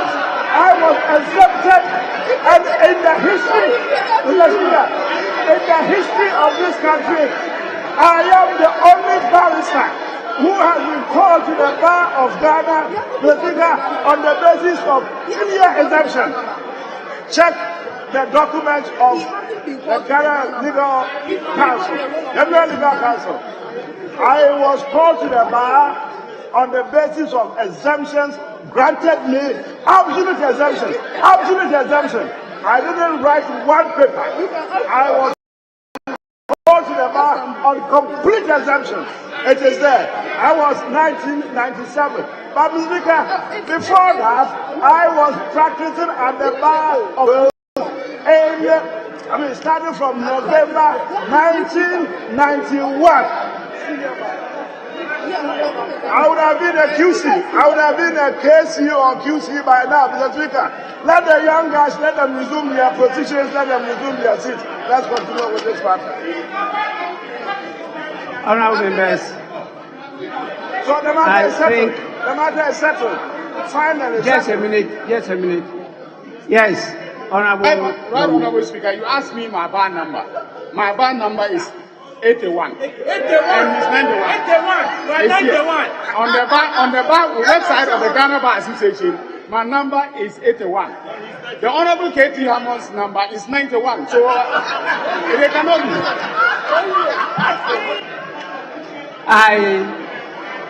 Honourable members, clearly, since the establishment of the Ghana Law School in 1958 and the Bar Association, until you are called to the Ghana Bar, you are not recognized as a professional legal practitioner in Ghana. Before then, when you are called to the bar in UK, you were fully recognized.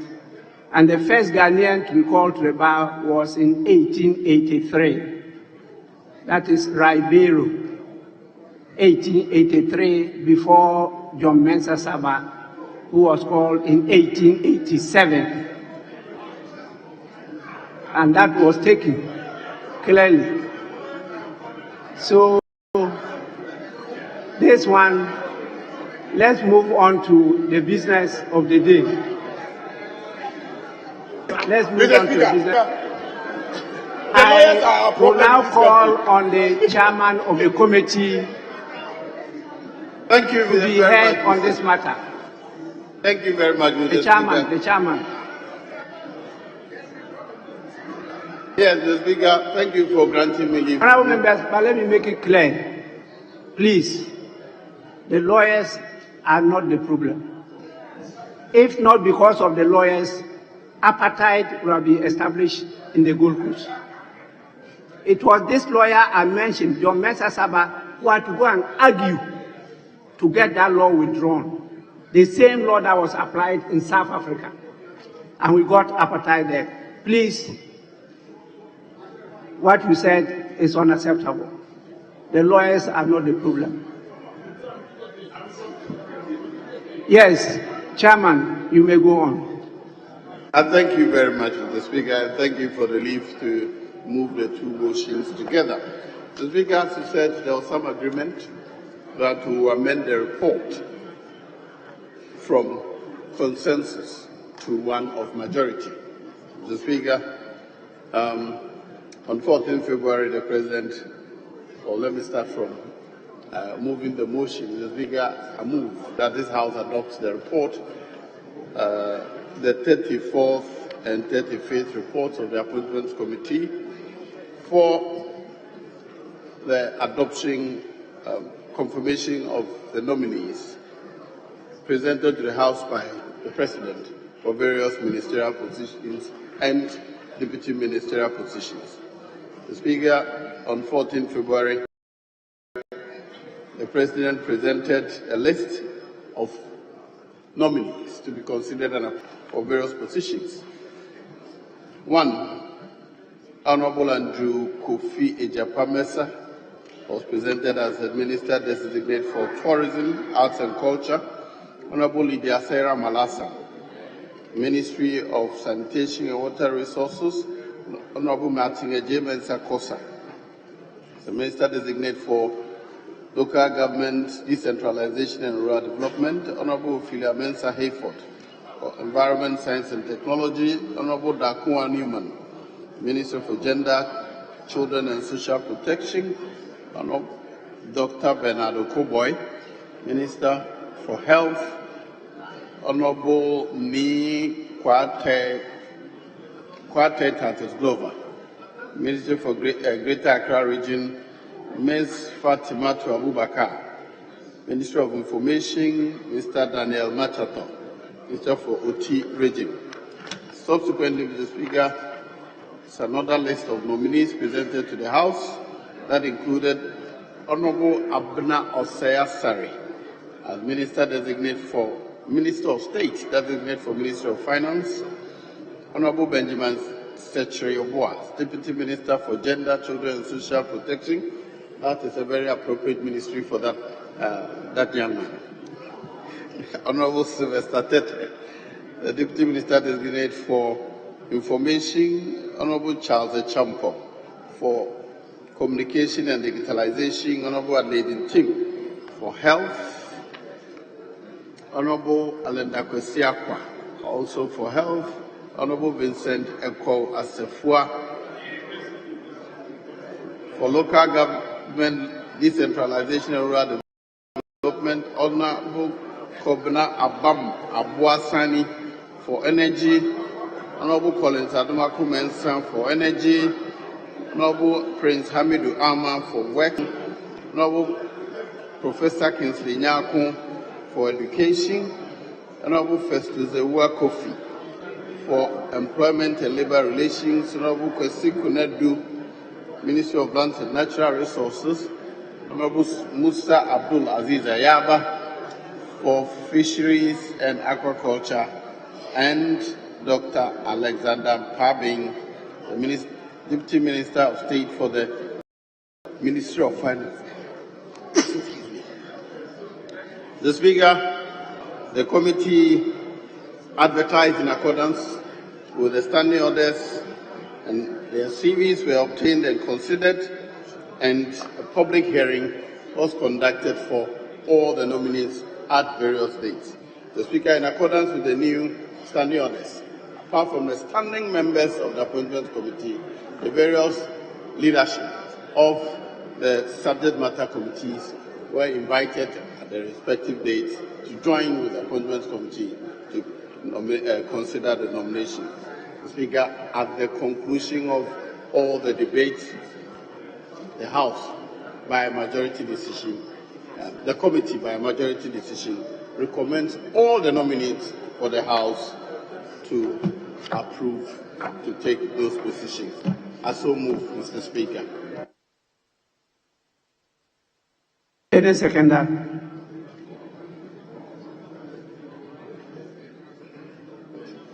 Well, yes. Thank you, Mr. Speaker. I second the motion ably moved by the First Deputy Speaker. Thank you. Yes, motion moved and seconded. It's now for the consideration of the House. But honorable members, it's good that the Honorable Dafiamako drew our attention to the pending suit, particularly the fact that he's a member, he's a party in that suit. And clearly, if you go through our Constitution, particularly referring to the spirit of the Constitution, once you have an interest or you are a party in a matter, but that one dealt with contracts. But at least once he has the suit there, it should not be read to me that the fact that this matter was debated by the House, he has abandoned his interest, or he should not be held to have conceded to anything. So it's good that he drew our attention to it. He can still continue to pursue his matter. These days, the law is so uncertain that we all have to go back to school again. I think so. These days, the law is so uncertain. And it's good that Honorable Ayine drew our attention to the arms of government. I myself am concerned about the judiciary intrusion into our arena. The law has changed a bit. Whilst we used to know that what happens in Parliament was a closed book, these days it is not a closed book. They pierce the veil and they go behind it and they try to pronounce on it. We can do a lot too in that direction, but we resist it. And I will not entertain that. But there are a lot of things we could also do to also pierce the veil of the judiciary. But I am not tempted to lead this House to do that. That's good information for the consumption of all of us. Before you continue, we have had a delegation from Uganda, and they've been with us for a long time. In fact, they were to pay a courtesy call of me, but because of your power, you'll be able to detain me here since morning. So I've not been able to receive them, but I was lucky to be supported by, I think, the First Deputy Speaker, who received them on my behalf. They've been with us for some time now. It's important, it's right and proper for me to acknowledge their presence and to hear your warm welcome extended to them. They are a delegation from the opposition bench of the Ugandan Parliament, and they are guests of the African Center for Parliamentary Affairs, ACEPA, whose executive director, you all know very well, Dr. Rashid Draman, and his able assistant, Mr. Ibrahim Enusa, are leading them to pay this courtesy call on the House. The delegation is being led by Honorable Joel Sesenyonyi. I hope I got it right. He's the leader of the opposition in Uganda.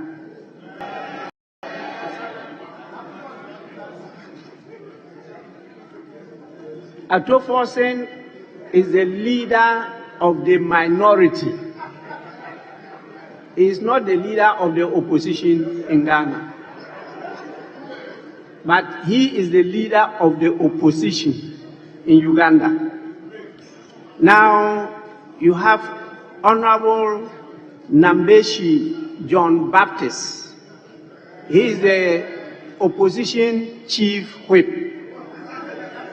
Now, the whip there is properly applied, is stronger than what you have here. Well, their system is different from ours. The other members include Honorable Odru Jonathan,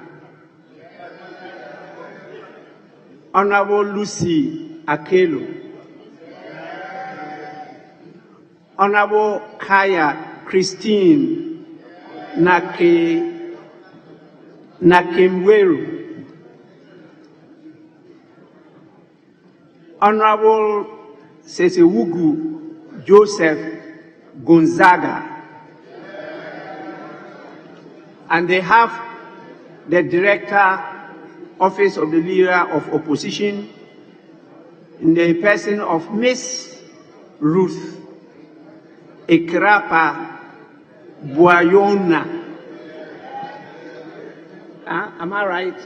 Is it Boyona? Yes.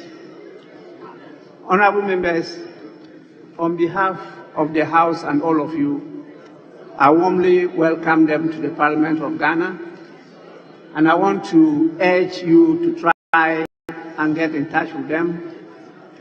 Uganda is a very, very important member of our continent, and some of us who've had the benefit of visiting there many, many times, is a place for you to go.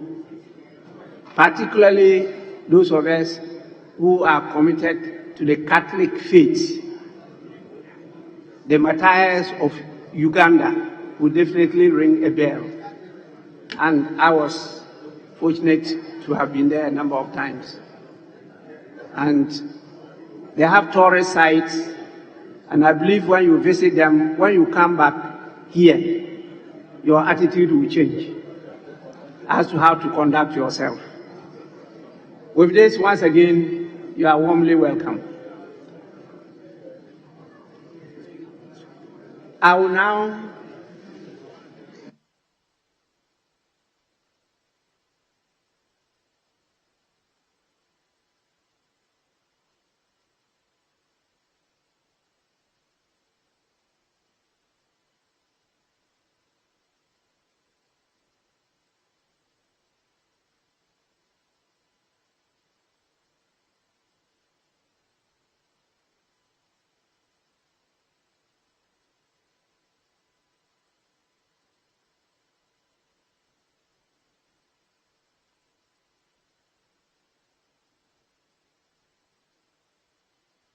Yes, I think the House is prepared to listen to. Did we say 2 from each side of the House or 1? 1. Yes, so Minority Leader. Mr. Speaker, I'm glad that the chair of the Appointment Committee has corrected the committee's report. Mr. Speaker, the committee's report is a majority decision because we could not approve the nominees by consensus. Mr. Speaker, the minority does not support these nominations because our country has gone through and continues to go through very, very difficult times, Mr. Speaker, including crippling economic crisis, food insecurity, doomsday, debt or default, Mr. Speaker, obviously as a result of reckless borrowing to finance consumption.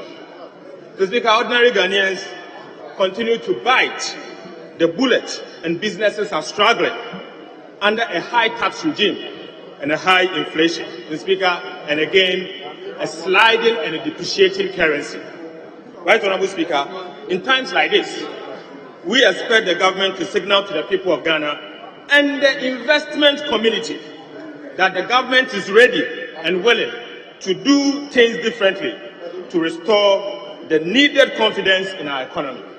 Right, Honorable Speaker, it cannot be the case that while the government asks the people of Ghana to tighten their belt, this government would rather lose their belt. Mr. Speaker, merely piling on ministers and deputy ministers does not signal to the people of Ghana that the president understands the seriousness of the mess that has been created in this administration. Mr. Speaker, this government must downsize its size of government and signal to the people of Ghana, Mr. Speaker, that it cares, and they are ready to reverse some of the losses, some of the economic losses that we have made. Mr. Speaker, it is important for the president to signal to the people of Ghana once again that he is in tune with the feedback and appreciate the challenges resulting in the bad economic policies that has been implemented by his government. Mr. Speaker, already President John Mahama has made a commitment that in his next government he is going to signal reduce the size of government to 60 ministers and deputy ministers. Interestingly, Mr. Speaker, Alhaji Bawumia, who is the vice president of this government, Mr. Speaker, he was part of the government that appointed 125 ministers, has even gone further to say that in the unlikely event that he becomes the president of this country, Mr. Speaker, he is going to reduce the size of government to 50. Mr. Speaker, respectfully, Mr. Speaker, I may ask, what is the prudent justification for a minister of state at the Ministry of Finance, 2 deputy ministers, and a minister of finance himself? Mr. Speaker, 4 at the Ministry of Finance. Mr. Speaker, if I may ask again, at the local government ministry, there is a minister at the Ministry of Local Government, 2 deputy ministers, and a minister of state. Mr. Speaker, why? Why? Is it the prudent use of taxpayers' money? Mr. Speaker, this is unfortunately most imprudent use of the taxpayers' money. We cannot, Mr. Speaker, in good conscience, support the approval of these nominees, especially when this government has been reckless, wasteful, Mr. Speaker, and most importantly, very insensitive to the plight of the people of Ghana. Right, Honorable Speaker, the NDC Minority Caucus will not and cannot take part in this decision to further increase the size of this administration. Mr. Speaker, we cannot be part of this. Finally, Mr. Speaker, let the record reflect that the NDC Minority Caucus cannot be part of this approval process. To further increase the size of this government, Mr. Speaker, let the record reflect. With these few words, Mr. Speaker, I want to signal that we are walking out, and let it be recorded that they took these decisions themselves.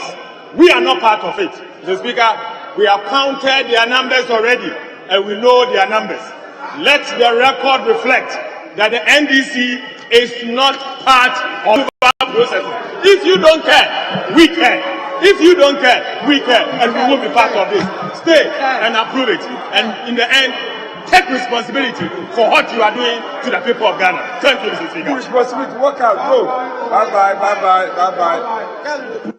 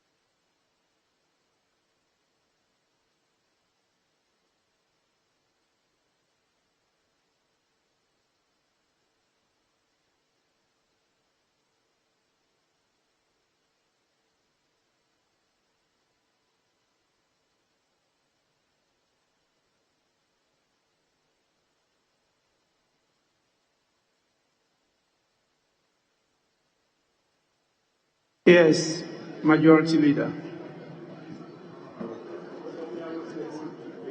Mr. Speaker, it is indeed very sad for our colleagues to approach the business of this House the way they have. Mr. Speaker, qualification for the office of a minister or deputy minister is founded in our constitution. Our colleagues were part of the approval process at the committee level. Indeed, Mr. Speaker, we had a report laid before this House by consensus, Mr. Speaker, only for them to make a last-minute U-turn to say that they don't want to be part of this. Hence, the report should be amended to reflect majority decision. Mr. Speaker, that is your right. We've granted that. But, Mr. Speaker, that does not stop government from conducting the business of governance and for us to approve these ministers for them to mount the various ministries to deliver what is expected of them for the benefit of the people of Ghana. Mr. Speaker, throughout the process, we've engaged our colleagues. Mr. Speaker, we were all together at the business committee when your summons was issued. We discussed this matter. There was no such indication that this is what they were going to do. So, Mr. Speaker, it is in bad faith. It is in bad faith for them to turn around to say that they don't want to participate. In any event, Mr. Speaker, the mere fact that they have walked out, does not amount to their being absent in the proceedings. I remember Mr. Speaker's ruling on the fact that when you come to Parliament and you are present, and you are not present, and you decide to walk out on proceedings, it does not in any way, Mr. Speaker, render what is done in your absence void or nugatory. So, Mr. Speaker, perhaps if they think that by going, it is a trap to clip us constitutionally, then, Mr. Speaker, they've lost it. Mr. Speaker, finally, every single nominee qualifies under the constitution of this country. Mr. Speaker, at no point throughout the vetting process did they raise any issue of criminality, any issue of morality, any issue of disqualification by virtue of constitution against any of the nominees. So, Mr. Speaker, again, we are tempted to conclude that because it is an election year, they want to do this for the optics, for the politics of it. But in substance, they have nothing against them. Mr. Speaker, all the nominees, perhaps majority of them are members of Parliament who already qualified. And again, Mr. Speaker, the alignment of the ministries. Mr. Speaker, every government has its own policy. They had their government. They knew how they assigned ministries. This is our government. This is the decision of government. You cannot use numbers to obstruct government business. Mr. Speaker, that again is unacceptable. Mr. Speaker, having said this, I would want to conclude by urging my colleagues who are here and present to support this motion for us to approve these nominees. Mr. Speaker, currently we have representatives of the president. The imperatives of democracy allows for accountability. Once we approve them and they become ministers, they are sworn in and they become ministers, it allows for accountability. They will come to this House to report and respond to questions. And that would be right. If we leave it in abeyance, Mr. Speaker, what that means is that there will be no ministers to mount these ministries. So, Mr. Speaker, we are here. We have the numbers. Yeah, Mr. Speaker, you would want to suspend for 5 minutes. Mr. Speaker, that is okay. Thank you very much.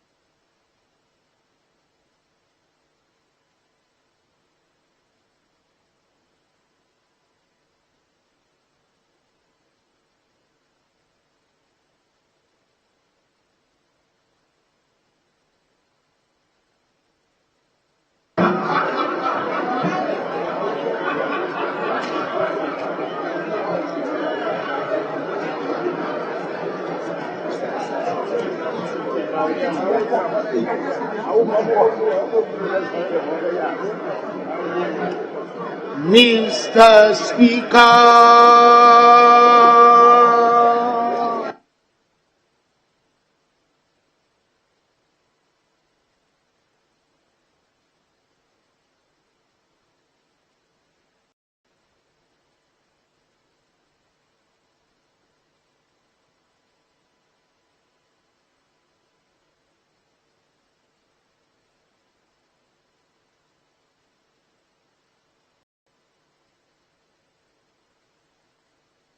Please, honorable members, resume your seats. I will appeal to the majority leader to try to wind up so I can put the question. Mr. Speaker, you may proceed to put the question. I'm done. Thank you. Good. Honorable members, at the conclusion of the debate, I put the question.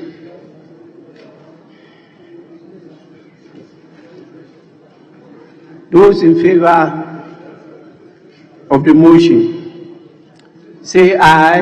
Aye. Those against, say no. Honorable members, the ayes have it. The motion is adopted. The House has accordingly approved the nominations of His Excellency the President of the following persons as Ministers of State and Deputy Ministers of State. In accordance with Article 78(1) and 79(1) of the 1992 Constitution, respectively. Honorable members,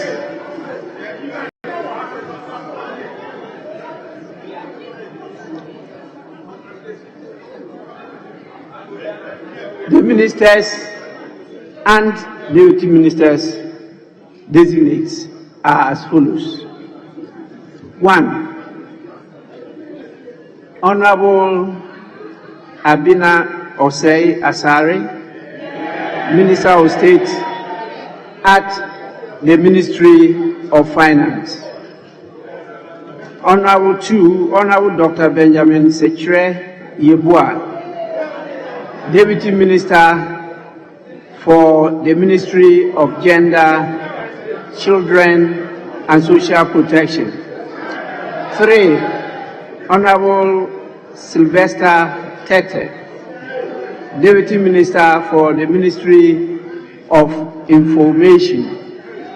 4, Honorable Charles Achampong, Deputy Minister for the Ministry of Communication and Digitalization. 5, Honorable Adelaide Intim, Deputy Minister for the Ministry of Health. 6, Honorable Alexander Akwasi Akwa, Deputy Minister for the Ministry of Health. 7, Honorable Vincent Eko Asafua, Deputy Minister for the Ministry of Local Government, Decentralization and Rural Development. 8, Honorable John Kobina Abam Abua Sani, Deputy Minister for the Ministry of Energy. 9, Honorable Collins Adumaku Mensah, Deputy Minister for the Ministry of Energy. 10, Honorable Dr. Prince Hamidu Ama, Deputy Minister for the Ministry of Works and Housing. 11, Honorable Professor Kingsley Nyaku, Deputy Minister for the Ministry of Education. 12, Honorable Dr. Festus Ewa Kofi, Deputy Minister for the Ministry of Employment and Labor Relations. 13, Honorable Akwasi Konadu, Deputy Minister for the Ministry of Lands and Natural Resources. 14, Honorable Musa Abdulaziz Ayaba, Deputy Minister for the Ministry of Fisheries and Aquaculture Development. 15, Dr. Alexander Ampabin, Deputy Minister of State for the Ministry of Finance.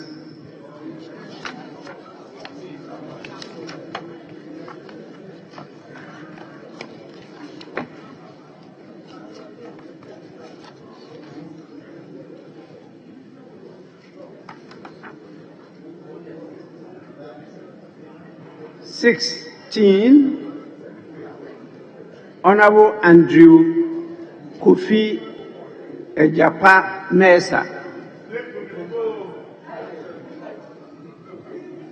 Minister for the Ministry of Tourism, Arts and Culture. 17, Honorable Lydia Siram Al-Hassan, Minister for the Ministry of Sanitation and Water Resources. 18, Honorable Martin Ajay Mensah Korsa, Minister for the Ministry of Minister for the Ministry of Local Government, Decentralization and Rural Development. 19, Honorable Ophelia Mensah Hayford, Minister for the Ministry of Environment, Science, Technology and Innovation. 20, Honorable Dakwa Newman, Minister for the Ministry of Gender and Social Protection. 21, Honorable Dr. Bernard Okoboy, Minister for the Ministry of Health.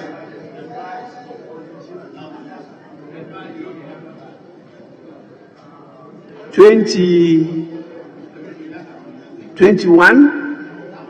Honorable Daniel Ni Kwate Titus Glover, Minister for the Greater Accra of Appointment, but he is not compelled to do so. Even after your prior approval, the President can say decline. So it's still subject to good behavior. So, honorable members, I think we'll end it here, and with your kind permission, we may defer the other items. I will listen to leadership on this matter. Mr. Speaker,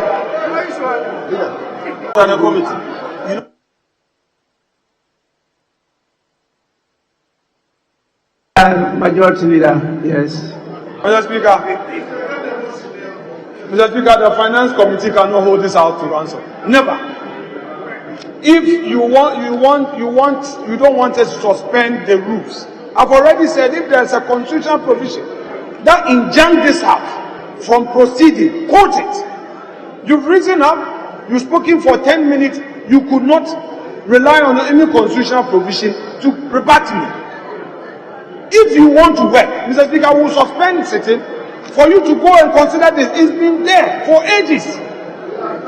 Government gave promise to the private sector. Investors have come into the country. They are invested in certain critical areas. And then, Mr. Speaker, Central, the first one I quoted. Mr. Speaker, this is an oil refinery. It is an oil refinery, Mr. Speaker. How can you attract investors into the country and then turn around to frustrate them? Mr. Speaker, the Finance Committee must be up and doing. We will do the referral today. If you don't want us to proceed to take them, we'll do it. Otherwise, let's do them and come back for ratification when you are ready with your report. Yes, we are the masters of our own rules. We will take them today. Mr. Speaker, we'll take them. We will take them. We will not allow the 1F to remain in our books again. Mr. Speaker, they've had this since 2021. And you come with the excuses, why is your report not ready? If your report is not ready, we'll proceed and take it, and then you come back later with your report for ratification. That one too can be done, and you know that. Mr. Speaker, otherwise... please, let me listen to you. Thank you, Right Honourable Speaker. Right Honourable Speaker, first of all, let me put it on record that the majority leader is a member of the Finance Committee. It's not as if he's not a member of the Finance Committee. This morning, throughout the meeting, he was present. He was present, he contributed. We took the first four tax waivers. All of them proved to be inadequate. They were not sufficient. The informations were wrong. The calculations did not tally. In fact, one particular company, the total cost of investment was 15.3 million. The total cost. Dollars. Then when you come to look at only the component for tax waiver, it was 15.6 million. How can the whole project cost 15.3 million and yet a subset of it cost more than the entire project? We took a unanimous decision at the committee. And Honorable Patiboma, you were there. If you want, I'll mention the name of the company. That the whole project cannot be 15.3 and the CIF value of the import component be 15.6. We took a decision. It was a unanimous decision. And I'm surprised that the majority leader tries to impugn the chairman and the deputy chairman right before this house. Honorable Patiboma, you were there. When we took a decision that we should suspend everything, we directed the Minister of Finance and her executives to go and do further work and report back to the committee. Mr. Speaker, this attempt to catch everybody off guard, and more importantly, to usurp your powers as the Speaker of Parliament is most unfortunate. Mr. Speaker, you've referred this matter to the committee. You've directed that we should go and work and report back to you. If the committee is not working, go back to the Speaker. The Speaker will give further directives. But to rise up and attempt to usurp the powers of the Right Honourable Speaker, Honourable King Suman Bagbin, Mr. Speaker, is most unfortunate. On this note, Mr. Speaker, I know you will do the right thing. Thank you very much, Right Honourable Speaker. I'll listen to Honourable Guaman. Thank you, Mr. Speaker. And I will say a few words. Mr. Speaker, it's true this morning we met as a committee to determine about 42 of the tax waivers that you referred to us, Mr. Speaker. Mr. Speaker, we observed a few challenges, and as a committee, because we want to arrive at some consensus on all the tax waivers that was before us, we decided to step some of them down for the Ministry of Trade and Finance to go and reconcile some figures to us. What my brother from Yape Kusagu said with regards to matrix was that the entire investment was $15.3 million and they were looking for a tax waiver of 15.6. That's not true. That's the CIF value. They were looking for a tax waiver of $3.something million. JJ. So, Mr. Speaker, 3.8, yes. Majority Leader, Honorable Chairman was there. Mr. Speaker, we as a committee want to do a thorough job. And I agree with the Majority Leader that government business ought not to be halted. But we have to be very reasonable as a House to undertake a thorough review of what has been brought before us. As a committee, we support the waiver of taxes to those companies. But there are certain things we must tidy up carefully as a House. Mr. Speaker, if you look at Article 103 of our Constitution, it enjoins the House to set up standing committees to work on referrals that are brought to us.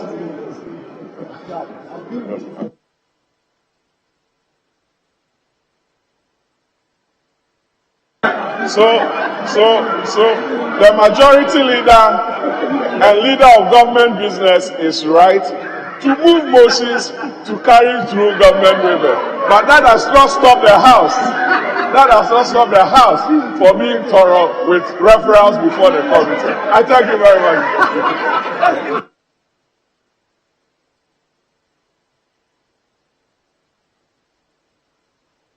Honorable members, you know, Minister,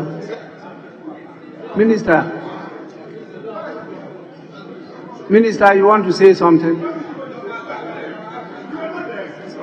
Mr. Speaker, thank you for the opportunity. Mr. Speaker, I respect the work the Finance Committee does.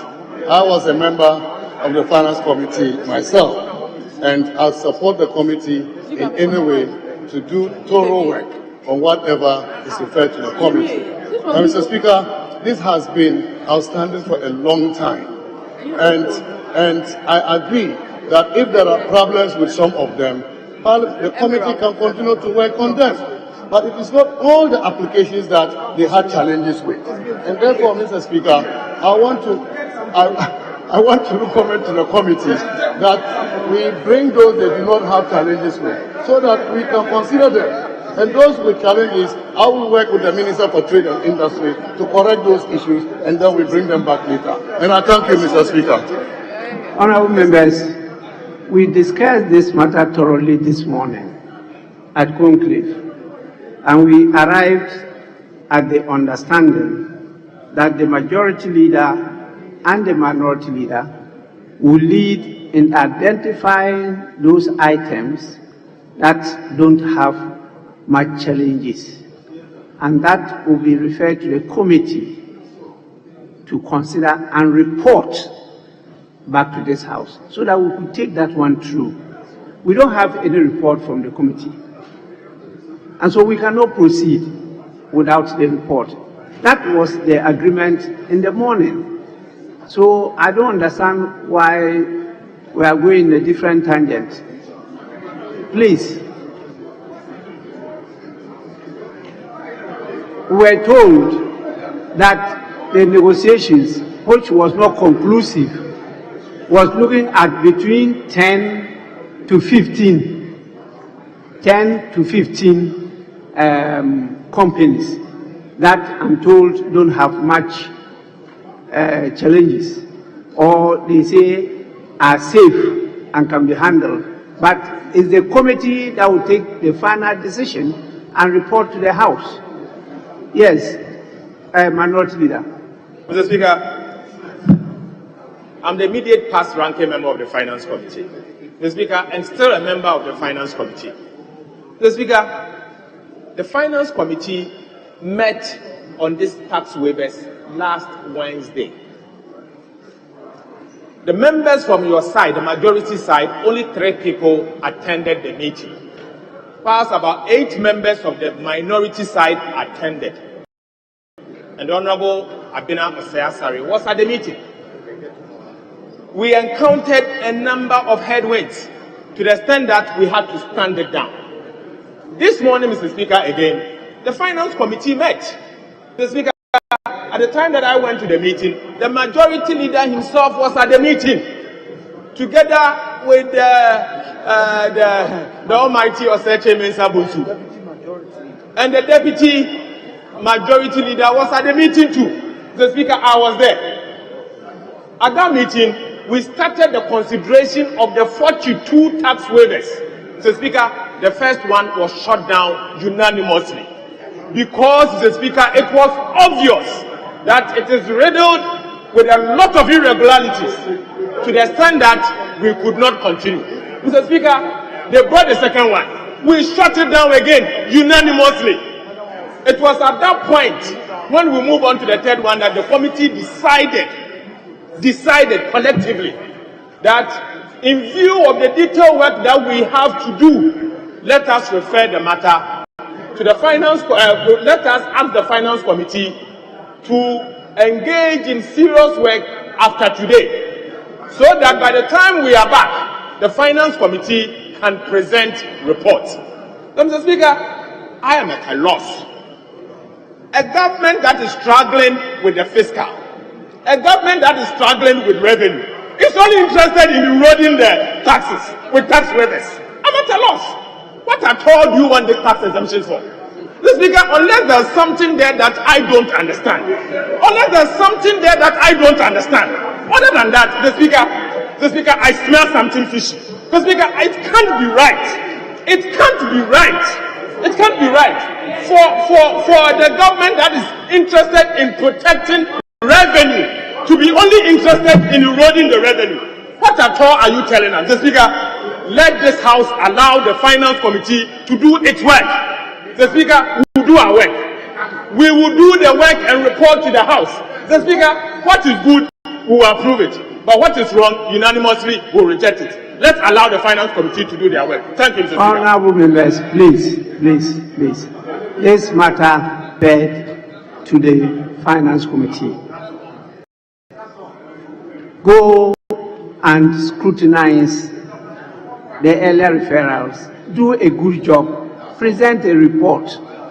Definitely, in principle, if we have to waive or exempt taxes, we will do so in the interest of the country and our economy.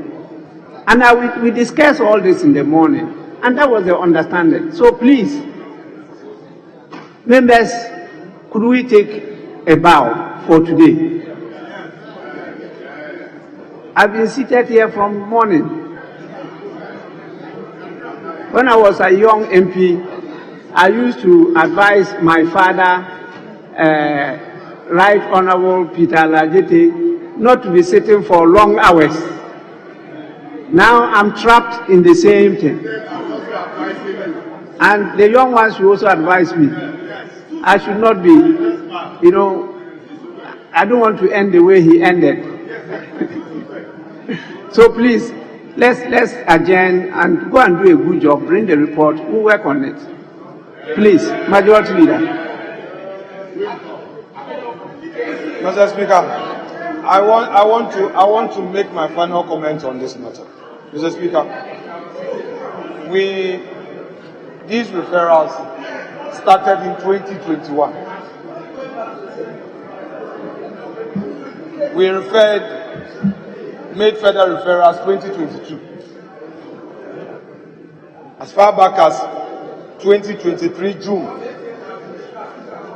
further referrals were made. Mr. Speaker, if the minority leader today says that the finance committee should be allowed to do a job, my question is, all these years, Mr. Speaker, we are in 2024. We should back our actions in good faith. And nobody should be under the impression that Parliament as plenary cannot function without committees. Nobody should be under that impression, Mr. Speaker. It is true that we work through committees for effectiveness and efficiency. But it doesn't mean that when a committee is unduly being unreasonable, plenary cannot take action. Mr. Speaker, that must be clear. That is why I challenge them. That anybody with a constitutional provision that prevents the House as a plenary from taking a matter up should tell me so that I rest my case. Mr. Speaker, you've given advice. I would want to urge the minority leader. Mr. Speaker, he has been loud on this matter that I'm against tax exemption. And anytime he talks about tax exemption, he creates the impression as if the government does not know what he's doing. When you give incentives, you are aiding production. I'm not an economist, but that is trite economics. That is trite economics. You are giving tax incentive to aid production. When the businessman has enough, he's able to invest that into the business. And that is the law. And that is the practice. Mr. Speaker, I would encourage them that the non-contentional ones that they say they have, they should make them available and deal with it. Mr. Speaker, this is becoming too much. Mr. Speaker, give them a deadline. They had all this opportunity. Mr. Speaker, I won't have the, I'm speaking with a lot of pain. I don't want to get into certain areas. But since 20th of March, I've been urging on them, when are you meeting? When are you meeting? When are you meeting? And then you now say that you couldn't form a quorum and all that. Mr. Speaker, we should suspend sitting The members of the finance committee are here. I am a member. Let's go and deal with the non-contentious ones and come back. Let's go and we'll suspend sitting today. Let's go and deal with the non-contentious ones and come back. What we're doing is wrong, Mr. Speaker. All these years, what have we done? And then you say we should be giving more time. We won't give you more time. There is nothing fishy except that we cannot mislead investors to come into our country only to frustrate them. Mr. Speaker, we cannot. And we shouldn't encourage that as a house. People invest their capital, Mr. Speaker. Investors come into the country, set up factories. We encourage them to come and only for us to frustrate them. Why? Mr. Speaker, why? Our people are not being employed because they have not completed their factories. People are sitting at home and we should entertain that. Mr. Speaker, no way. It's unfair. The way we are dealing with this is unfair. There's no need for any help. What you are doing is wrong.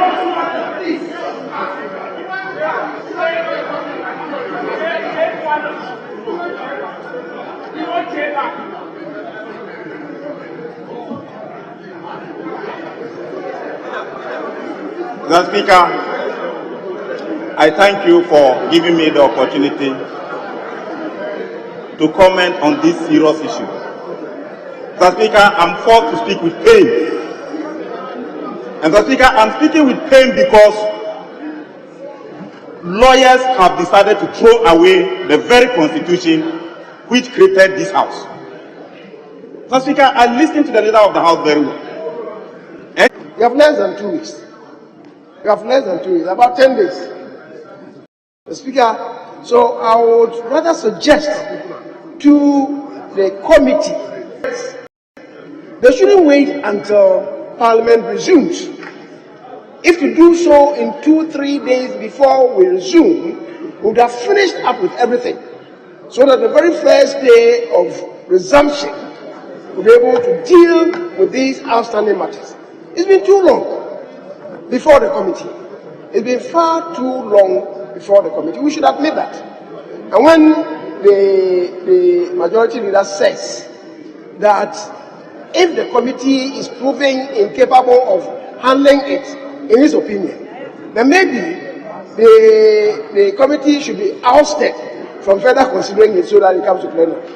That, of course, we know is going to be very laborious for plenary. So I will urge that the committee goes back and deal with the outstanding matters 2-3 days before resumption, so that the very day upon resumption will deal with all these matters. In that case, we're not going to deal with 15 or 5 or whatever, but a full complement of all the applications. Mr. Speaker, so my appeal to the majority leader is to exercise circumspection, and then deal with it. Right. Mr. Speaker, thank you.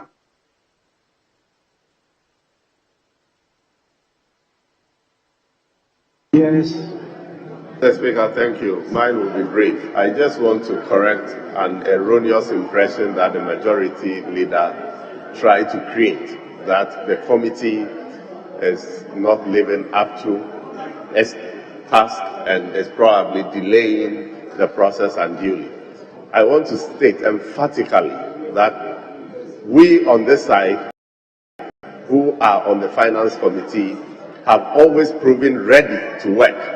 It is the members on their side who have failed consistently to attend meetings. The recent meeting of the committee called, and several meetings and several meetings that have been called, members on the committee on their side have failed to show up. And so he should not create the impression that somebody on this side is not supporting government business. Finally, Mr. Speaker, the former leader said, majority leader probably spoke out of frustration. We can all see that, but I want to plead with him that he should not out of frustration lead us astray. Thank you. And they will not even come back to the house to say why they won't do so. But because of the nature of this house, resisted the temptation of taking serious action against some members. Today, you are realizing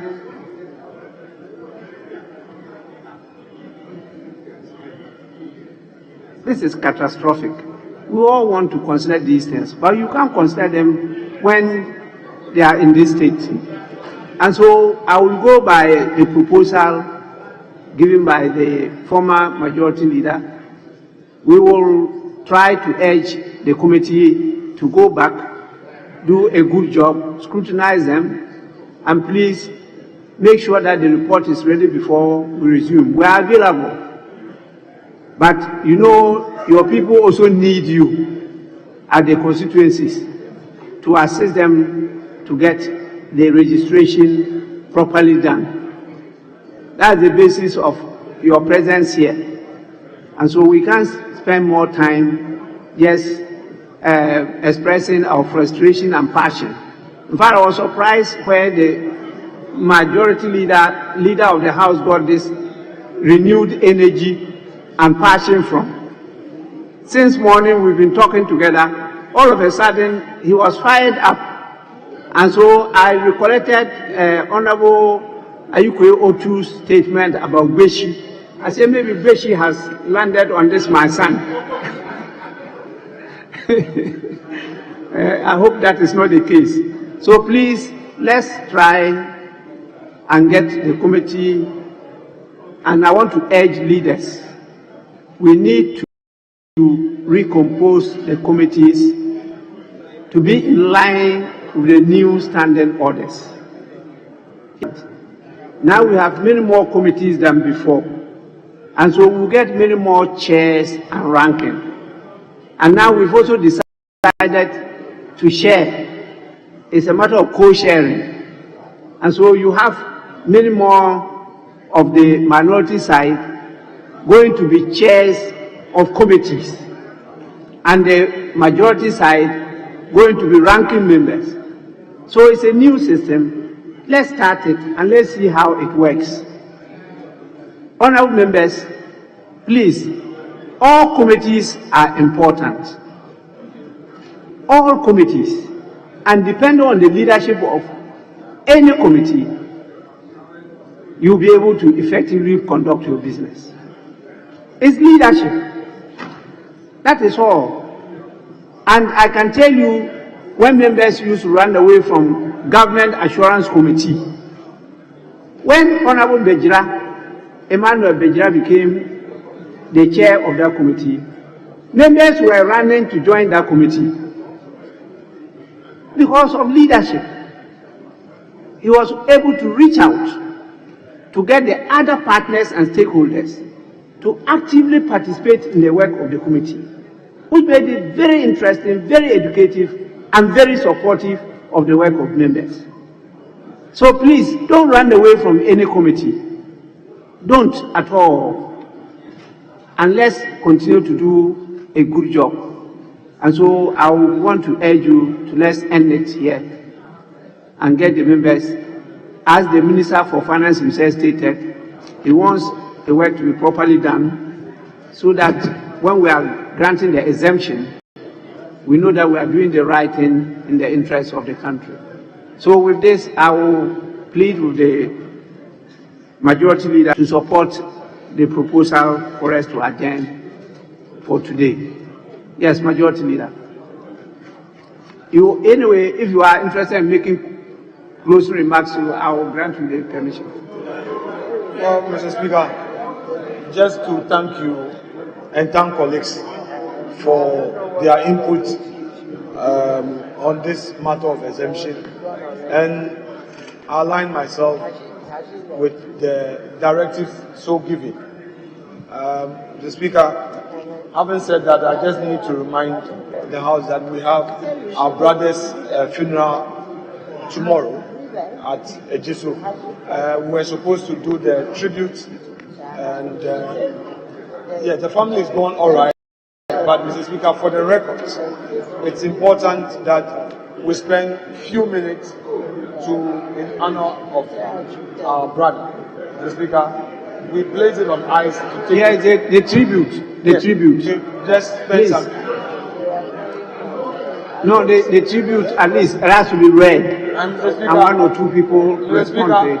We can't just catch after it. adjournment, there are very important housekeeping matters that would be discussed. And I have the key to that all important. Yes. Yes. Yes. Yes, Mr. Speaker. Yes. And Mr. Speaker, I am going to deliver that special message to those who behave well. They will behave well. Mr. Speaker, so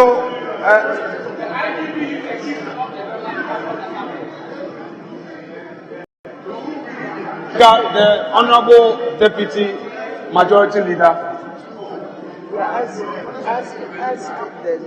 Mr. Speaker, the Deputy Leader is going to take the statement. Yes.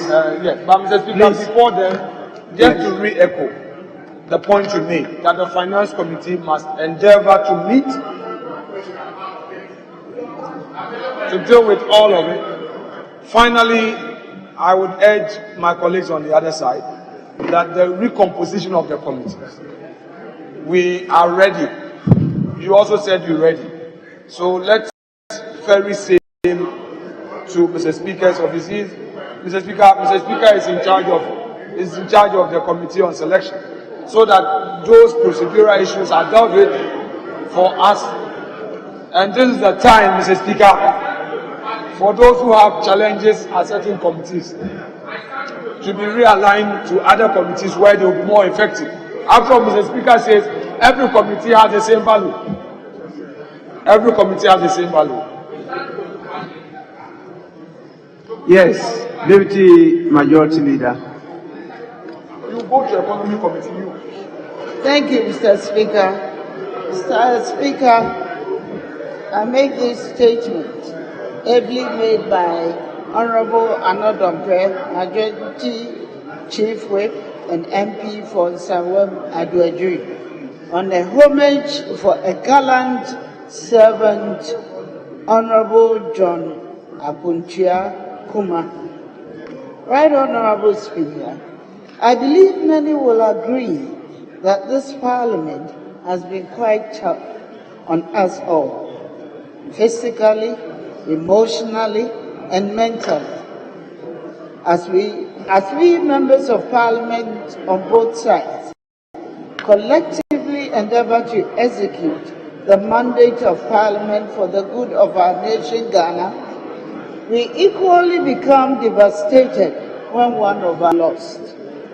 Mr. Speaker, our brother and friend, Honorable John Apuntia Kuma, was undoubtedly a good servant of the nation, and receiving the news of his passing struck us with profound sadness.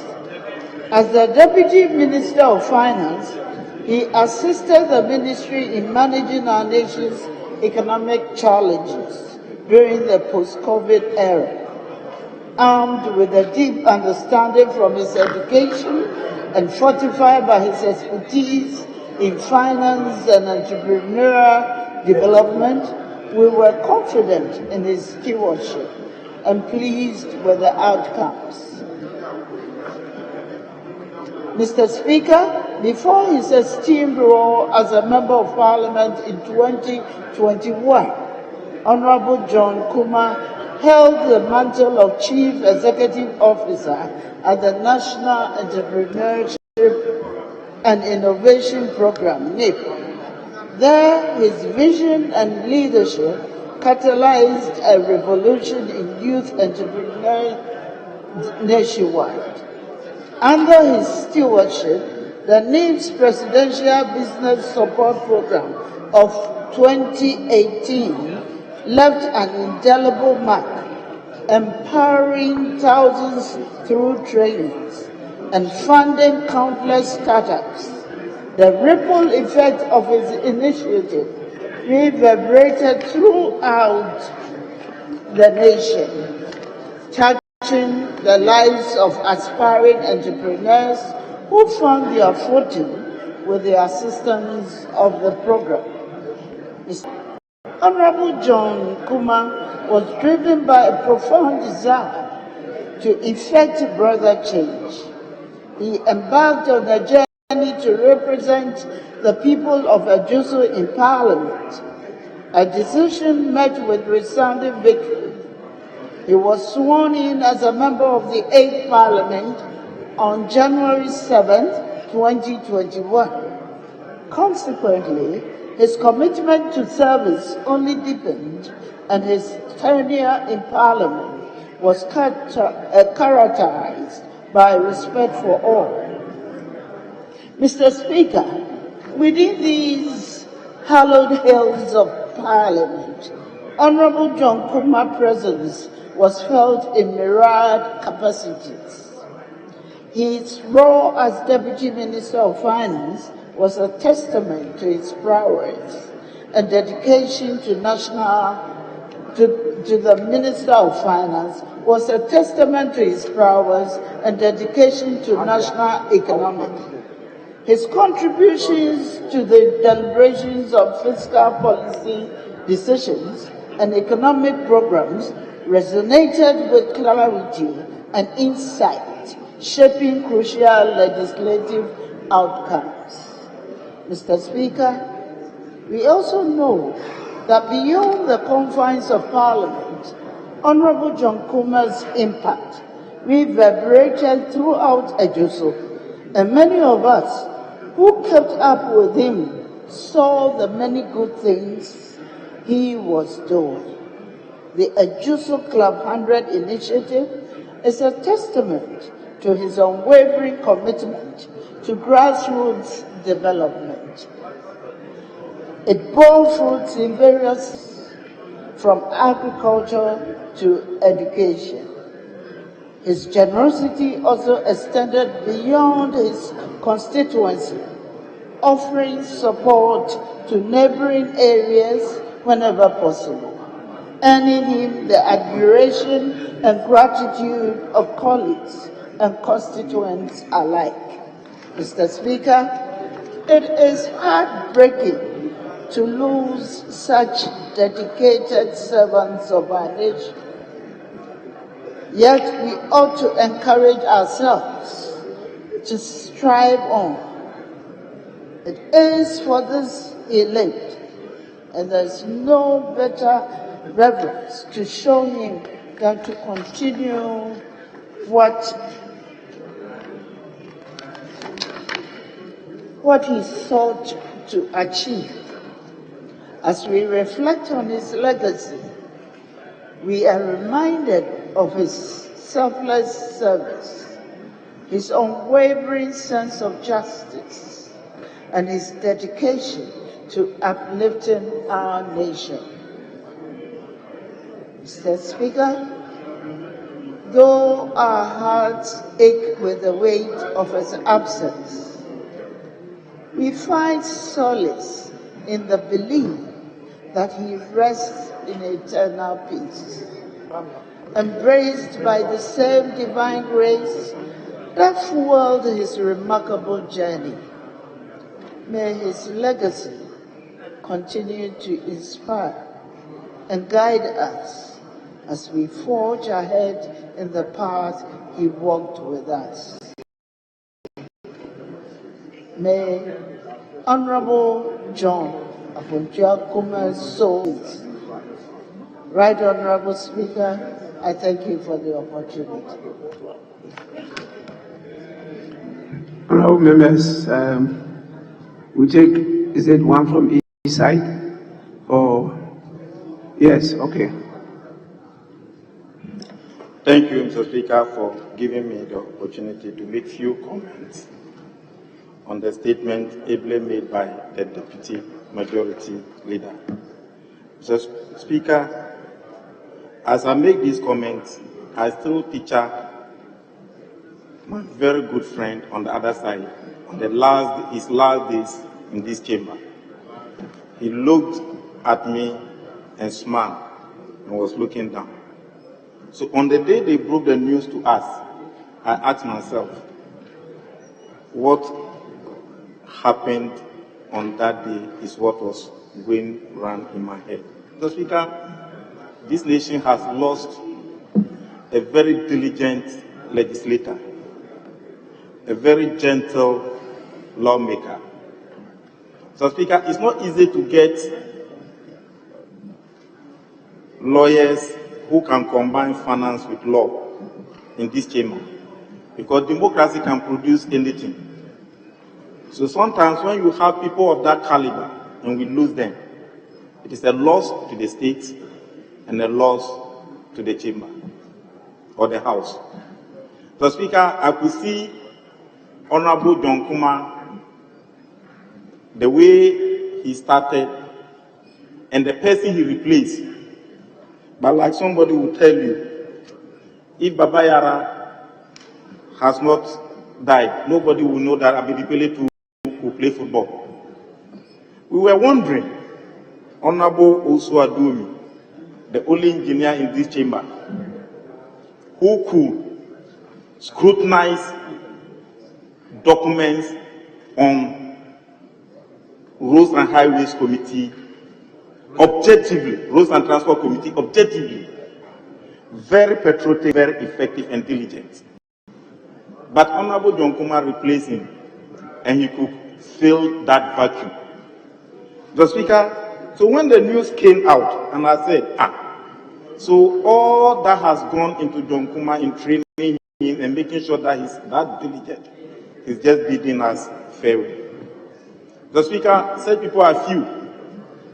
And sometimes when Honorable Abna Oseasare and Honorable Atufosi and Honorable Ricket Hagan, when they speak, and you consider when they entered here, including Honorable John Kum, if this nation could train people of that caliber, we could have gone far. And when you are going for international negotiation, these are people that you send, but also soon. Maybe we needed him, but God needs him very much. So, Mr. Speaker, I may not belabor the point. Just as we want the best on earth, God also wants the best in heaven. All I can say is, may his gentle soul rest in perfect peace. But, Mr. Speaker, to conclude, from that enclave, we've gotten two painful laws. That constituency is not that far from Honorable Baswa. Two diligent people from that enclave. And I believe, Mr. Speaker, as legislators, maybe, just as we did today, we came here in the morning and it is almost 7 going to 8. We must take into the health of the legislator. I was going to the chamber and I met one legislator and he was telling, oh, my wife collects 3 times what I collect. And I laughed it off, but you are MP. People think the myth surrounding the legislator, nobody have mercy for the legislator. Our plight, I don't know what makes it so, but I think the legislators are suffering. And we must empathize and sympathize with one another. We must take due cognizance of our health as well. As a whip, when we were whipping members, somebody will be coming with his medication. But because they want to come and work for Ghana, they come. These are the hidden things that the Ghanaian doesn't know about the legislator. But I think the time has come for us to take into consideration the health of the legislator. Other than that, we may be losing very diligent people. And when you lose somebody like John Kum, the loss to the state cannot be quantified. Well, he was a lawyer, a finance person, a legislator, and had the opportunity to work at the Ministry of Finance. So he could see the figures. Therefore, when he's speaking, he speaks with facts. So, Mr. Speaker, in conclusion, all that I want to say is that may the soul of our beloved friend, Honorable John Kum, rest in perfect peace. Thank you, Mr. Speaker, for the opportunity. Thank you, Mr. Speaker. Yes, Minister. Thank you, Mr. Speaker. Mr. Speaker, I want to thank the House for this tribute, particularly the maker of this statement, Madam Deputy Leader. This is important for me because Honorable John Kum was my Deputy Minister, and we worked very closely together. He was very hardworking, and even when it showed clearly that he was not well, he was still working.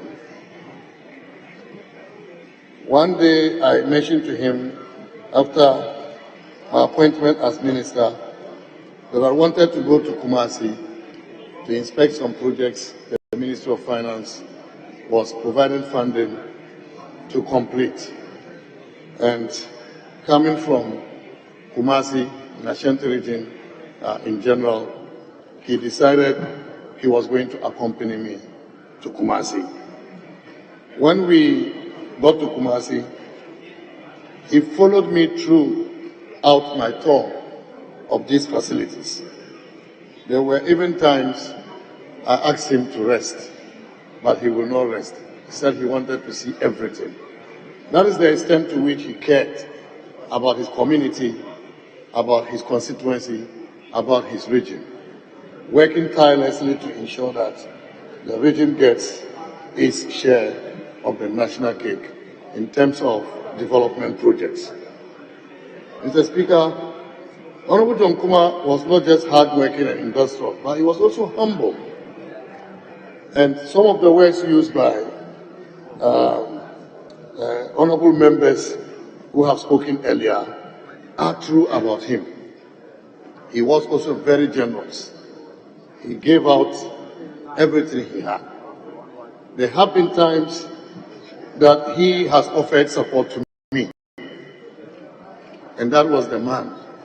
When I moved to the Ministry of Finance as Minister of State, it was always gave him an orientation, taking me through the work of the Finance Ministry and introducing me to various divisions before the ministry organized a formal orientation for me.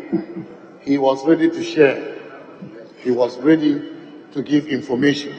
He was ready to share knowledge. He was particularly interested in matters relating to the youth development. He had been the head of NED, National Entrepreneurship Program. And so at the Ministry of Finance as Deputy Minister, he had responsibility for wealth creation and continued to provide oversight and leadership to the program of NED.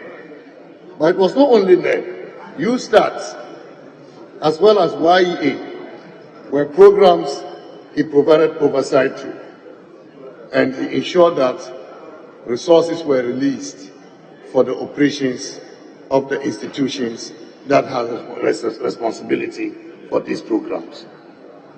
Mr. Speaker, on this occasion, in the passing of Honorable John Kum, it is a big loss to me personally. It is a big loss to the Ministry of Finance. It is indeed a big loss to our country. Mr. Speaker, as part of his industriousness and his love for his community, I saw on Facebook one time when he was visiting a fish farm and put the video on Facebook. I called to ask him, where was that? And he said it was fish pond in his constituency. I asked whether I could come and see what he was doing so that I could replicate in my constituency. That it was a giant effort by him to employ the youth of his constituency. I went to see what was happening. It wasn't a personal business he was running for himself, but he employed, recruited people in his constituency, young people who were managing these fish ponds and earning their livelihood through that. And so Honorable John Kum gave his all, and we must commend him and continue to credit his legacy for what he did for himself, for his constituency, for the Ministry of Finance, and for the country.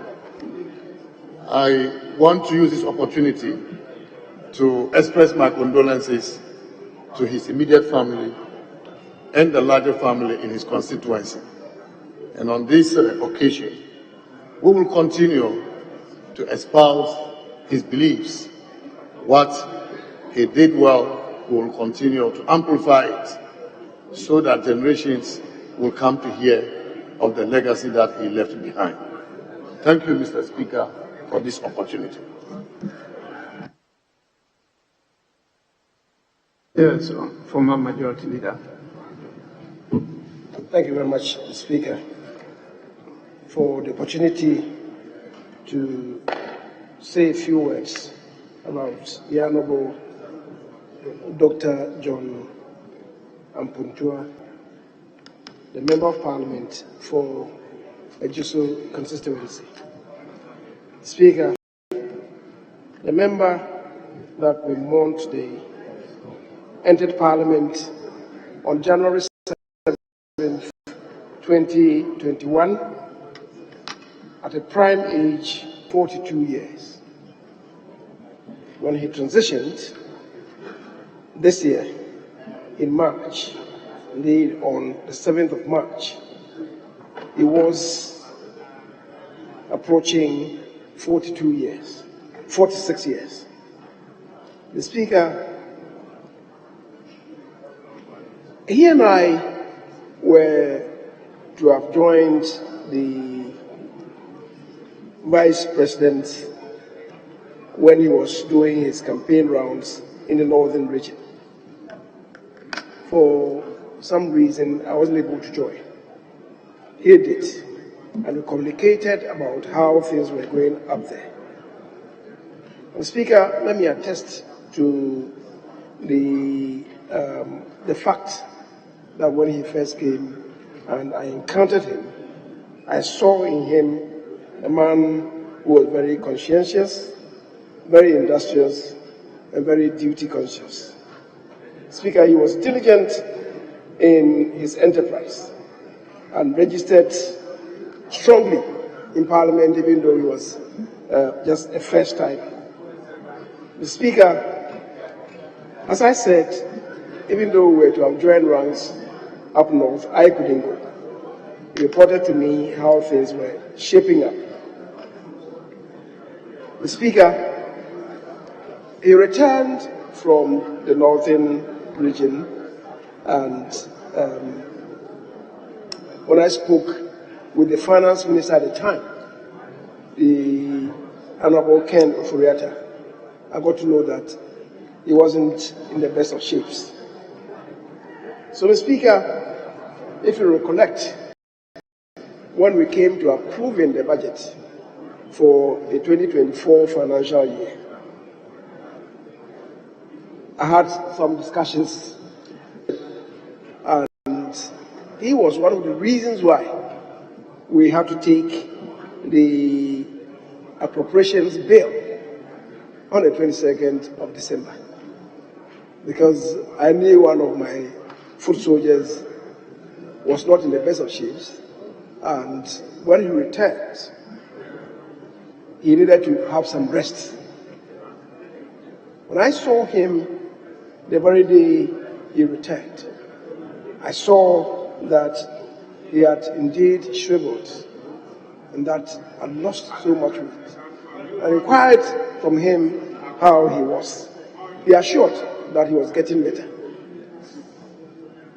The Speaker, before then, through the finance minister, the then finance minister, I spoken to him, and he was recovering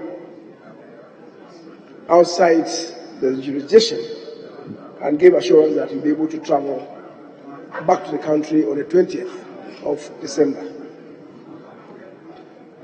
Speaker, subsequent to that, we met on the 4th of March, when at the Manifesto Committee of the MPP, he joined ranks with the Finance Subcommittee to make a presentation before us. I sat close to him and I asked whether he was in good shape. He assured, but I could see from his mannerisms that he was not really very much properly physically constituted. But to travel to Kumasi in the evening of the 4th. We did, and we were to come to Koforidua where the March 6 was going to hold. That's March 6. The Speaker, I traveled by road to Koforidua. I got there and I was not so enthused about the environment there. So I drove on to Accra without attending the event. Upon inquiry, I was told that he was still at Ejuso and that he wasn't feeling too well when he had attempted to come down to Accra. But I thought that it was part of the normal ordeal that he was going through. To get to Accra and to be informed that he had transitioned. Certainly not any happy news, and I was really taken aback because I had no inkling that such a tragedy was going to befall his nuclear family, the people of Ejiso, his party, the Parliament of Ghana, and indeed corporate Ghana. Mr. Speaker, as I said, I saw in this young man a man of enterprise and a man of great promise. But it happened when it happened. And as they say, it is what it is today. What else can we tell the family but to console them, empathize with them, to pray to God for fulfillment to the family and replacement in the fullness of time, so that they'll be able to harvest the seeds that he had sold for the family, for the community which he represented. Speaker, at this period, I can only say and pray to God that may his soul rest in perfect peace. I thank you very much.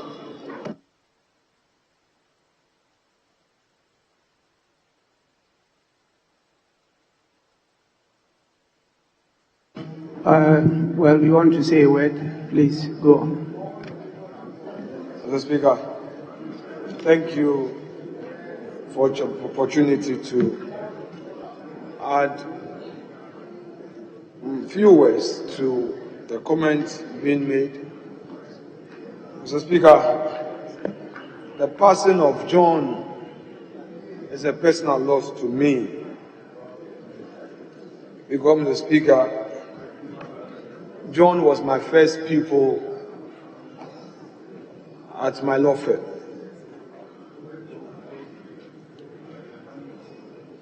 I don't want to break down, I don't want to be emotional.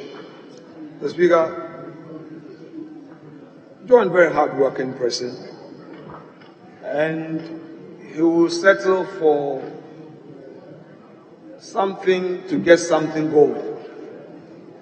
Mr. Speaker, I recall when he joined my law firm, I had a principle at the firm that we are either doing pro bono or charging good fees.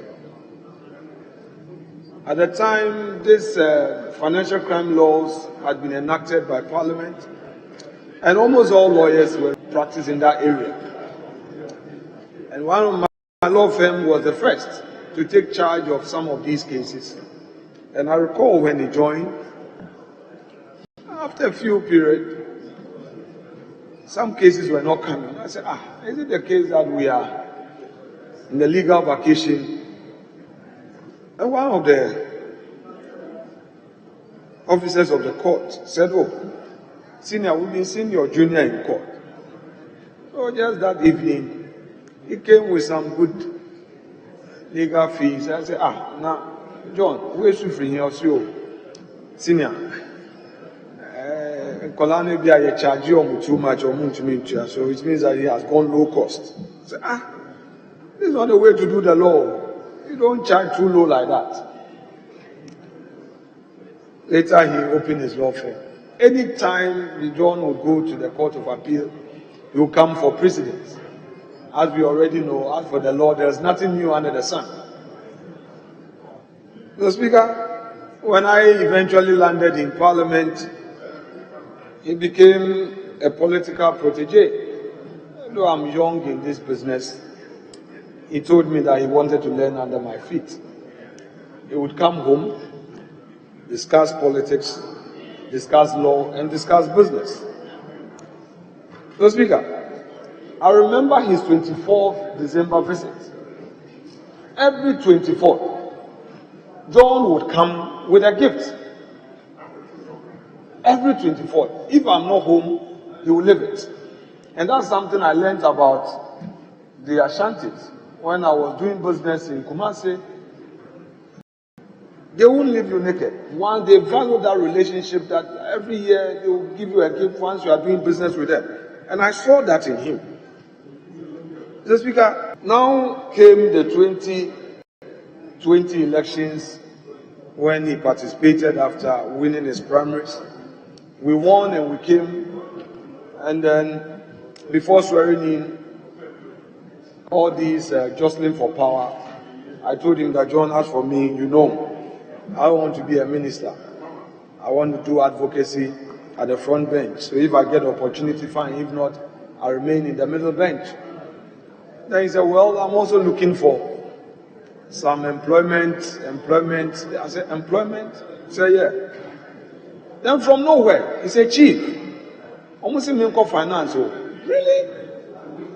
The Speaker, he wasn't expecting to go to the finance ministry. It came as a great shock to him. And when he went there, we all know how he distinguished himself. Mr. Speaker, I cannot mention numbers or figures here, but John did not abandon that 24th night visit. He saw me as a senior, the one who trained him. It's safe to say that this time the volumes were a bit high. He will remember my and he would add gifts. My condolences to the wife and the little ones. Mr. Speaker, 3 days before his passing, I think I was alone here. And then he came to me and congratulated me and whispered matters of our mutual code, which I can't disclose here. Mr. Speaker, when I heard John had passed, it reminded me of my own situation 3 years ago, Mr. Speaker. And here I want to state that we must take care of our health. I was all over working. I felt a sharp pain in my calf, just climbing my steps. I said, how? What's the problem? I couldn't breathe well. The doctors did their investigation. Later they said something called D-dimer, blood clot, pulmonary embolism. They said I have to be bed rested for some 21 days. When we checked the clotting, Mr. Speaker, they said it was 7. The normal one is supposed to be 0.5. 0.5. Mine was 7, meaning that I was on my way to see the ascended masters. I said, what is happening? Mr. Speaker, at that moment, when the doctor who thought I was asleep asked me whether I had written my will, and I heard, I panicked. What do you mean? Whether I've written my will? And Honorable Kennedy Japan visited, and the wife too saw the report. They said 7. I said, maybe 24 over his life. I don't know how John heard I was unwell. He called, he visited. The Speaker, his first thing was to pray with me. I know him to be a charismatic Christian. Mr. Speaker, I started as a charismatic. And I thought I could no more pray in tongues. But when he started, we all started praying in tongues.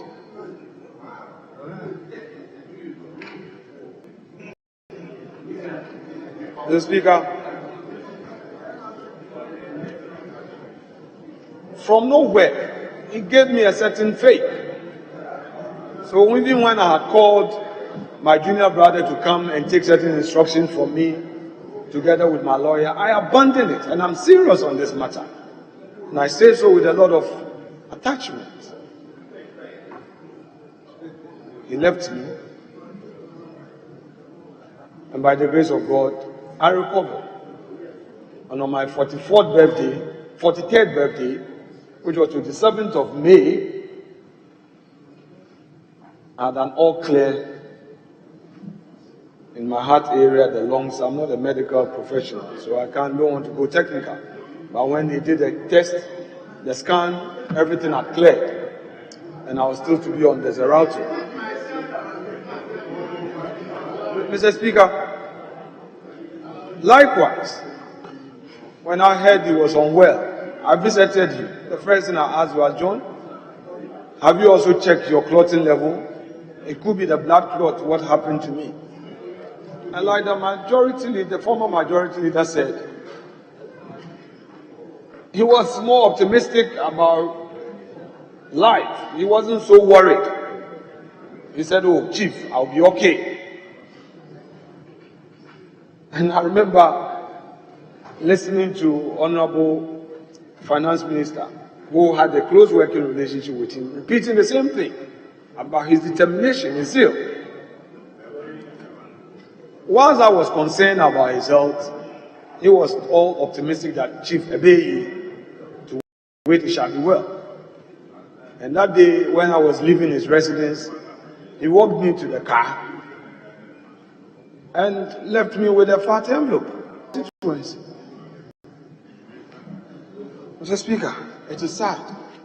But all I want to say is that let's check our health. Recently, a colleague who took his health issue serious called me and told me that, Honorable, go and do, is it colonoscopy or colon whatever, colon what? Colonoscopy. And I said, oh, what about it? He said, oh, he went to do colonoscopy and then he was told that he was having some infections within his colon. And if he had not checked on time, within 2 years he would have developed colon cancer. So, colleagues, the work we are doing is no joke. Perhaps you would have mourned me in 2021 till end of 2021. I knew what I went through. And since then, every 6 months, I check. Sometimes we are scared of checking our health status. It will get worse if you don't check. Every now and then I'm checking my blood level. Every now and then I'm checking. Do a full scan, check everything and know it. So that we don't blame the juju and the sasabunsam and the poison and we say, Obine eye that somebody is killing us, somebody actually a true. Let's check our health. For the sake of our family, for the sake of Ghana. Mr. Speaker, Shakespeare says that there is nothing serious in mortality. I would conclude by wishing the family well. Pray for the family. Pray that God will give strength to Mrs. Kuma and the little ones to stand firm in these difficult times. I want to urge all colleagues to find time so that tomorrow go to Ejisu and mourn our departed brother. May his soul rest in perfect peace. And I thank you, Mr. Speaker, for the opportunity, and colleagues, I thank you for your kind audience.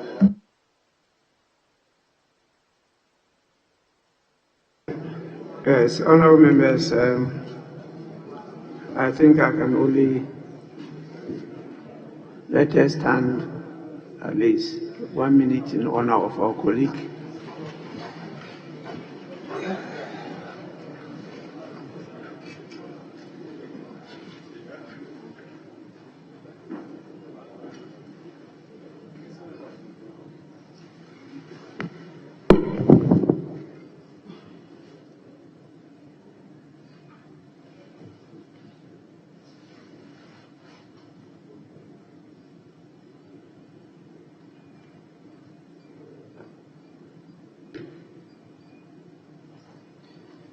May the soul of Honorable Dr. John Kum and the souls of all the faithful departed rest in perfect peace. Amen.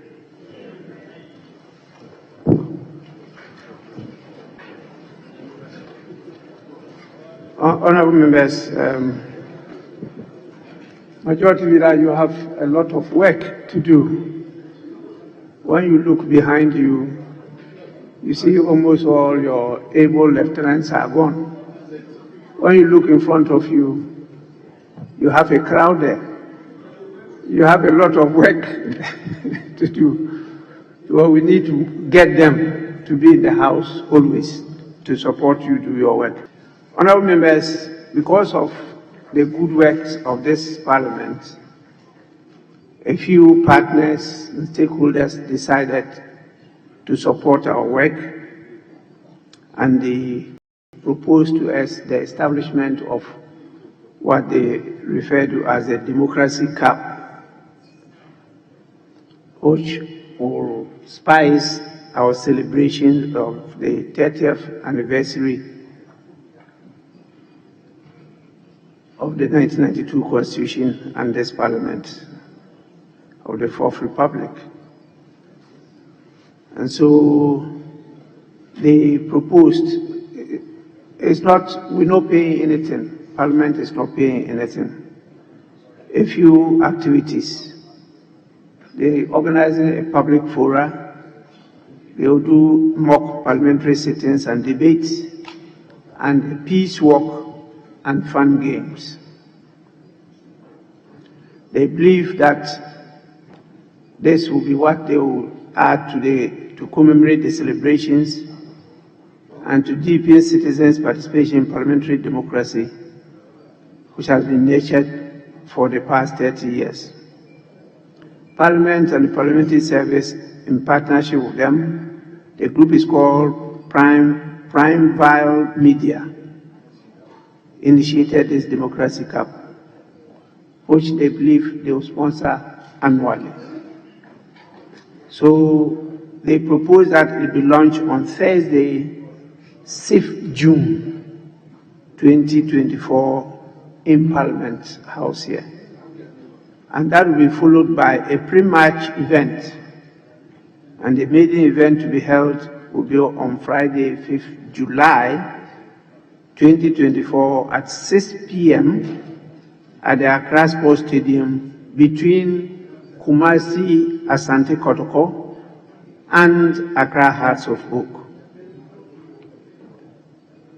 Honorable members, prior to the main match, there will be a curtain raiser between the leadership of the House, honorable members, and staff of the Parliamentary Service with former Black Star players. I think Tornado is leading that group. You all know Tornado, the former captain of the Black Stars, Stephen Appiah. The winner of the cup. This is where I want to urge all of you to go and sharpen your football boots, because it's interesting. The winner of the Democracy Cup, because I want Parliament to win, will play against DC United in Washington, DC. The football team called DC United. The winner of the Democracy Cup, they will be sponsored to go there to play DC United. And so you those here, if you are good and you are able to win the cup, you will be sponsored to go to Washington. And I believe this is interesting. Definitely I will be part of it. You don't want me to be number 9, you want me to be coach. Yes, so this is the information they pass on to me to inform you. They will be coming around. We'll definitely have the sporting equipment, boots, jerseys and the rest for this all-important lightning event. I believe it's just to support us deepen the culture of democracy in the country. And it will be good you all participate in it. With this, and with your indulgence, I proceed to adjourn the House.